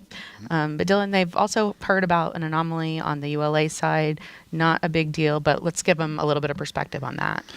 Sure, Lauren. So we had, we did hear a report of a noisy temperature measurement, and this particular measurement is the interstage adapter, but so that's the adapter between Atlas and Centaur. And this measurement is something that's automatically disabled when we enter our terminal count at T-minus 4 minutes. But over the past few minutes, we've observed this measurement bouncing around a little bit. So now that the vehicle is fully loaded with propellants and we've been stable for quite a while, this measurement is really not something that we rely heavily on when we're fully tanked and stable. So we're going to go ahead and disable it early rather than waiting for the automatic disable as we approach terminal count. And that just would prevent any what we'd consider to be a nuisance alarm at this point. So nothing major there. It's kind of a standard operating procedure for a noisy measurement like this. And we are just a little over 21 minutes out from launch. So the suppressor charge is complete. Roger. As I was saying, just a little over, right now, about 21 minutes out from launch. And I've been thinking a lot about Butch and Sunny going back to the ISS for a third time for both of them. Sunny told us that really the ISS feels like home for them. If you think about it, they've both spent a good portion of time there. They both spent 6 months in their first trip up and 6 months in their second trip up. So now going back for their third time, they're going to a place that they consider home. If you think about living somewhere for literally a year out of your life, it means a lot to you. It's very special. And Sunny even told us that Go ahead. Step 90, all secondary decoms verified on RF link. Roger. And Sunny even told us that she cried the last time she left the ISS because she thought it would be her last time in space. So you can just imagine how special this trip will be for both her and Butch. And we are getting very close now to that moment where they are going to be headed to space. We are coming up on a call for the visors to come down. We're going to hear Capcom tell the crew to pull their visors down and to configure their suit flow. L-minus 20 minutes. Starliner, there's P1, reinitiate HB targeting. Configure Roger. suit flow. RLM, verify redline monitor and event table are in the correct configuration for terminal count. Verified. RC, verify solar radiation, acceptable for launch. Verified. All right, so you saw the crew starting to pull their visors down there. That configuration is needed for proper airflow through their suit. In case of an emergency, they could pressurize their suits quickly if needed. That is the importance of having everything zipped up and ready to go. And they really enjoy the fact that these helmets are much easier to get on. They just sit back on their suits, just like a hoodie of a sweatshirt, so they're able just to pull them forward and zip them up. Houston, Starliner, visor config complete. Houston copies, visor config complete. All right, they're all zipped up. And this config All also communications switch to channel 1. All personnel and visitors remain in present position until launch. Maintain operational silence in the LCC. So, Lauren, that's kind of the LC with a terminal count briefing. If a condition exceeds the launch constraint anytime after the terminal count status check, the observer shall announce hold, hold, hold on channel 1, identify their station, and briefly state the reason for the hold. So, Lauren, we just heard a couple of our standard pre-launch announcements.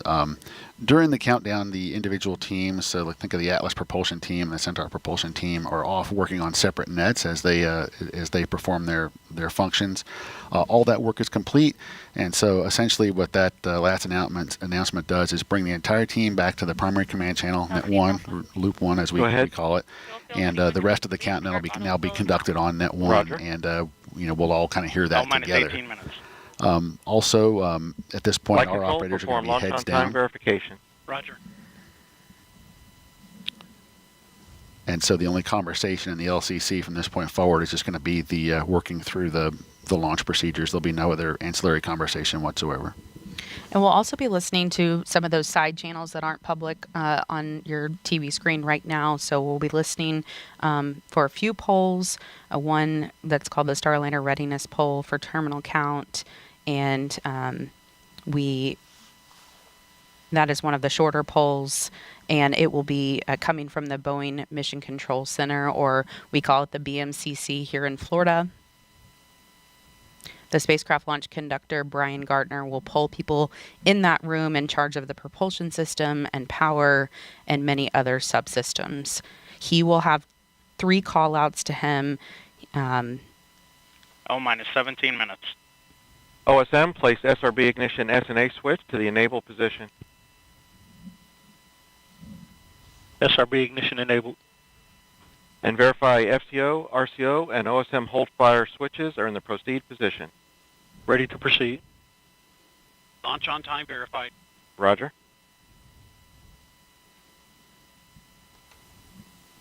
And LCP anyone? Go ahead. AHB charging reestablish and at flight mass. Roger. So, Lauren, we're quickly coming to the end now of the launch vehicle pre-launch procedure, and we're just about 7 minutes away from our terminal count status check. But we heard a couple of call-outs there. That one of the range safety representatives activated the SRB ignition enable, so that allows us to fire the SRB ordnance circuits that ignite the SRBs at T0. Those circuits are not enabled till just as we heard, just a few moments ago. L-minus 16 minutes. And also another range safety system is the hold fire system. So there are remote switches at the Space Launch Delta 45 Morel Operations Center up the road. And if any of the range safety representatives see an issue, they can press a button and stop our countdown remotely. So those switches have been enabled as well.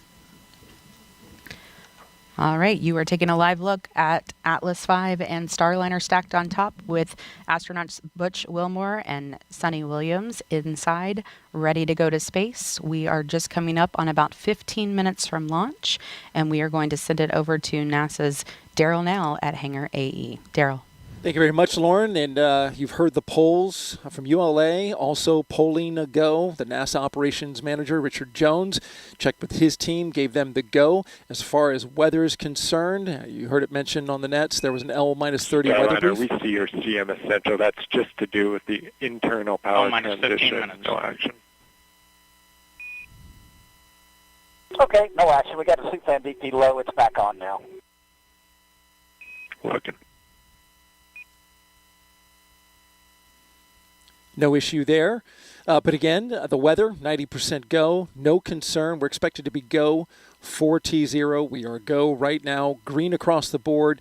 We do have some high cirrus clouds that you can see there up in the upper parts of the sky.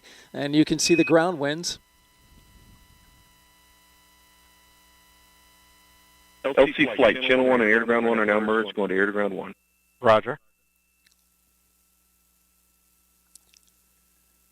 LC flight, air to ground 1, ready for comm check with Starliner and channel 1.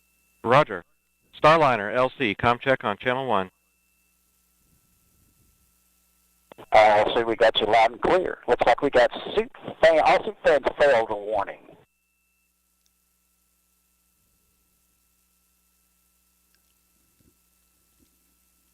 Butch Wilmore. And I copied your comm check, Starliner. In Capcom, did you catch that message? And Starliner and LC Capcom A-Firm, we see the messages. We're working more to follow. Stand by. Standing by. Butch Wilmore has a warning light on his console. He's talking it over with Capcom.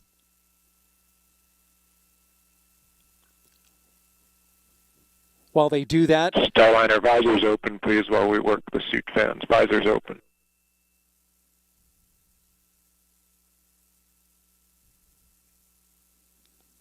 so they're going to have the astronauts open their visors. All right, visors are open. While they work into issue with it. Houston, but suit fan Bravo went down and switched to Alpha. It had a DP low, and then it, of course, went off. We still show power to Alpha is on. Working an issue with Houston the copies. minus 13 minutes. And Starliner, we showed the same for your info. We're swapping suit fans back to Bravo. Continue to stand by for us. Standing by.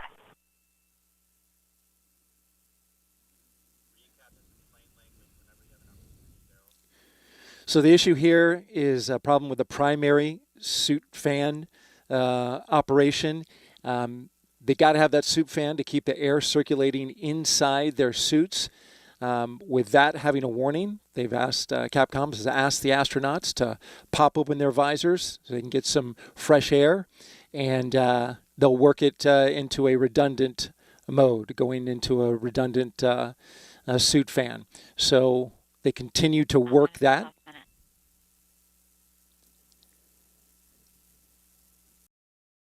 And if you are just joining us, welcome here to the launch pad. You are looking at a live view inside Boeing Starliner Calypso as we count down now just under 12 minutes and counting till that instantaneous launch window. We're listening in as there is a warning light on the commander's screen, and the teams are working that. They have told them to open their visors. Not something you normally want to hear this late into the count, but they are sounding like they're moving one of the systems to a backup system in these final minutes, so let's continue to listen in as we count down to the first ever crewed flight test of Boeing Starliner.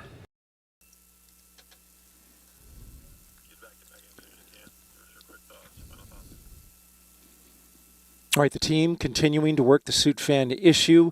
Again, just to recap on weather, we're go, and now we're looking to take the next steps. So we'll send it back to Megan, Mike, and Dee. Minus 11 minutes. As you just heard there, 11 minutes to liftoff. Roger. From only the 6th-time NASA astronauts will launch on a new spacecraft designed for crew. I want to ask you really quick before we toss it over for that terminal count, the final moments of the countdown. How are you guys feeling?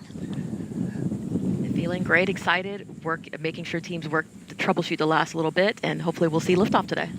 I'm very excited for Butch and Sunny, and as we like to say, go Atlas, go Centaur, go Starliner. Go Butch and Sunny, that's right. All right, so let's send it over to the ASOC where Lauren and Dylan will walk us through the final moments of the countdown. All right, thank you, Megan. So what we are looking for next here is that crew access arm to start making its way back over. Starliner, on our end, we brought suit fan Bravo back on. It looked good. We need both. We need to prove that A is also there, so we're commanding Alpha on and then off at this time. More to follow. All right. Yep, we see it. And we're still visors up, so you know. All right. So you hear this troubleshooting happening in real time. They are moving forward with everything else while they troubleshoot Flight that verify CFT suit 100 fan. on internal power. Verified. Starliner, configure ordnance for launch. That's in work. Starliner on internal power now. The spacecraft is running completely on its own. Ordnance has also been configured for launch. That means the devices that initiate our separation events. events. We reactivated suit fan Bravo. Suit fan Alpha is also working to a cleared LCC condition. And for the crew, you can take visors down. Visors down and ordnance configured. LC copies both. All right, it's got to feel good to put those visors down now.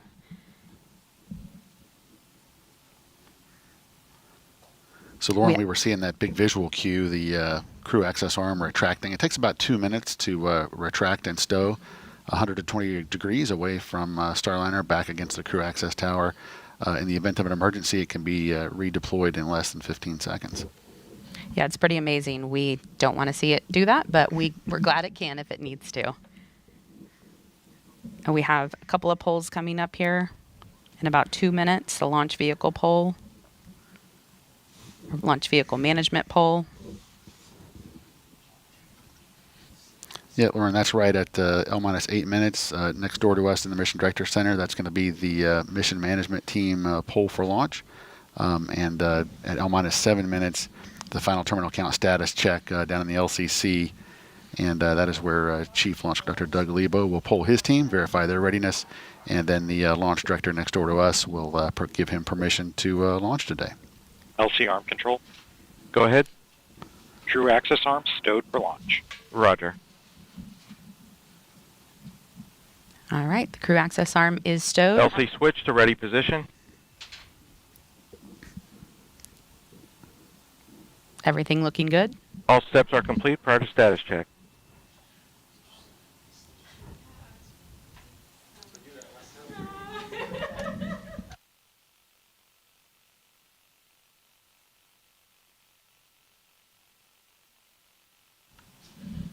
And Dylan and I will be a little more quiet as we get closer here to launch so we can listen into all of the actions as they're happening in real time. Again, just under 7.5 minutes till Starliner astronauts Butch Wilmore and Sunny Williams make history as the first crew headed to the International Space Station on Boeing Starliner.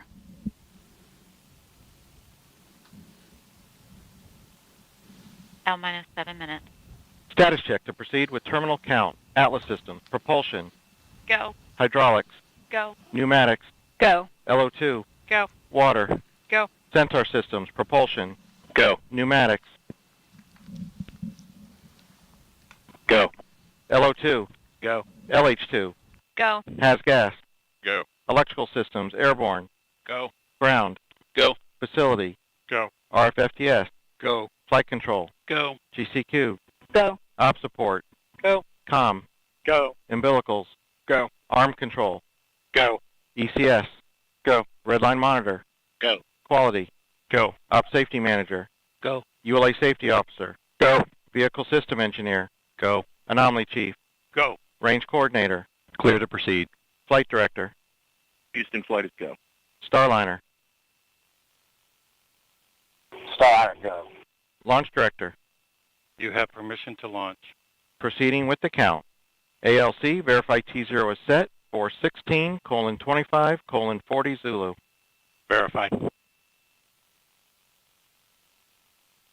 Starliner net is clear. Thank you, LC. To all of you sitting on console, whether you're in Houston, BMCC, ASOC, Atlas, this is a great day to be proud of your nation. And all of you listening as well, whether you're at Banana Creek or the Causeway or the rooftop at LCC or the ASOC and other places around our nation, like the Bay Area building and other places where you are viewing what's taking place. Again, for you, it's a great day to be proud of your nation, great day to be proud of Boeing, great day to be proud of ULA and NASA. And we are one nation under God, indivisible. And when we together use the power of that combination, we can do some pretty amazing things. So LC, with that, we are ready to put some fire in this rocket and propel this spacecraft to the International Space Station, where all these fine Americans have designed and have prepared it to be. Calypso, take us to space and back. Roger, Starliner.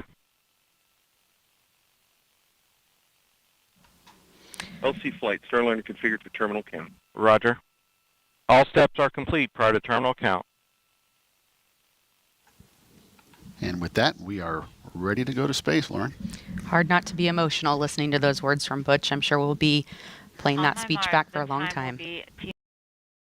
And if you're just joining us, you're looking at 2 live views of Slick 41 at Cape Canaveral Space Force Station, where we are now under 4 minutes and counting to the first ever crewed flight test of Boeing Starliner aboard Atlas V.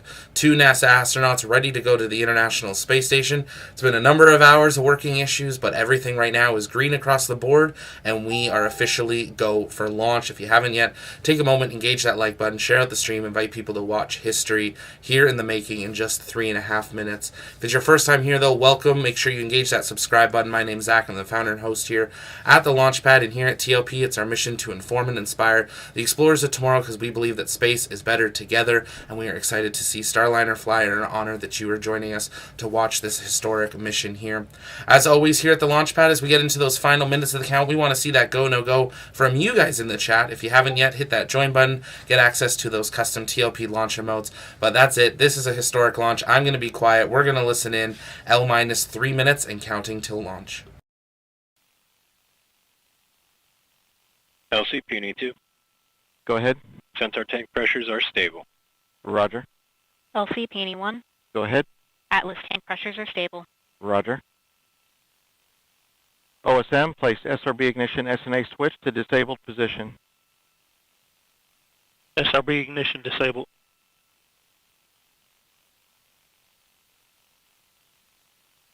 Okay, consoles, step 60, report launch vehicle status. Atlas lead. Atlas tank pressures and helium bottles stable. Atlas propulsion system stable. Roger. Centaur lead. Centaur tank pressures and helium bottles stable. Centaur propulsion system stable. Has gas readings nominal. Roger. Vehicle electrical.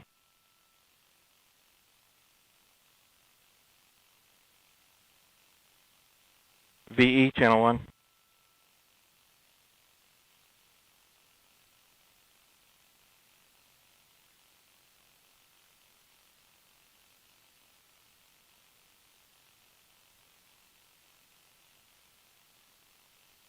Avionics system stable. Roger. And LC can verify no indications of hazards. Flight LC. LC Starliner systems are stable. Roger. Starliner, last arm switch to off. Last arm switch is off.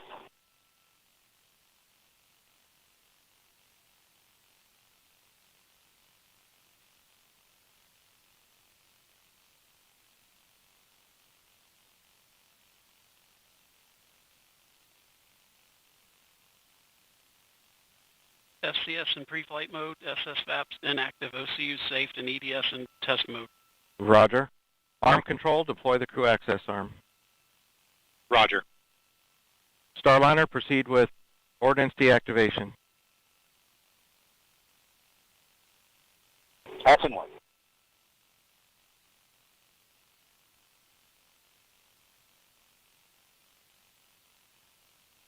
Ordnance deconfigured. All off. Roger. LC, And go ahead, ALC.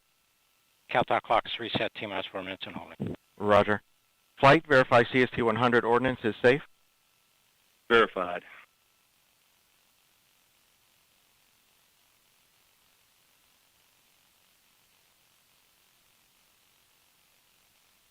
Okay, all stations, recycle systems back to T-minus 4 and holding configuration. Hold time occurred at T-minus 3 minutes 50 seconds. Report status at completion.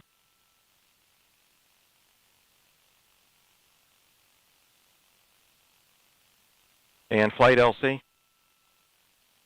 LC. CST 100 power to external. Copy. We'll put it in work.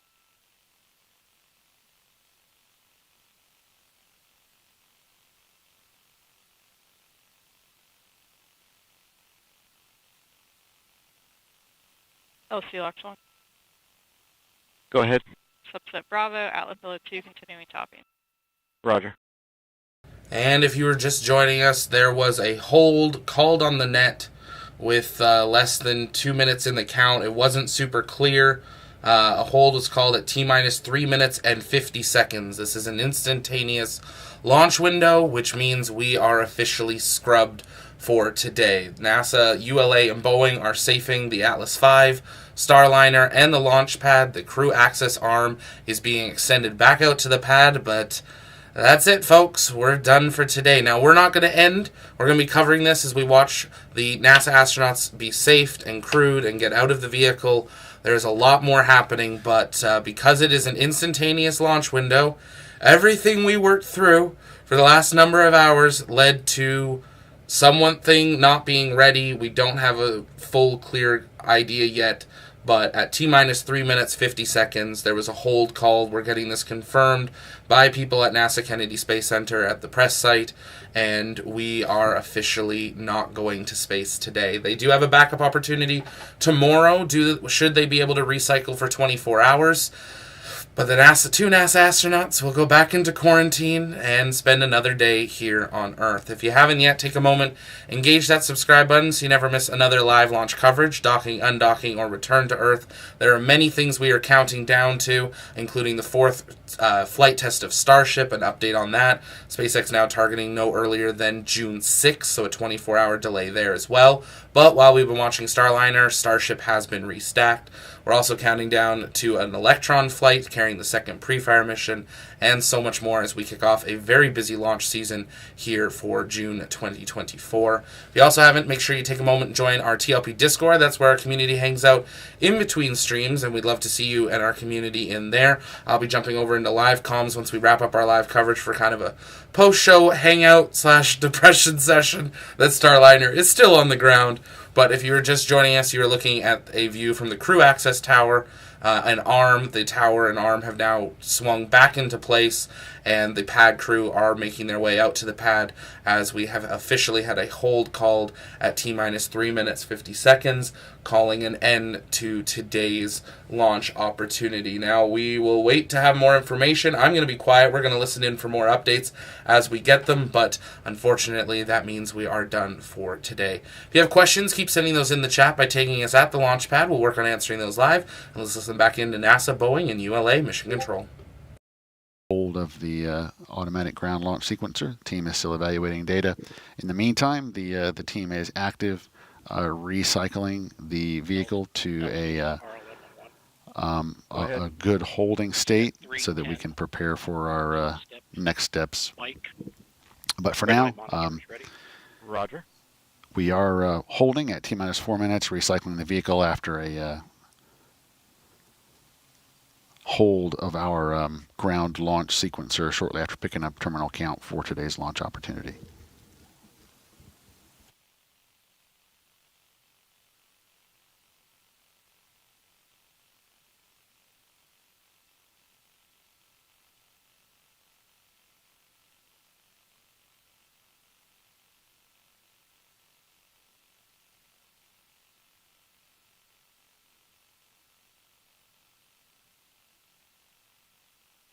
LC has gas. Go has gas. Substep Hotel has gas, normal scan pattern including CAT. Roger.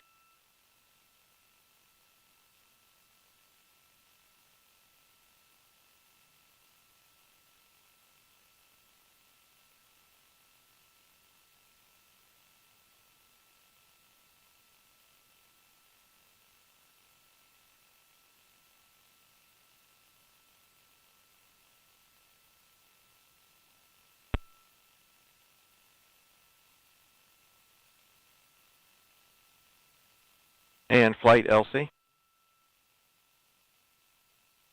Channel 1. Flight. Yes. Roger. Secure CST-100 prop system. Last valve to remain open. Right, flight copies. Probably take us at least 5 minutes here. Yeah, copy.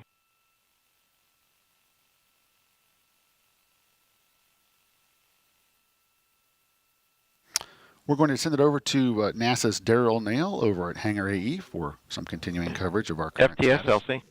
Daryl? Thanks, Dylan. And I'm listening to the NASA operations manager's loop. Recycle status. Recycle. Roger. SYS LC. Yes, LC, GC30 is ready. Roger.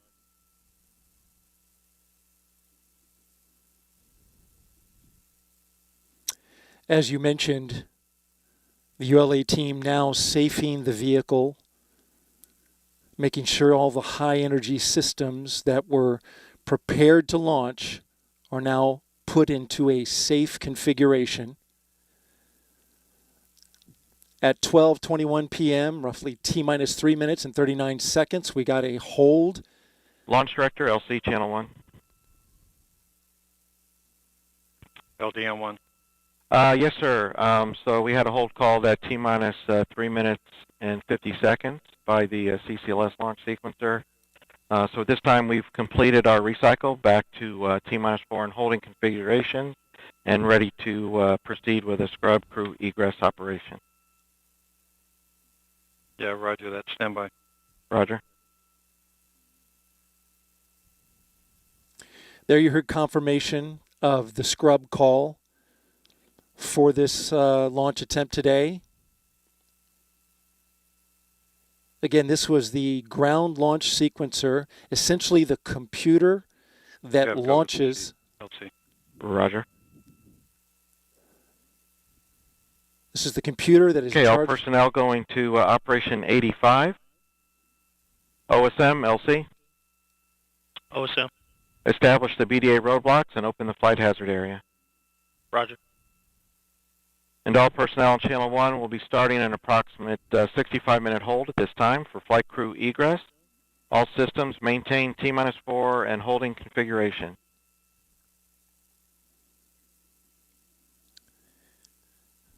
The hold time is not relevant at this point. The fact is they're getting it into a state where they can go through and get the crew out of the spacecraft. But I was mentioning the computer. This is the computer that when we go into terminal count, launches the rocket, brings a number of systems and a huge number of operations all at a rapid pace. Something with the GLS, it's not understood at this time what it is, caused the GLS to throw an automatic holdout at T-minus 3 minutes and 50 seconds. Arm control. Yeah, per step 40, can you give me that call out on the status of the crew access arm? Crew access arm deployed and latched. Arm control is terminated, ready for personnel access. Roger. And FELC? Go ahead. Start CAT TVM system monitoring. Roger. RLM LC? RLM on 1. Disable RLM line items for crew egress per red line report. Roger. LCFE. Go ahead. CAT TVM system enabled. Readings nominal. Roger.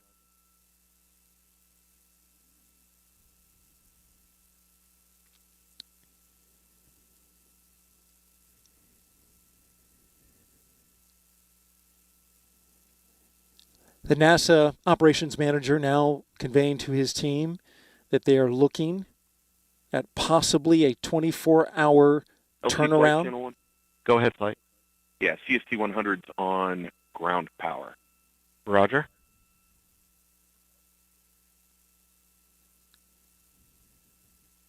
Of course, there'll be a lot of data to look at, but and flight LC.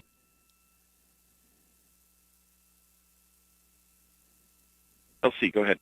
Yeah, just looking for your estimate for prop system securing, to support pad entry. Need 5 more minutes. Roger. Thank you. everything you're hearing now is about getting the crew, which is the primary focus at this moment by the launch team, out of the spacecraft and back on the ground. So configuring the crew access arm, it's locked in. They continue to do the operations which are in their schedule for a launch scrub, moving through those methodically.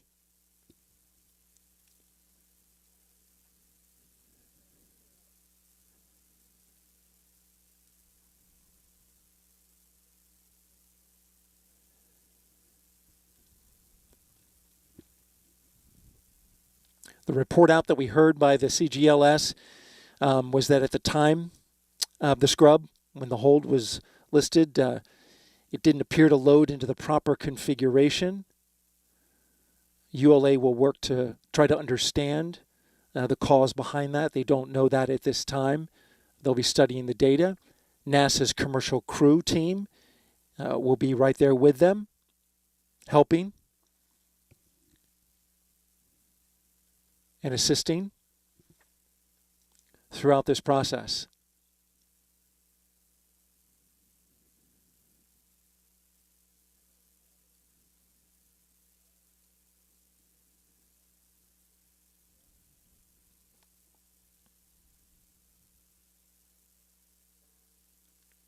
So we can see on the views here inside Hangar AE that they have the crew access arm back locked into the Starliner. You can see that on your screen there.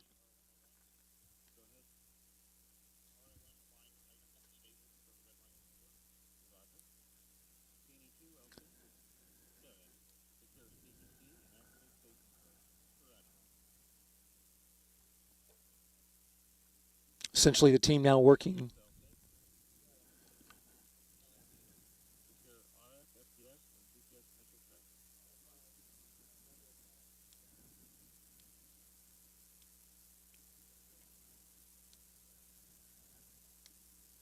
Just to recap, if you're just joining us at 12:21 p.m. Eastern Time, T-minus 3 minutes and 50 seconds until liftoff.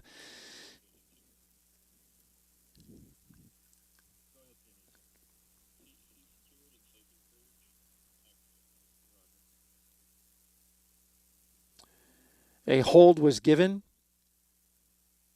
by the ULA launch team, an automatic hold that was issued by the ground launch sequencer, the computer that takes over terminal count.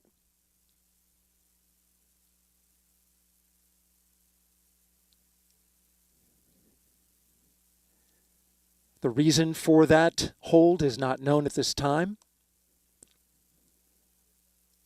The focus now by the launch team is to make sure the rocket is in a good and safe configuration.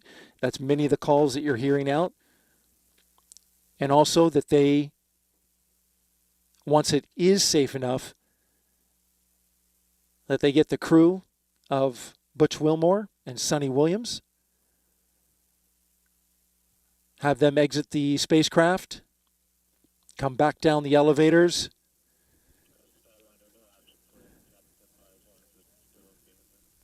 and head back to crew quarters.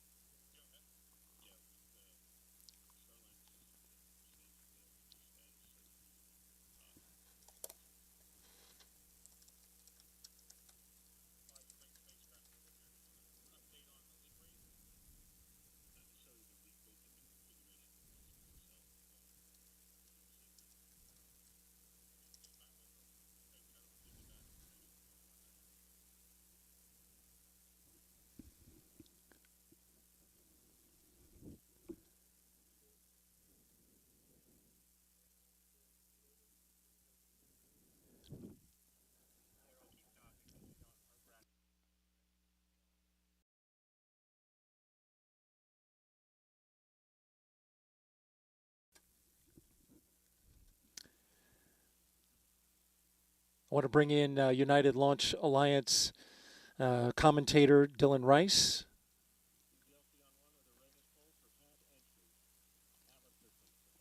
System stable. Pneumatic.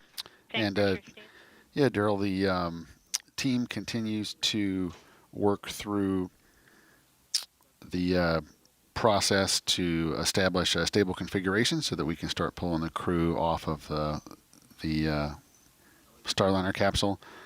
Still no update yet in terms of what caused the ground launch sequencer abort, but just like loading the crew, we establish a safe and stable configuration with the launch vehicle before we begin the egress process, and the configurations are very, very close to the same, actually. We'll be maintaining the propellant systems in a topping mode and not changing the state of the Atlas or Centaur as we go through the approximate 1 hour process of egressing Butch and Sunny from the Starliner capsule. But teams are continuing to evaluate the data and look into the cause of the ground launch sequencer abort. In the meantime, we will start to see indications that the team is re-entering the pad. And in fact, the direction was just given to allow the blue team back into the pad. So we will start to see that activity now, and teams come back into the pad, back up the tower, and begin the process of opening up Starliner and egressing Butch and Sunny. Yeah, so that's a good sign there. You mentioned with the blue team coming back to the pad, they are the ones that will pull the crew out of Starliner. We heard that the pad area is cleared for them to come in. It's a good sign. Dylan, what's your time estimation on the team going through the rest of their procedures to make sure that the crew can go ahead and get up the elevator? Actually, I think that we're there. So it's been just about 20 minutes since the hold was called, and in that 20 minutes time, we've established those configurations. In fact, we don't even let the pad team come back through the fence line until those safe and stable configurations have been established. So, once the team will of course be standing by at the fallback area, and they were contacted via radio and told to proceed back to the gate, and they will proceed through the gate and right back up to the crew access tower and on up to level 12 where they can begin configuring the white room. So we are there at this point in terms of being ready to redeploy the environmental seal, which kind of encloses the Starliner door into the white room, and then we'll begin opening up Starliner so that we can egress Butch and Sunny. Yeah, we can see from this shot here that environmental seal is not on. Of course, this is the configuration right before you move the crew access arm either away or back to the capsule. So you can see the open air between the white room and the crew capsule.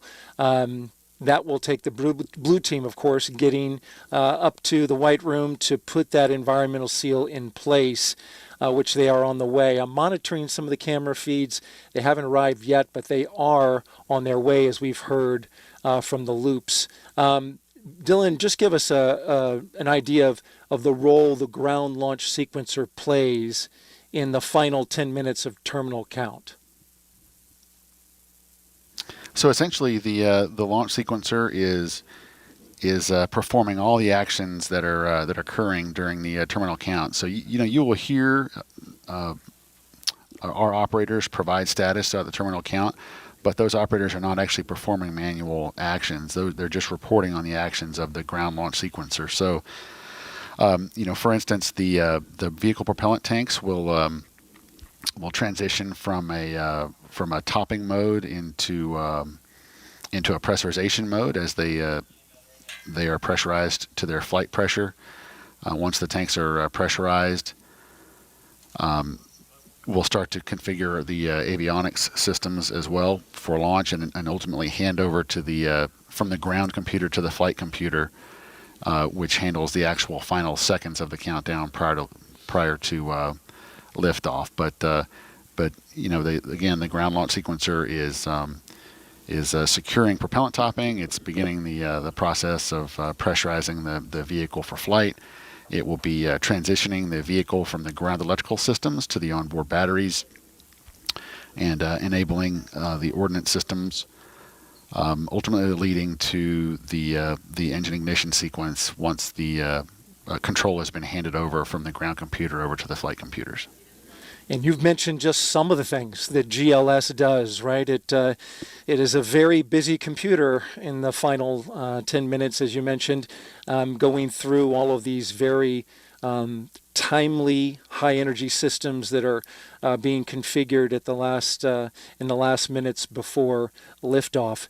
To recap, if you're just joining us, the mission, the NASA Boeing's crew flight test of the Boeing Starliner was scrubbed at 12:21 p.m. Eastern Time when a hold was issued by the ground launch sequencer for the Atlas V rocket. It was at T-minus 3 minutes and 50 seconds, just a little less than 4 minutes before liftoff when that abort was called.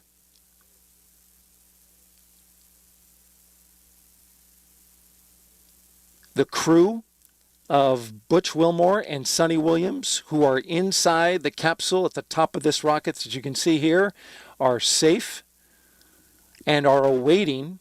There you see a shot of them. There's Sonny on the left and Butch on the right. They are awaiting the arrival of the blue team to come out to the launch pad and help them egress, which essentially means get out of the Starliner capsule and head back to crew quarters. It's a process that requires that team to do some manual work to lock in the crew access arm to the Starliner capsule. And so they will wait for those moments to arrive.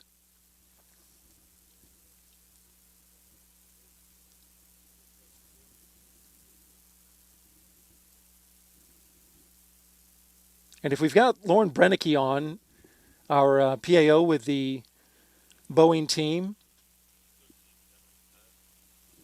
Okay, we just heard a call that the blue team is entering the pad, and I can see them on the closed circuit television. They are in their van, as you can see there, the shot there, arriving back.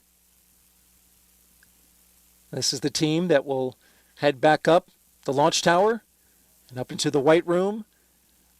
They will secure the crew access arm to Boeing Starliner, open up the hatch, and get the astronauts out. Just prior to this, 20-30 minutes or so, we've been listening to the ULA team safe the Atlas V vehicle, basically going through a number of steps to make sure that the tanks for the liquid oxygen, liquid hydrogen, the RP-1 propellant, make sure everything is in a safe configuration before they allowed this crew to get on the pad. And you see the van there with the 321 backing up to the launch tower. Lauren, I want to ask you about, you've spent a lot of time studying the procedures for Starliner. Talk a little bit about the egress and this process that we're getting ready to undergo. Yeah, Daryl, a lot of what they'll be doing is really what we've watched during this countdown, just in reverse. I'm listening on some of the side channels to the teams talking about going through their checklist, and this is something that we've practiced many, many times in the simulator, and the teams follow along during those sims where a scrub is often the case in some of the different sim scenarios they put together. And so they will go through this checklist that they know very well, where they will go through the everything that it takes to basically get the spacecraft back in the shape that it needs to be in so that we can turn around and do this again and go for it again. Of course, we have launch windows tomorrow, as well as the 5th and the 6th. We don't yet know how quickly the turnaround would be for this, if it's something we can get back in order for tomorrow, or if we need to wait until the 5th or 6th. But, Butch and Sunny are veteran astronauts who are very used to the world of scrubs. And during the last scrub, we even talked about how Sunny says that sometimes the scrub just knocks the pressure off a little bit, and they're used to it. So if you've heard Butch's voice on the loops in the last 20 minutes or so, you can tell that his spirits still seem high. Of course, it's disappointing, but it is part of the business, and the ultimate goal is just to make sure that our precious cargo, Butch and Sunny, are safe. Absolutely. Well said, Lauren. And there you see the blue team at the base of the launch tower, getting ready to head up the elevator to make their way to the crew access arm and then into the white room. We did hear, of course, they wouldn't be there if this weren't the case, but Starliner is also safe. We talked about the rocket, the Atlas V, and the procedures they had to go through to make sure it was safe for people to go back to the pad and to pull the crew out. Starliner, as you know, was also safed. And they are headed in the elevator, getting ready to go up.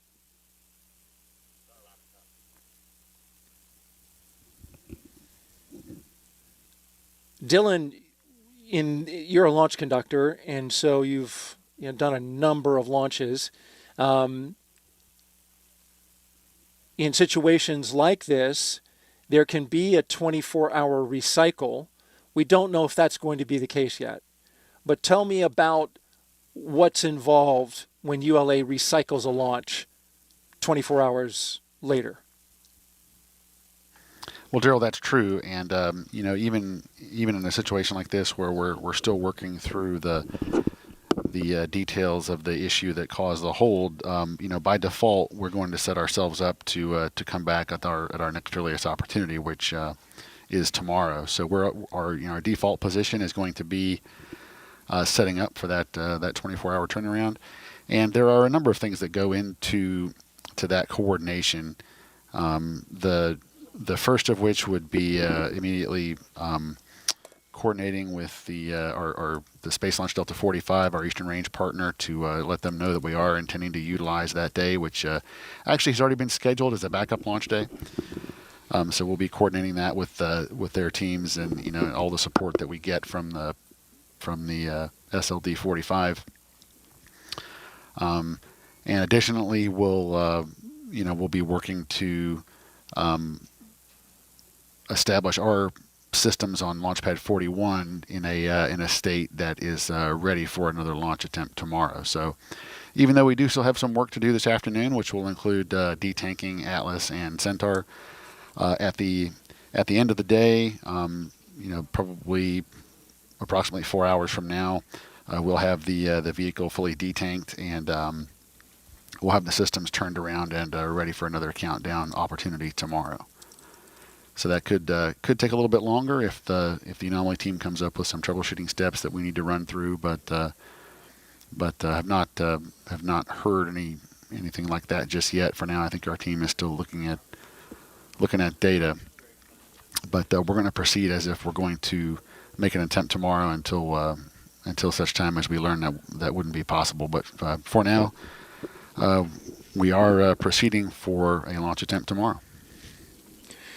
Yeah, the great point about the launch attempt is already there and available tomorrow if the NASA, ULA, and Boeing teams decide to take it. It's worth noting that T0 is already set for June 2nd, and it's 12:03 and roughly 07 seconds p.m. Eastern Time. Again, 12:03:05 p.m. Eastern Time, as you're looking at the blue team configuring the crew access arm around the Starliner capsule, where inside astronauts Butch Wilmore and Sonny Williams are inside awaiting to be egressed or pulled out of the capsule.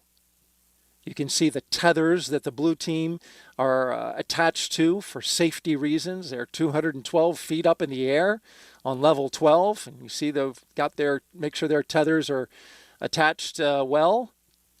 As they work to bring that environmental seal down, we'll see them doing that.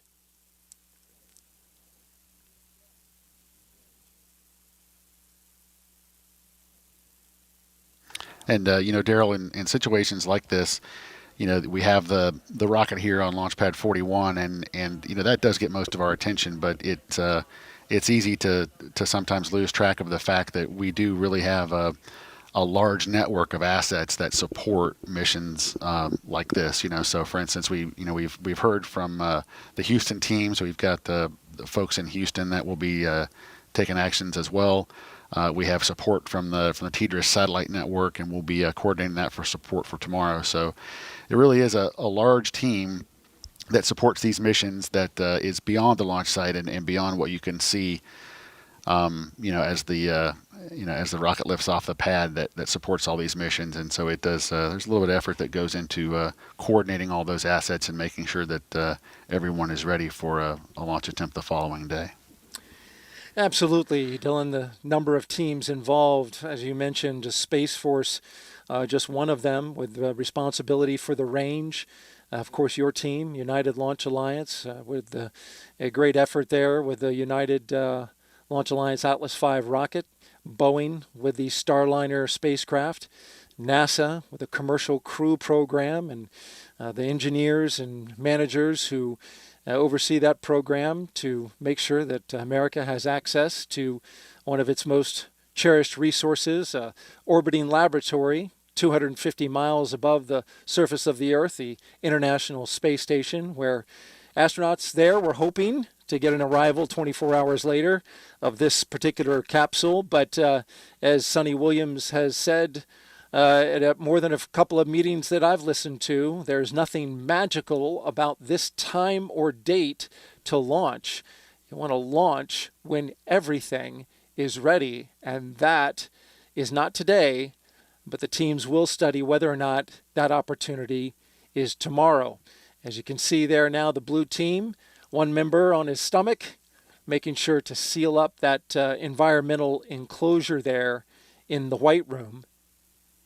And Lauren, taking this hatch off is a process as well. We saw them secure it, and now they're getting ready to remove it.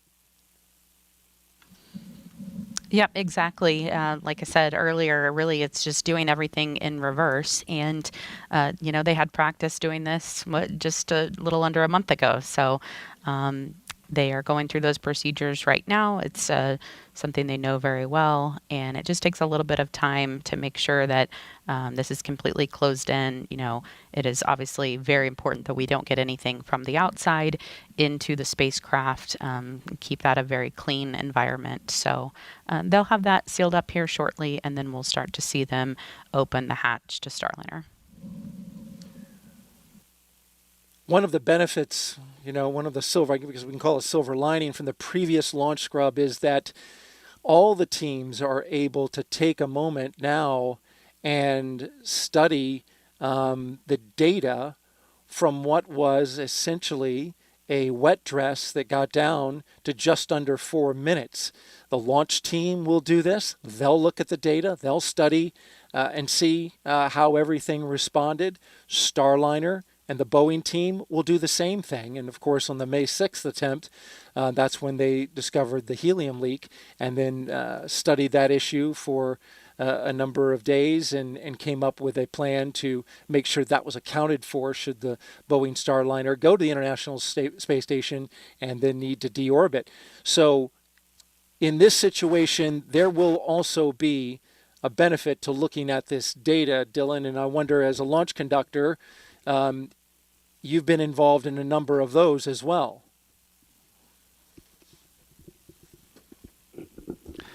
That's true. And, really we're just going to keep the team focused on the tasks ahead of us. And, right now that is the most important thing. So we're focused on supporting the blue team, the team on the pad, as they get the white room configured and prepare to egress Sonny and Butch, and then we'll move on to the next step, and we'll proceed methodically until we're we have the vehicle detanked, and in parallel to that, the engineering teams will continue to pore over that data that we collected today and come up with a troubleshooting and plan for resolution, as we always do. Like you said, even with a successful launch, there's an extensive data review that goes into every bit of data that was collected during that flight. And days like today with the launch scrub is no different. So there's a lot of data collected, a lot of data to review, and we'll take advantage of that in order to put ourselves in the best position to continue with an opportunity at the next earliest opportunity when it's right to do so. We just heard on the nets, I just heard our team here of commentators, Dylan Rice with United Launch Alliance, Lauren Brennicke with Boeing Starliner, and myself, Daryl Nell, here with NASA, that the White Room is now configured to begin hatch open operations. Again, the White Room is now configured for the team that you see in front of you to begin opening the hatch.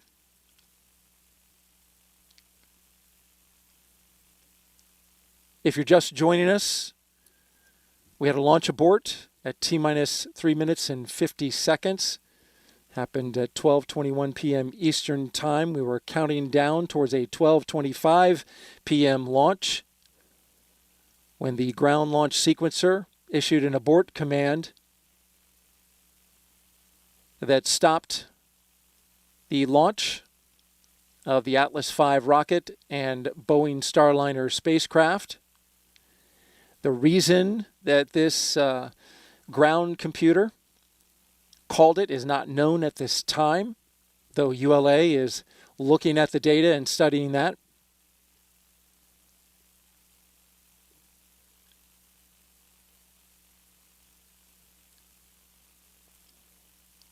Immediately afterwards, the ULA team began to what's called safe the rocket, essentially making sure that all of those high energy systems are put into a configuration that is safe for people to be out there on the pad and for the astronauts, Butch Wilmore and Sonny Williams, to come out of the capsule and head back to astronaut crew quarters.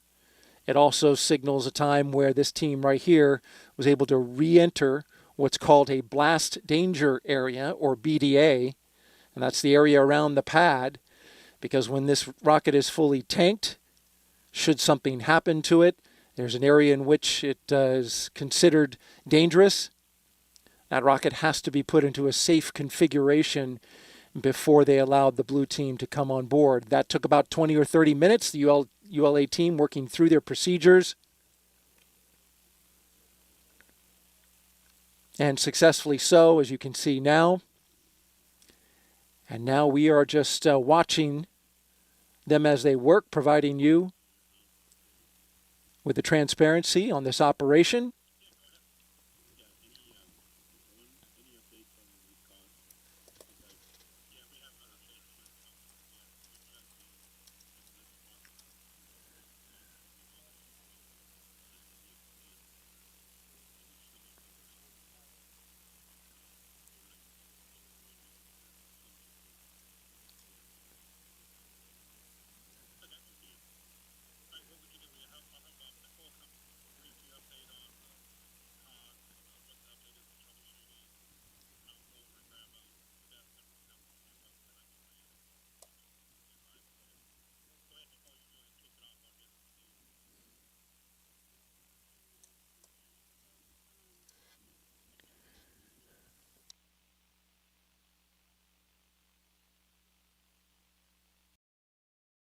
And if you're just joining us, welcome here to the launch pad. You are looking at a live view inside the White Room at Space Launch Complex 41 at Cape Canaveral Space Force Station in Florida, where we have entered a scrub. A hold was called at T-minus 3 minutes and 50 seconds We have had confirmation from NASA on what happened. The GLS, the ground system, did not load the correct files at the time when they resumed the count. So it was not in a good configuration. Quoting saying, GLS did not load the proper configuration files when the countdown resumed. We're not too sure what that actually means, but if it's a software problem, there isn't a chance that we may be able to see this 24-hour turnaround occur. That is why we have that countdown clock running. T-minus 23, or L-minus, 23 hours, 55 seconds to the next launch opportunity. At this time, we are working through the scrub procedures. As you can see, the team there in the white room preparing to open the hatch and retrieve the crew. You can just imagine the emotions of the crew the second time they've gone through this.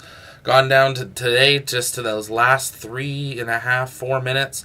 And we're go for launch on everything across the board, even with all the issues they had to work today. And another issue arose, which ended up causing a scrub. And now they have to go through all this process to get out of the vehicle, go back to crew quarters. If NASA does what they did last time, which we appreciated what they did, they stayed live all the way to the crew arriving back at crew quarters. So we will be staying live through that, bringing you commentary updates. If you haven't yet, take a moment, engage that subscribe button, though, so you never miss another live launch coverage. We will be staying live with our 24/7 Starliner countdown tracker. So if you're watching a stream that says live NASA ULA Boeing Starliner launch, this stream will end eventually. We're not ending yet, but it'll end eventually. If you're watching live ULA Boeing Starliner CFT countdown, this stream will be staying live, and you'll be able to follow along with the launch countdown and updates as we target the next opportunity, or if it gets delayed any longer. Now, there's a lot of things happening other than Starliner. We're counting down to the fourth flight test. It's not crewed. The fourth flight test of Starship. We are counting down to the second Electron to launch the pre-fire mission. We are also counting down to China's Chang'e 6 lunar sample return mission landing on the far side of the moon. They are targeting landing in just under 7 hours from now. If everything goes well, they'll spend 48 hours on the surface collecting 2,000 grams of samples for the first ever time from the far side. They will then launch an ascent vehicle back to the orbiter and will then journey back home with return to Earth scheduled for just under 24 days from now. So we're waiting for updates on that and how that is going. We do have a live tracker running for the Chang'e 6 sample return mission as well. So if you want to follow along on updates on how that is progressing, definitely check that out as well.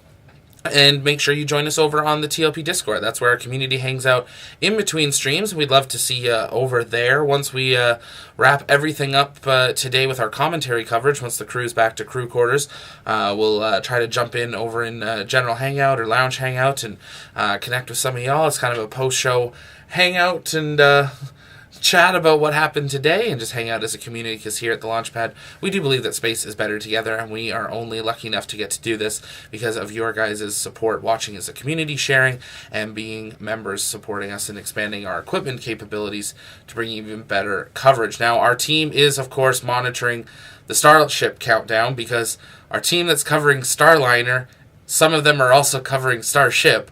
And some of our equipment we want at both. So we are working plans on how that's going to balance out for both. So we will see how that goes. But we do have our 24/7 camera running for Starship Flight 4. And something some of you may not be aware of, that camera you can control. If you become a Starbase Explorer member or higher, you can actually control what that camera looks like. There's a toggle on the screen that says if it's TLP controlled or community controlled. And if it says community controlled, if you are a member, you are able to change what that camera looks at. So definitely take a moment, check that out, become a member. And this is our first community controlled camera of a series of them we are planning. So definitely take a moment and check that out. We're going to continue to listen into NASA, ULA, and Boeing mission control and commentators as we wait for hatch opening and watch the crew egress. They said this is about an hour-long process, and we are coming up to about 45 minutes since the scrub, so we are expecting that crew egress to begin here momentarily.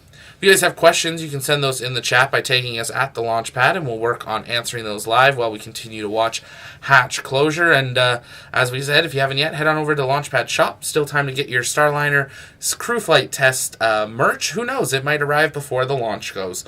But also time to get your limited edition Starship Flight 4 gear as well with our our Flight 4 patch there, so definitely check all of that out. We're going to listen back into NASA Mission Control for more updates. Stay with us right here on the launch pad. He is a launch conductor for ULA, not for this mission, but many other missions that ULA has launched. And he is our commentator for today with ULA. And as he has said in our coverage, our post-scrub coverage here, that teams are very much focused on the objective of getting Sonny and Butch out. To recap for our audience, Dylan, we got this scrub at just under T-minus 4 minutes, a moment where the ground launch sequencer, the computer that orchestrates the final systems and operations in the terminal count, issued an abort. And kind of talk me through what you saw as we went through that sequence of events. Sure, Daryl. So, as we heard, the computers did automatically generate a hold, and that's done when the computer detects a condition that it did not expect during terminal count. So the computer is really in control of the final 4 minutes of the countdown. Our operators verbalize the status of the terminal countdown as the computer runs its script and executes the final steps to launch the rocket. But the computer is really monitoring thousands of parameters and executing commands very, very quickly. And so we still don't have any good clear word yet on what caused this particular hold. But these kinds of holds occur when a command goes out and the computer cannot verify the proper response to a command. And so don't really have any indication yet as to which system that the issue may have been associated with. We just know that it was a computer controlled hold that was initiated. And so our team immediately went into the securing steps to establish a safe, stable configuration for the vehicle. And we're going to maintain that configuration until we get Butch and Sonny out of Starliner, at which point we'll begin detanking the rocket once we have the blue team and the Starliner crew clear of Launch Complex 41. And Dylan, we're another step closer to getting the crew out of the capsule. As you can see here, the hatch is now open as they begin putting in basically the equipment necessary to safely egress them or have them come out of the capsule, carefully so. Appreciate the recap there. You mentioned the launch date early on. We don't know when the next launch date will be, but what we do know is we have a backup attempt on Sunday, tomorrow, June 2nd at 12:03 p.m. Eastern Time. That's available if the teams are able to recycle 24 hours and get back out to the pad. That hasn't been determined yet. I'm listening to the nets now as the Capcom talks to the crew inside, giving them updates essentially to what's happening outside the capsule.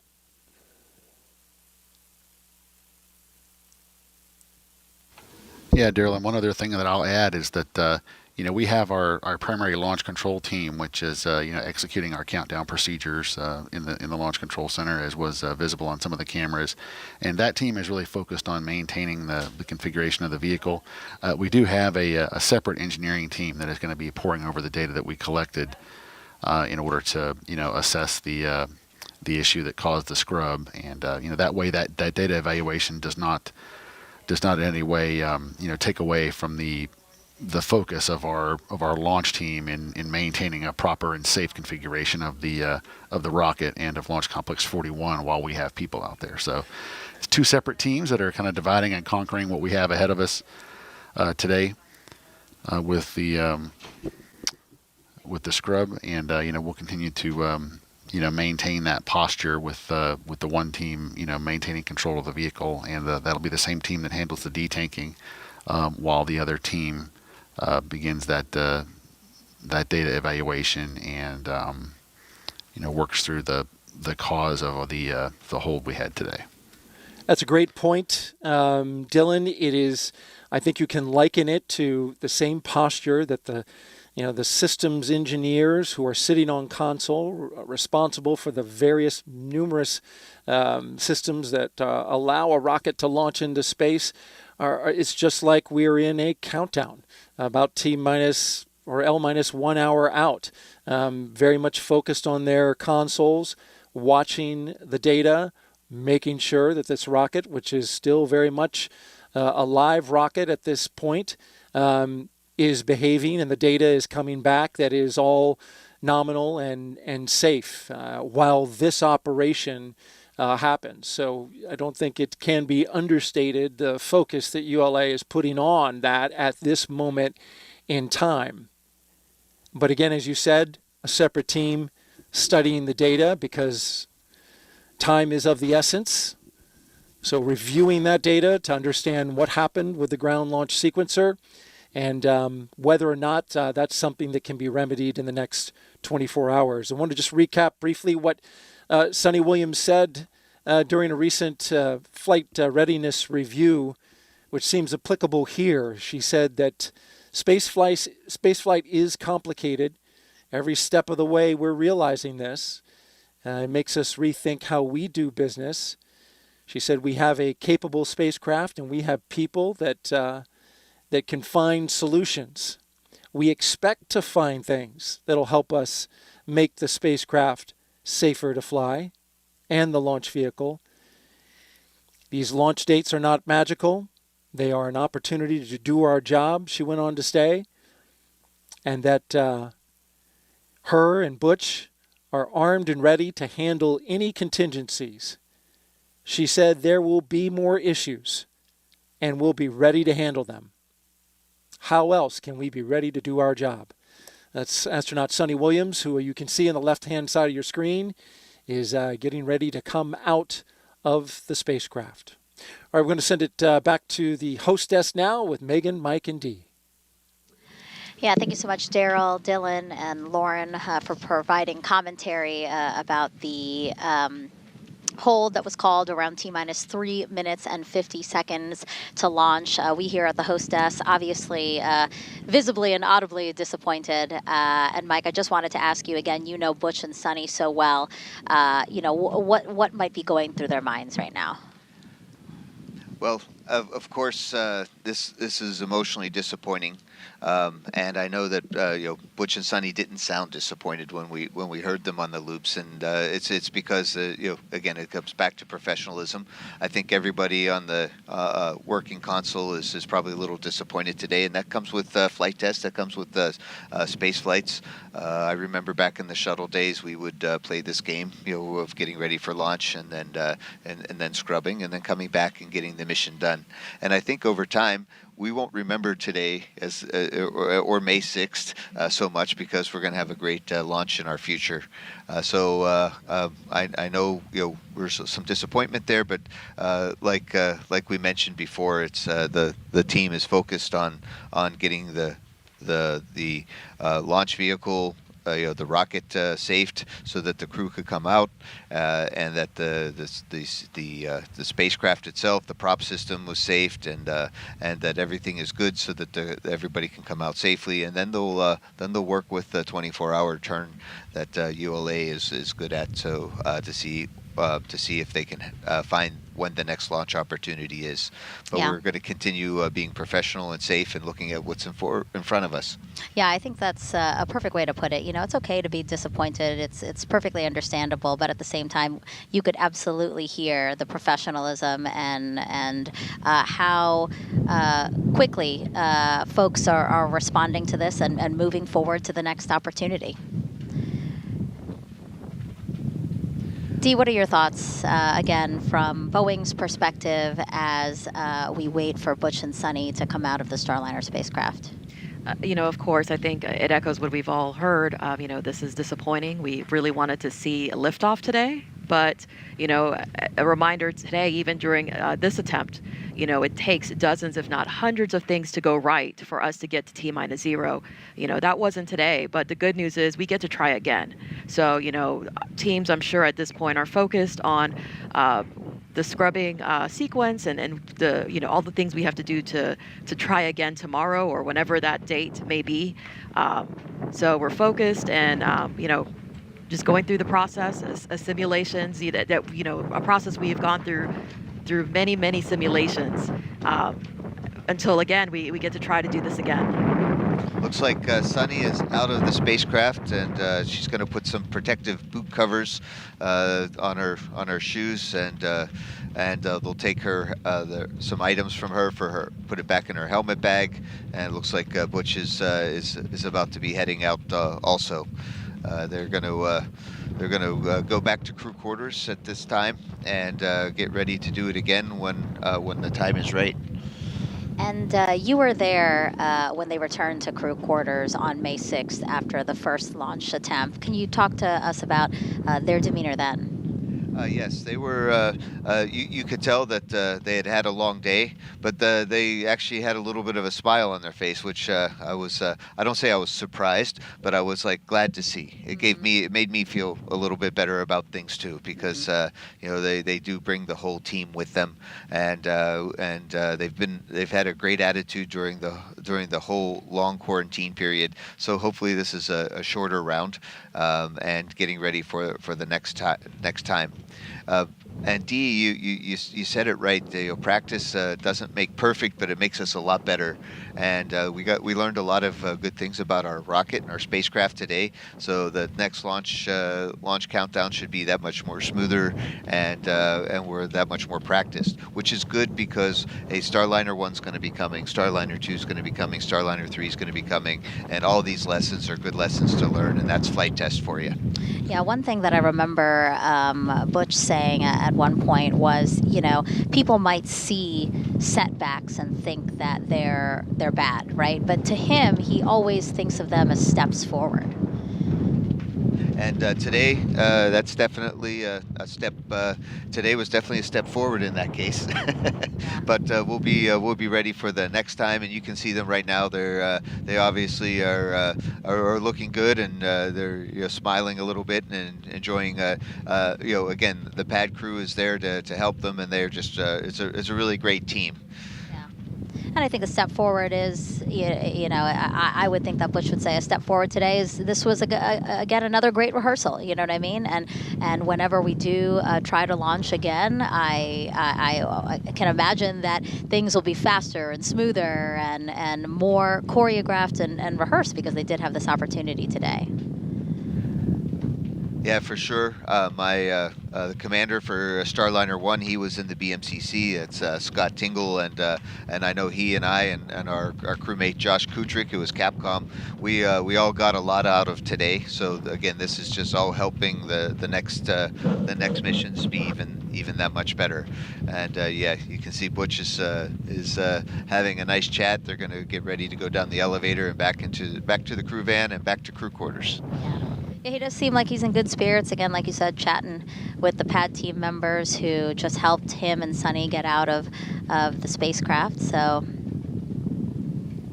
that pad team had left the pad, obviously. And in those final moments, it was just Butch and Sunny before that hold call at T-minus 3 minutes and 50 seconds. And so right after that call, as we heard from Daryl and Dylan and Lauren, they safed the vehicle, made sure it was in a safe configuration for the pad team to return to the launch pad and to begin the procedures to open up the side hatch there so that Butch and Sunny could get out.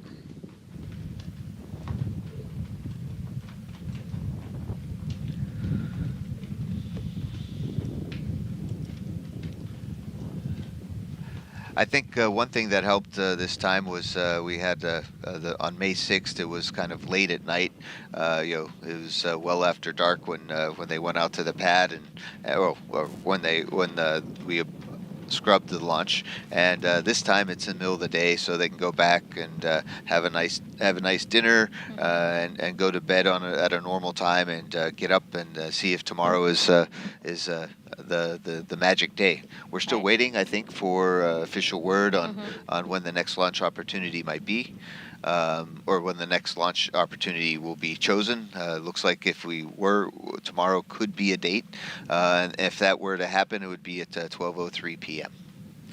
And for folks just joining us, just to recap so far, so there was an automatic hold by the ground launch sequencer at T-minus 3 minutes and 50 seconds to launch, so about 12:21 p.m. Eastern Time today. The ground launch sequencer is essentially the computer that launches the rockets. It controls all the systems needed in the final moments of the countdown. And the ULA team will still be looking into why it appears the ground launch sequencer did not enter into the right configuration for launch. That is why the automatic hold was triggered at, again, T-minus 3 minutes and 50 seconds. As you can see on your screen, the next launch opportunity tomorrow, June 2nd, 12:03 p.m. Eastern Time. Again, that's just an opportunity. Teams will review the data from what happened today to determine whether or not they can make that launch opportunity. You see Sunny walking across the crew access arm now. Back into the white room, where a pad team member is helping her to put back on her helmet. The cover. A visor cover, yes. Yeah. And that's to make sure it doesn't scratch, nothing scratches. Yes, right? It's very frustrating to have a visor that's scratchy and then it's hard to replace, so we protect them carefully. And so they'll be able to make it back to the suit room where the crew will get unsuited, and the suits will get cleaned and dried and ready for the next time to go launch. And give us some insight as to what happened. So, we ended our coverage last time on May 6th after Butch and Sunny arrived to crew quarters. What happens after that? Yes, so they arrive at crew quarters. It was kind of funny because I met them right at the Astrovan. We said a few joking words, and then I asked Butch if I could carry his helmet bag, and he said nope.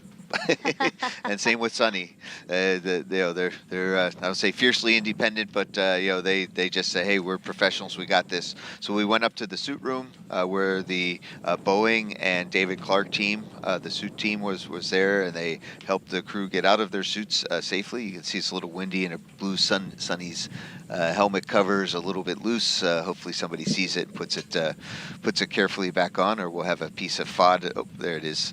And so then they get out of their suits, and then they go back to their rooms at the astronaut quarantine facility or crew quarters, and they will get out of their undergarments and take a quick shower, get refreshed, and then find out what the plan is for the next time, whether it's tomorrow or not. And so that's what happened last time, and at this point last time we thought the launch might be the next day also. So they're keeping their optimism right now and keeping options open. Sure. And so we just saw Butch and Sunny and the pad team members get inside the elevator at level 12, which is the level that allows them access to the Starliner spacecraft. So now they are making their way down to the base of the crew access tower.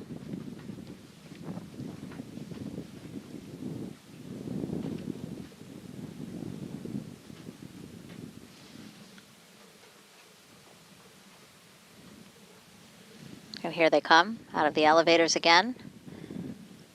can see they have their white booties on there. That's to make sure that any gravel or any small little pieces of dirt or rocks don't get into their fancy boots, and it protects the spacecraft, the Calypso, for the next opportunity.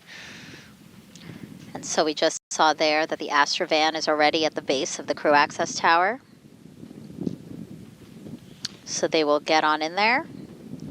And then it's a short ride over to astronaut crew quarters, which is basically it's like the whole west wing of the third floor of the operations and checkout building here, right? Yes, and not only are the flight crew there, but we have the chief astronaut. We have our vehicle integration and test office folks there. So it's there's many rooms at the astronaut crew quarters for sure. And of course the team that makes the meals, they do a fantastic job on feeding us while we're in quarantine. And I think they probably just got word that they're going to have to come up with a dinner for tonight, and they're scrambling like all the rest of us. And I know they're going to do a great job. And I bet you Butch and Sonny are hungry now. I was going to say, I remember specifically Butch and Sonny both saying that they felt like the food at astronaut crew quarters was excellent. So, there's always these silver linings, right? A good meal tonight would do them good, I would assume. Well, to be honest, Butch and Sonny are my heroes, and I consider them national heroes too. And at least we can do is feed them nicely. And so there have still been family members who've been quarantining with them. Will they have some family time, after they probably debrief and some of the things that you already mentioned? Yeah, that's a great point. Last time it was kind of late at night, and family time was a little bit hard to come by. But this time,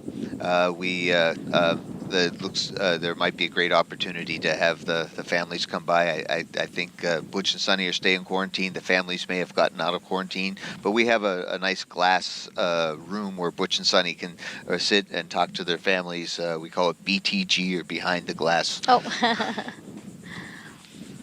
All right, and we see the Astrovan there, turning around, driving away now from the crew access tower. Again, a short drive back to crew quarters, about 15-20 minutes.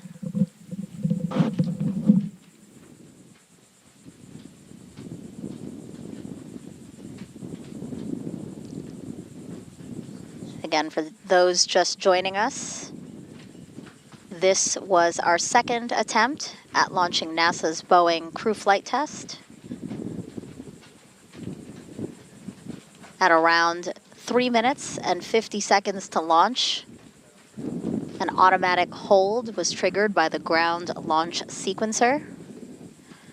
And that GLS for short is the computer that launches the rocket, because it controls all the systems needed in the final moments of the countdown. So if you remember when we were in terminal count and you heard the teams calling out and saying, this is done, kind of ticking off things off the checklist, it was the ground launch sequencer, right, Mike? That were triggering all of those steps. Yes. So that's what's really neat about modern launch vehicles and rockets, is that we can let the computers get all the sequence of events that needs to happen. A lot of valves opening and igniters igniting to get a launch properly. And so for some reason today, the launch sequencer said, "Hey, something's not right. I didn't pass my self checks," and stopped the launch at 3 minutes and 50 seconds to go. And it's great that we have these safeties in place, right? For there to be an automatic trigger, if there were something wrong, really is a safety to have. And that really helps with both reliability and safety for sure. And that's what's really nice about the rockets that we send humans on. That I think the SLS, the Artemis rocket, also has a ground launch sequencer, different design, but the same purpose of making sure everything happens. And if it doesn't, it's hold off from launch, and we'll do it again some other time.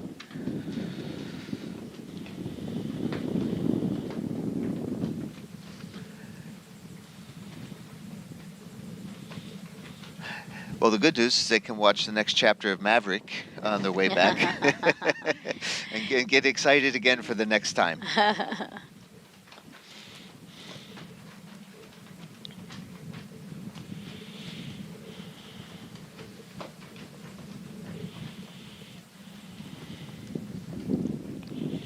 Again, when we launch, this will be a historic mission.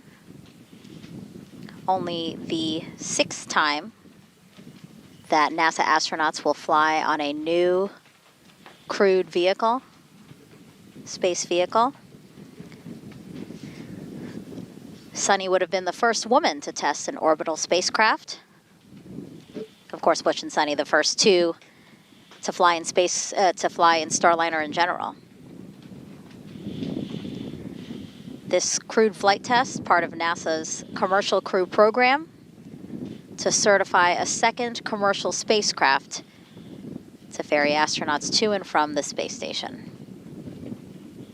And this is interesting, actually. Once in orbit, for the first time in NASA history, the agency will have 3 different crew spacecraft operating in space simultaneously. So you would have the International Space Station, the SpaceX Crew Dragon, and also Boeing Starliner spacecraft. So again, once in orbit, another milestone. Yeah, I have a feeling, Megan and Dee, that low Earth orbit's going to become more and more busy, and that's a really good thing for our country, and it's very good for the space program overall, and good for humans. And let's talk about this crew flight test again. There are 87 test objectives that teams are looking to review, right, in order to certify Starliner. Can you talk us through some of those objectives? Yes, so it's a really neat list that we put together, and I think Boeing was always careful to say the whole flight itself is a test, because a lot of things that you put together, you can test them in small individual units, but this is the first time that we've had the humans and the rocket and the spacecraft all together going to dock to the space station. So that's a big test objective, is to have mission success. And today we got this much closer for that. The actual flight test objectives on the lower level, as well as that we mentioned earlier in the broadcast, called operational checkouts of capability, OCCs, really focus on 2 main areas. One area is how does the spacecraft fly? In the simulators, it flies a certain way.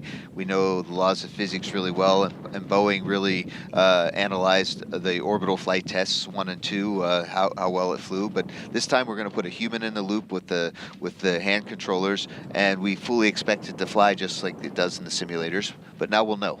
If we ever needed to manually dock the spacecraft or to use it for deorbit, we'll have great confidence, and that's part of what certification is. It's saying NASA has confidence that the Starliner will do what it needs to do and keep our crews safe and going back and forth to the space station. So we have a lot of those. I think interview earlier with Chris Ferguson, he talked about, hey, can you point the spacecraft to the sun to charge the solar panels? Can you point it to the tracking and data relay satellites to get communications? So those are all really important flight test objectives. Sure. But we're also looking at Starliner as a place to hold humans on the way to and back from space stations. So how is the egress system working, the environmental control and life support? How is the temperature? All these little things that matter. How is the communication system? A lot of these things that are really important for what you would expect in the spacecraft. And we think they're all great. We did a lot of ground testing, but you never know till you actually try. And then there's also the Starliner as a lifeboat aboard the space station, because for a 6-month crew, if something happens, they should be able to get into Starliner and wait for 24 hours in a safe haven, or if not, come back. Right. And so does the station portable computer system work in Starliner? Do we get Wi-Fi inside Starliner or not from the space station side? We don't think so, but we'll check it out. So there's lots of things to check while we're there, and Butch and Sunny will come back with some great data. And speaking of Butch and Sunny coming back, they are actually passing us right now at the host desk. The host desk is at Kennedy Space Center's press site and across the street from the iconic vehicle assembly building. So we are hearing some helicopter sound from above, and we now have eyes on the security convoy and the Astrovan with Butch and Sunny inside. Yay, go Butch, go Sunny, go Starliner. Not much of a trip from here, about 10 minutes. So we should be back at crew quarters here shortly. It's a lot easier with the police escort. Yeah.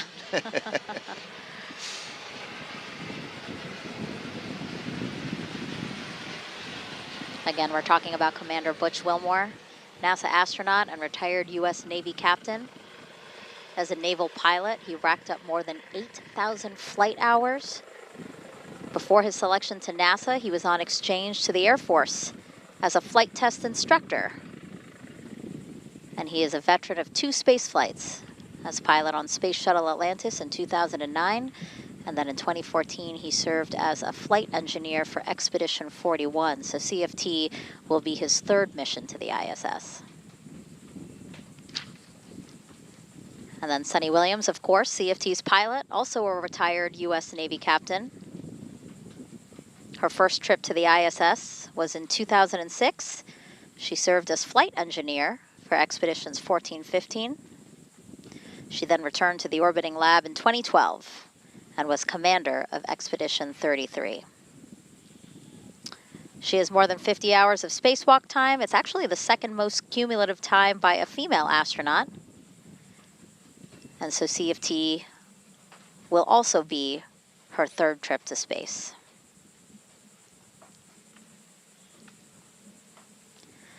Again, their background is something to be said here. Mike, again, they're used to this. Scrubs are par for the course. And with the new spacecraft on a new to us rocket, and for ULA having humans on board, this is all new. So we expect to have some hiccups, small hiccups like this for the new things. So yeah, it's a little bit disappointing, but we're moving forward and looking forward to the next time to suit up and go again. But I think they like being a test pilot for a new vehicle, right? They've spoken about that a bunch of times. Oh my goodness, Yeah. yes, that's a dream come true for all of us. Right. And I'm really glad that Butch and Sunny had this opportunity. I've kept in touch with Doug Hurley, for example, from Bob and Doug. Remember that show Sure. from 4 years ago? And so yeah, they was it's a point of professional pride to be selected to go fly on a first flight. And Butch and Sunny are definitely ready to go, and so they understand it comes this way with flight test. Yeah, I remember Butch in particular saying, like, to be in the same group as, John Young, Robert Crippen, Wally Schirra, like those folks who flew on the previous 5 new spacecraft. He really feels that is a point of pride, and same with Sunny as well. Well, I'm very proud to work with them and very proud to know them, and I'm proud of what we've all accomplished so far. Yeah, I mean, you guys have been working together for so many years now, again, to bring Starliner online, to bring SpaceX's Dragon online, to really make it so that we do have a robust commercial crew program. It's really a testament to you guys.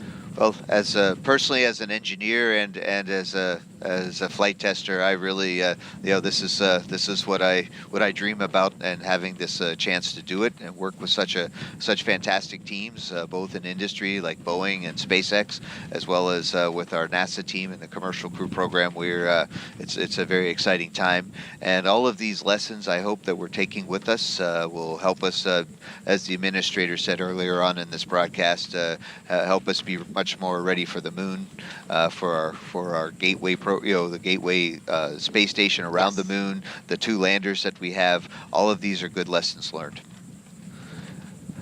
Some of the lessons that we saw today are we saw United Launch Alliance. Something went wrong with one of their sensors and controllers, and they had a plan and they executed it when the clock is ticking, it was a little bit of a stressful time for the Centaur upper stage, and they handled that magnificently. Yeah. And so those are the lessons learned, to be operationally ready for things, because they will happen, and have plans in advance.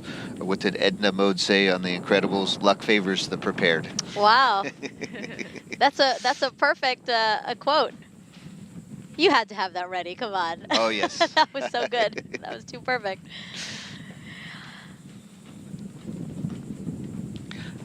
They're making the turn. They're Yep. just very close to the crew quarters and the operations and checkout building, and they'll be getting out of their suits in just a few minutes. Yep. Sometimes it can be hard to distinguish, features of Kennedy Space Center because it is so big, and it's a very operational center. But yes, I did know where we were by that turn in particular. That really, there's only a couple more minutes in this ride left.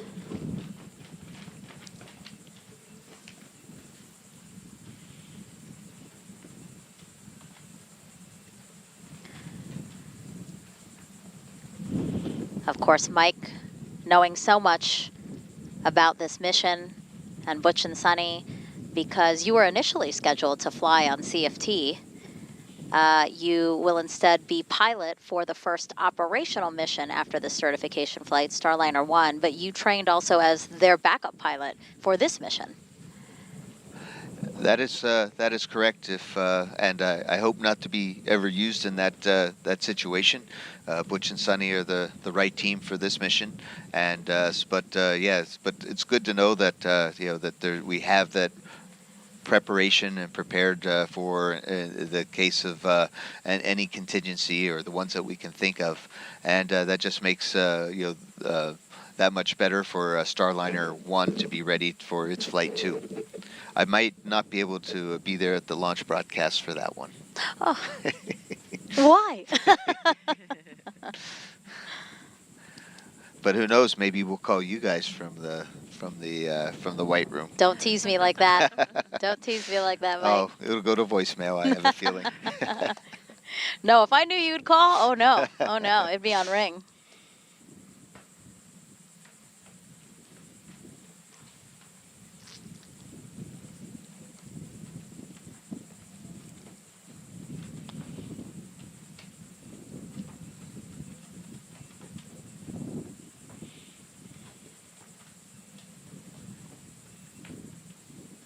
Okay, and when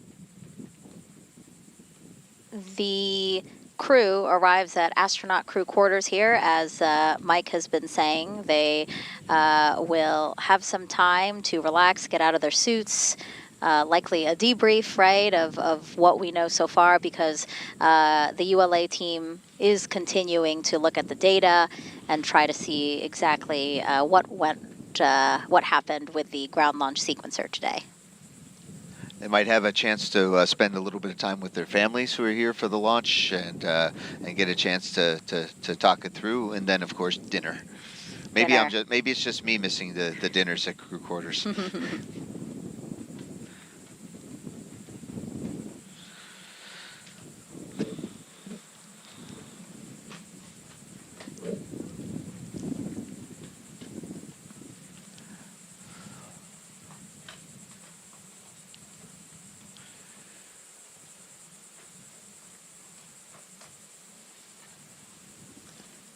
Again, if you are just joining us and you're seeing on the bottom of your screen there, the next launch opportunity is June 2nd, 12:03 p.m. Eastern Time. Again, opportunity. Right now, we don't know if teams will elect to take that opportunity, but we are talking about next opportunities because we had to stand down from today's launch attempt. Teams were trying to launch Butch and Sunny in Starliner atop a ULA Atlas V rocket at 12:25 p.m. Eastern Time today. But just under 4 minutes before launch, an automatic hold was triggered by the ground launch sequencer. And again, Mike, talk to us about what that ground launch sequencer is. It's important. Yes. the old way we used to do rockets before computers, we'd have to make sure all the valves and the telemetry was good and before we'd hit the launch button. But now with modern technology, we're able to have a computer to make sure everything is correct, and it happens at the right microsecond, so that the valves open, the fuel flows, the igniters ignite, along with the solid rocket boosters on the side, and have it happen with less than second precision to meet that instantaneous launch window. So the ground launch sequencers are normal for all modern rockets, including the Atlas, and for some reason today, when the ground launch sequencer at 3 minutes and 50 seconds to launch said, "Hey, something's not right. I'm gonna stop the sequence," and that's when our opportunity for today went away. But like you mentioned, Megan, indeed, is that just keeps things safe and keeps us on track for a successful mission in the future. And as you said, as teams review what happened today, NASA, Boeing, and ULA, we are planning a news conference at 3 p.m. Eastern today. An opportunity for us to be as transparent as possible about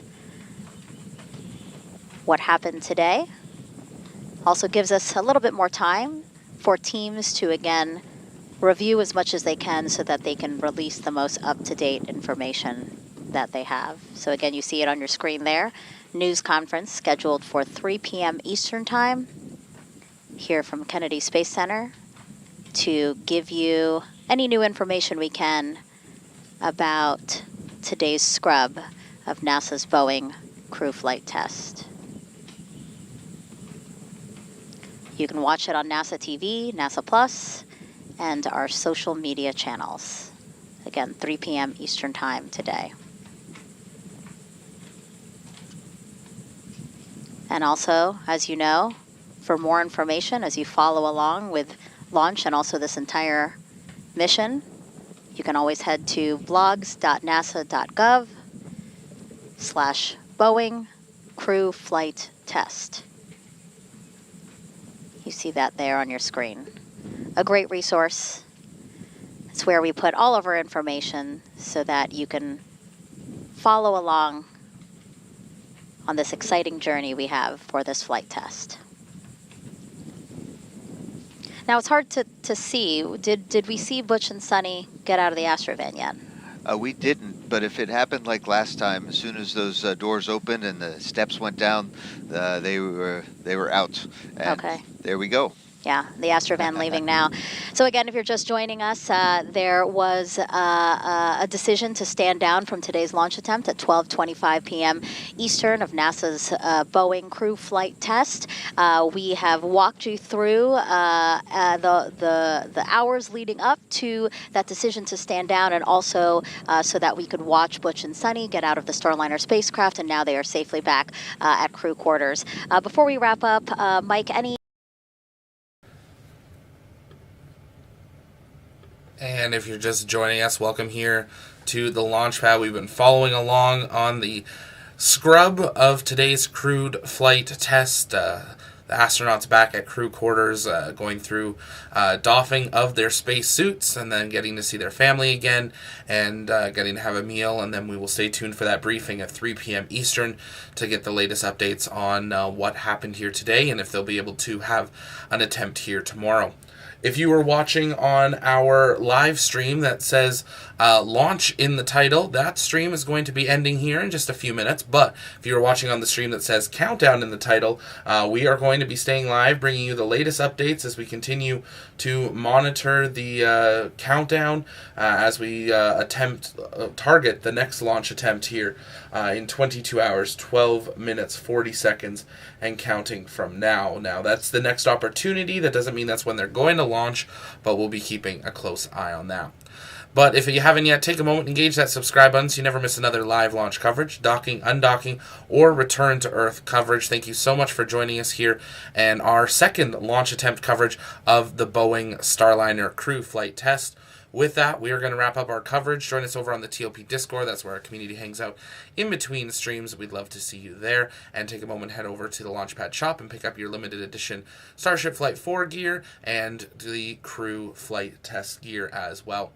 That is going to do it from our TLP Canada studio. My name's Zach, and here at the Launchpad, it's our mission to inform and inspire the explorers of tomorrow, because we believe that space is better together, and we will see you next time.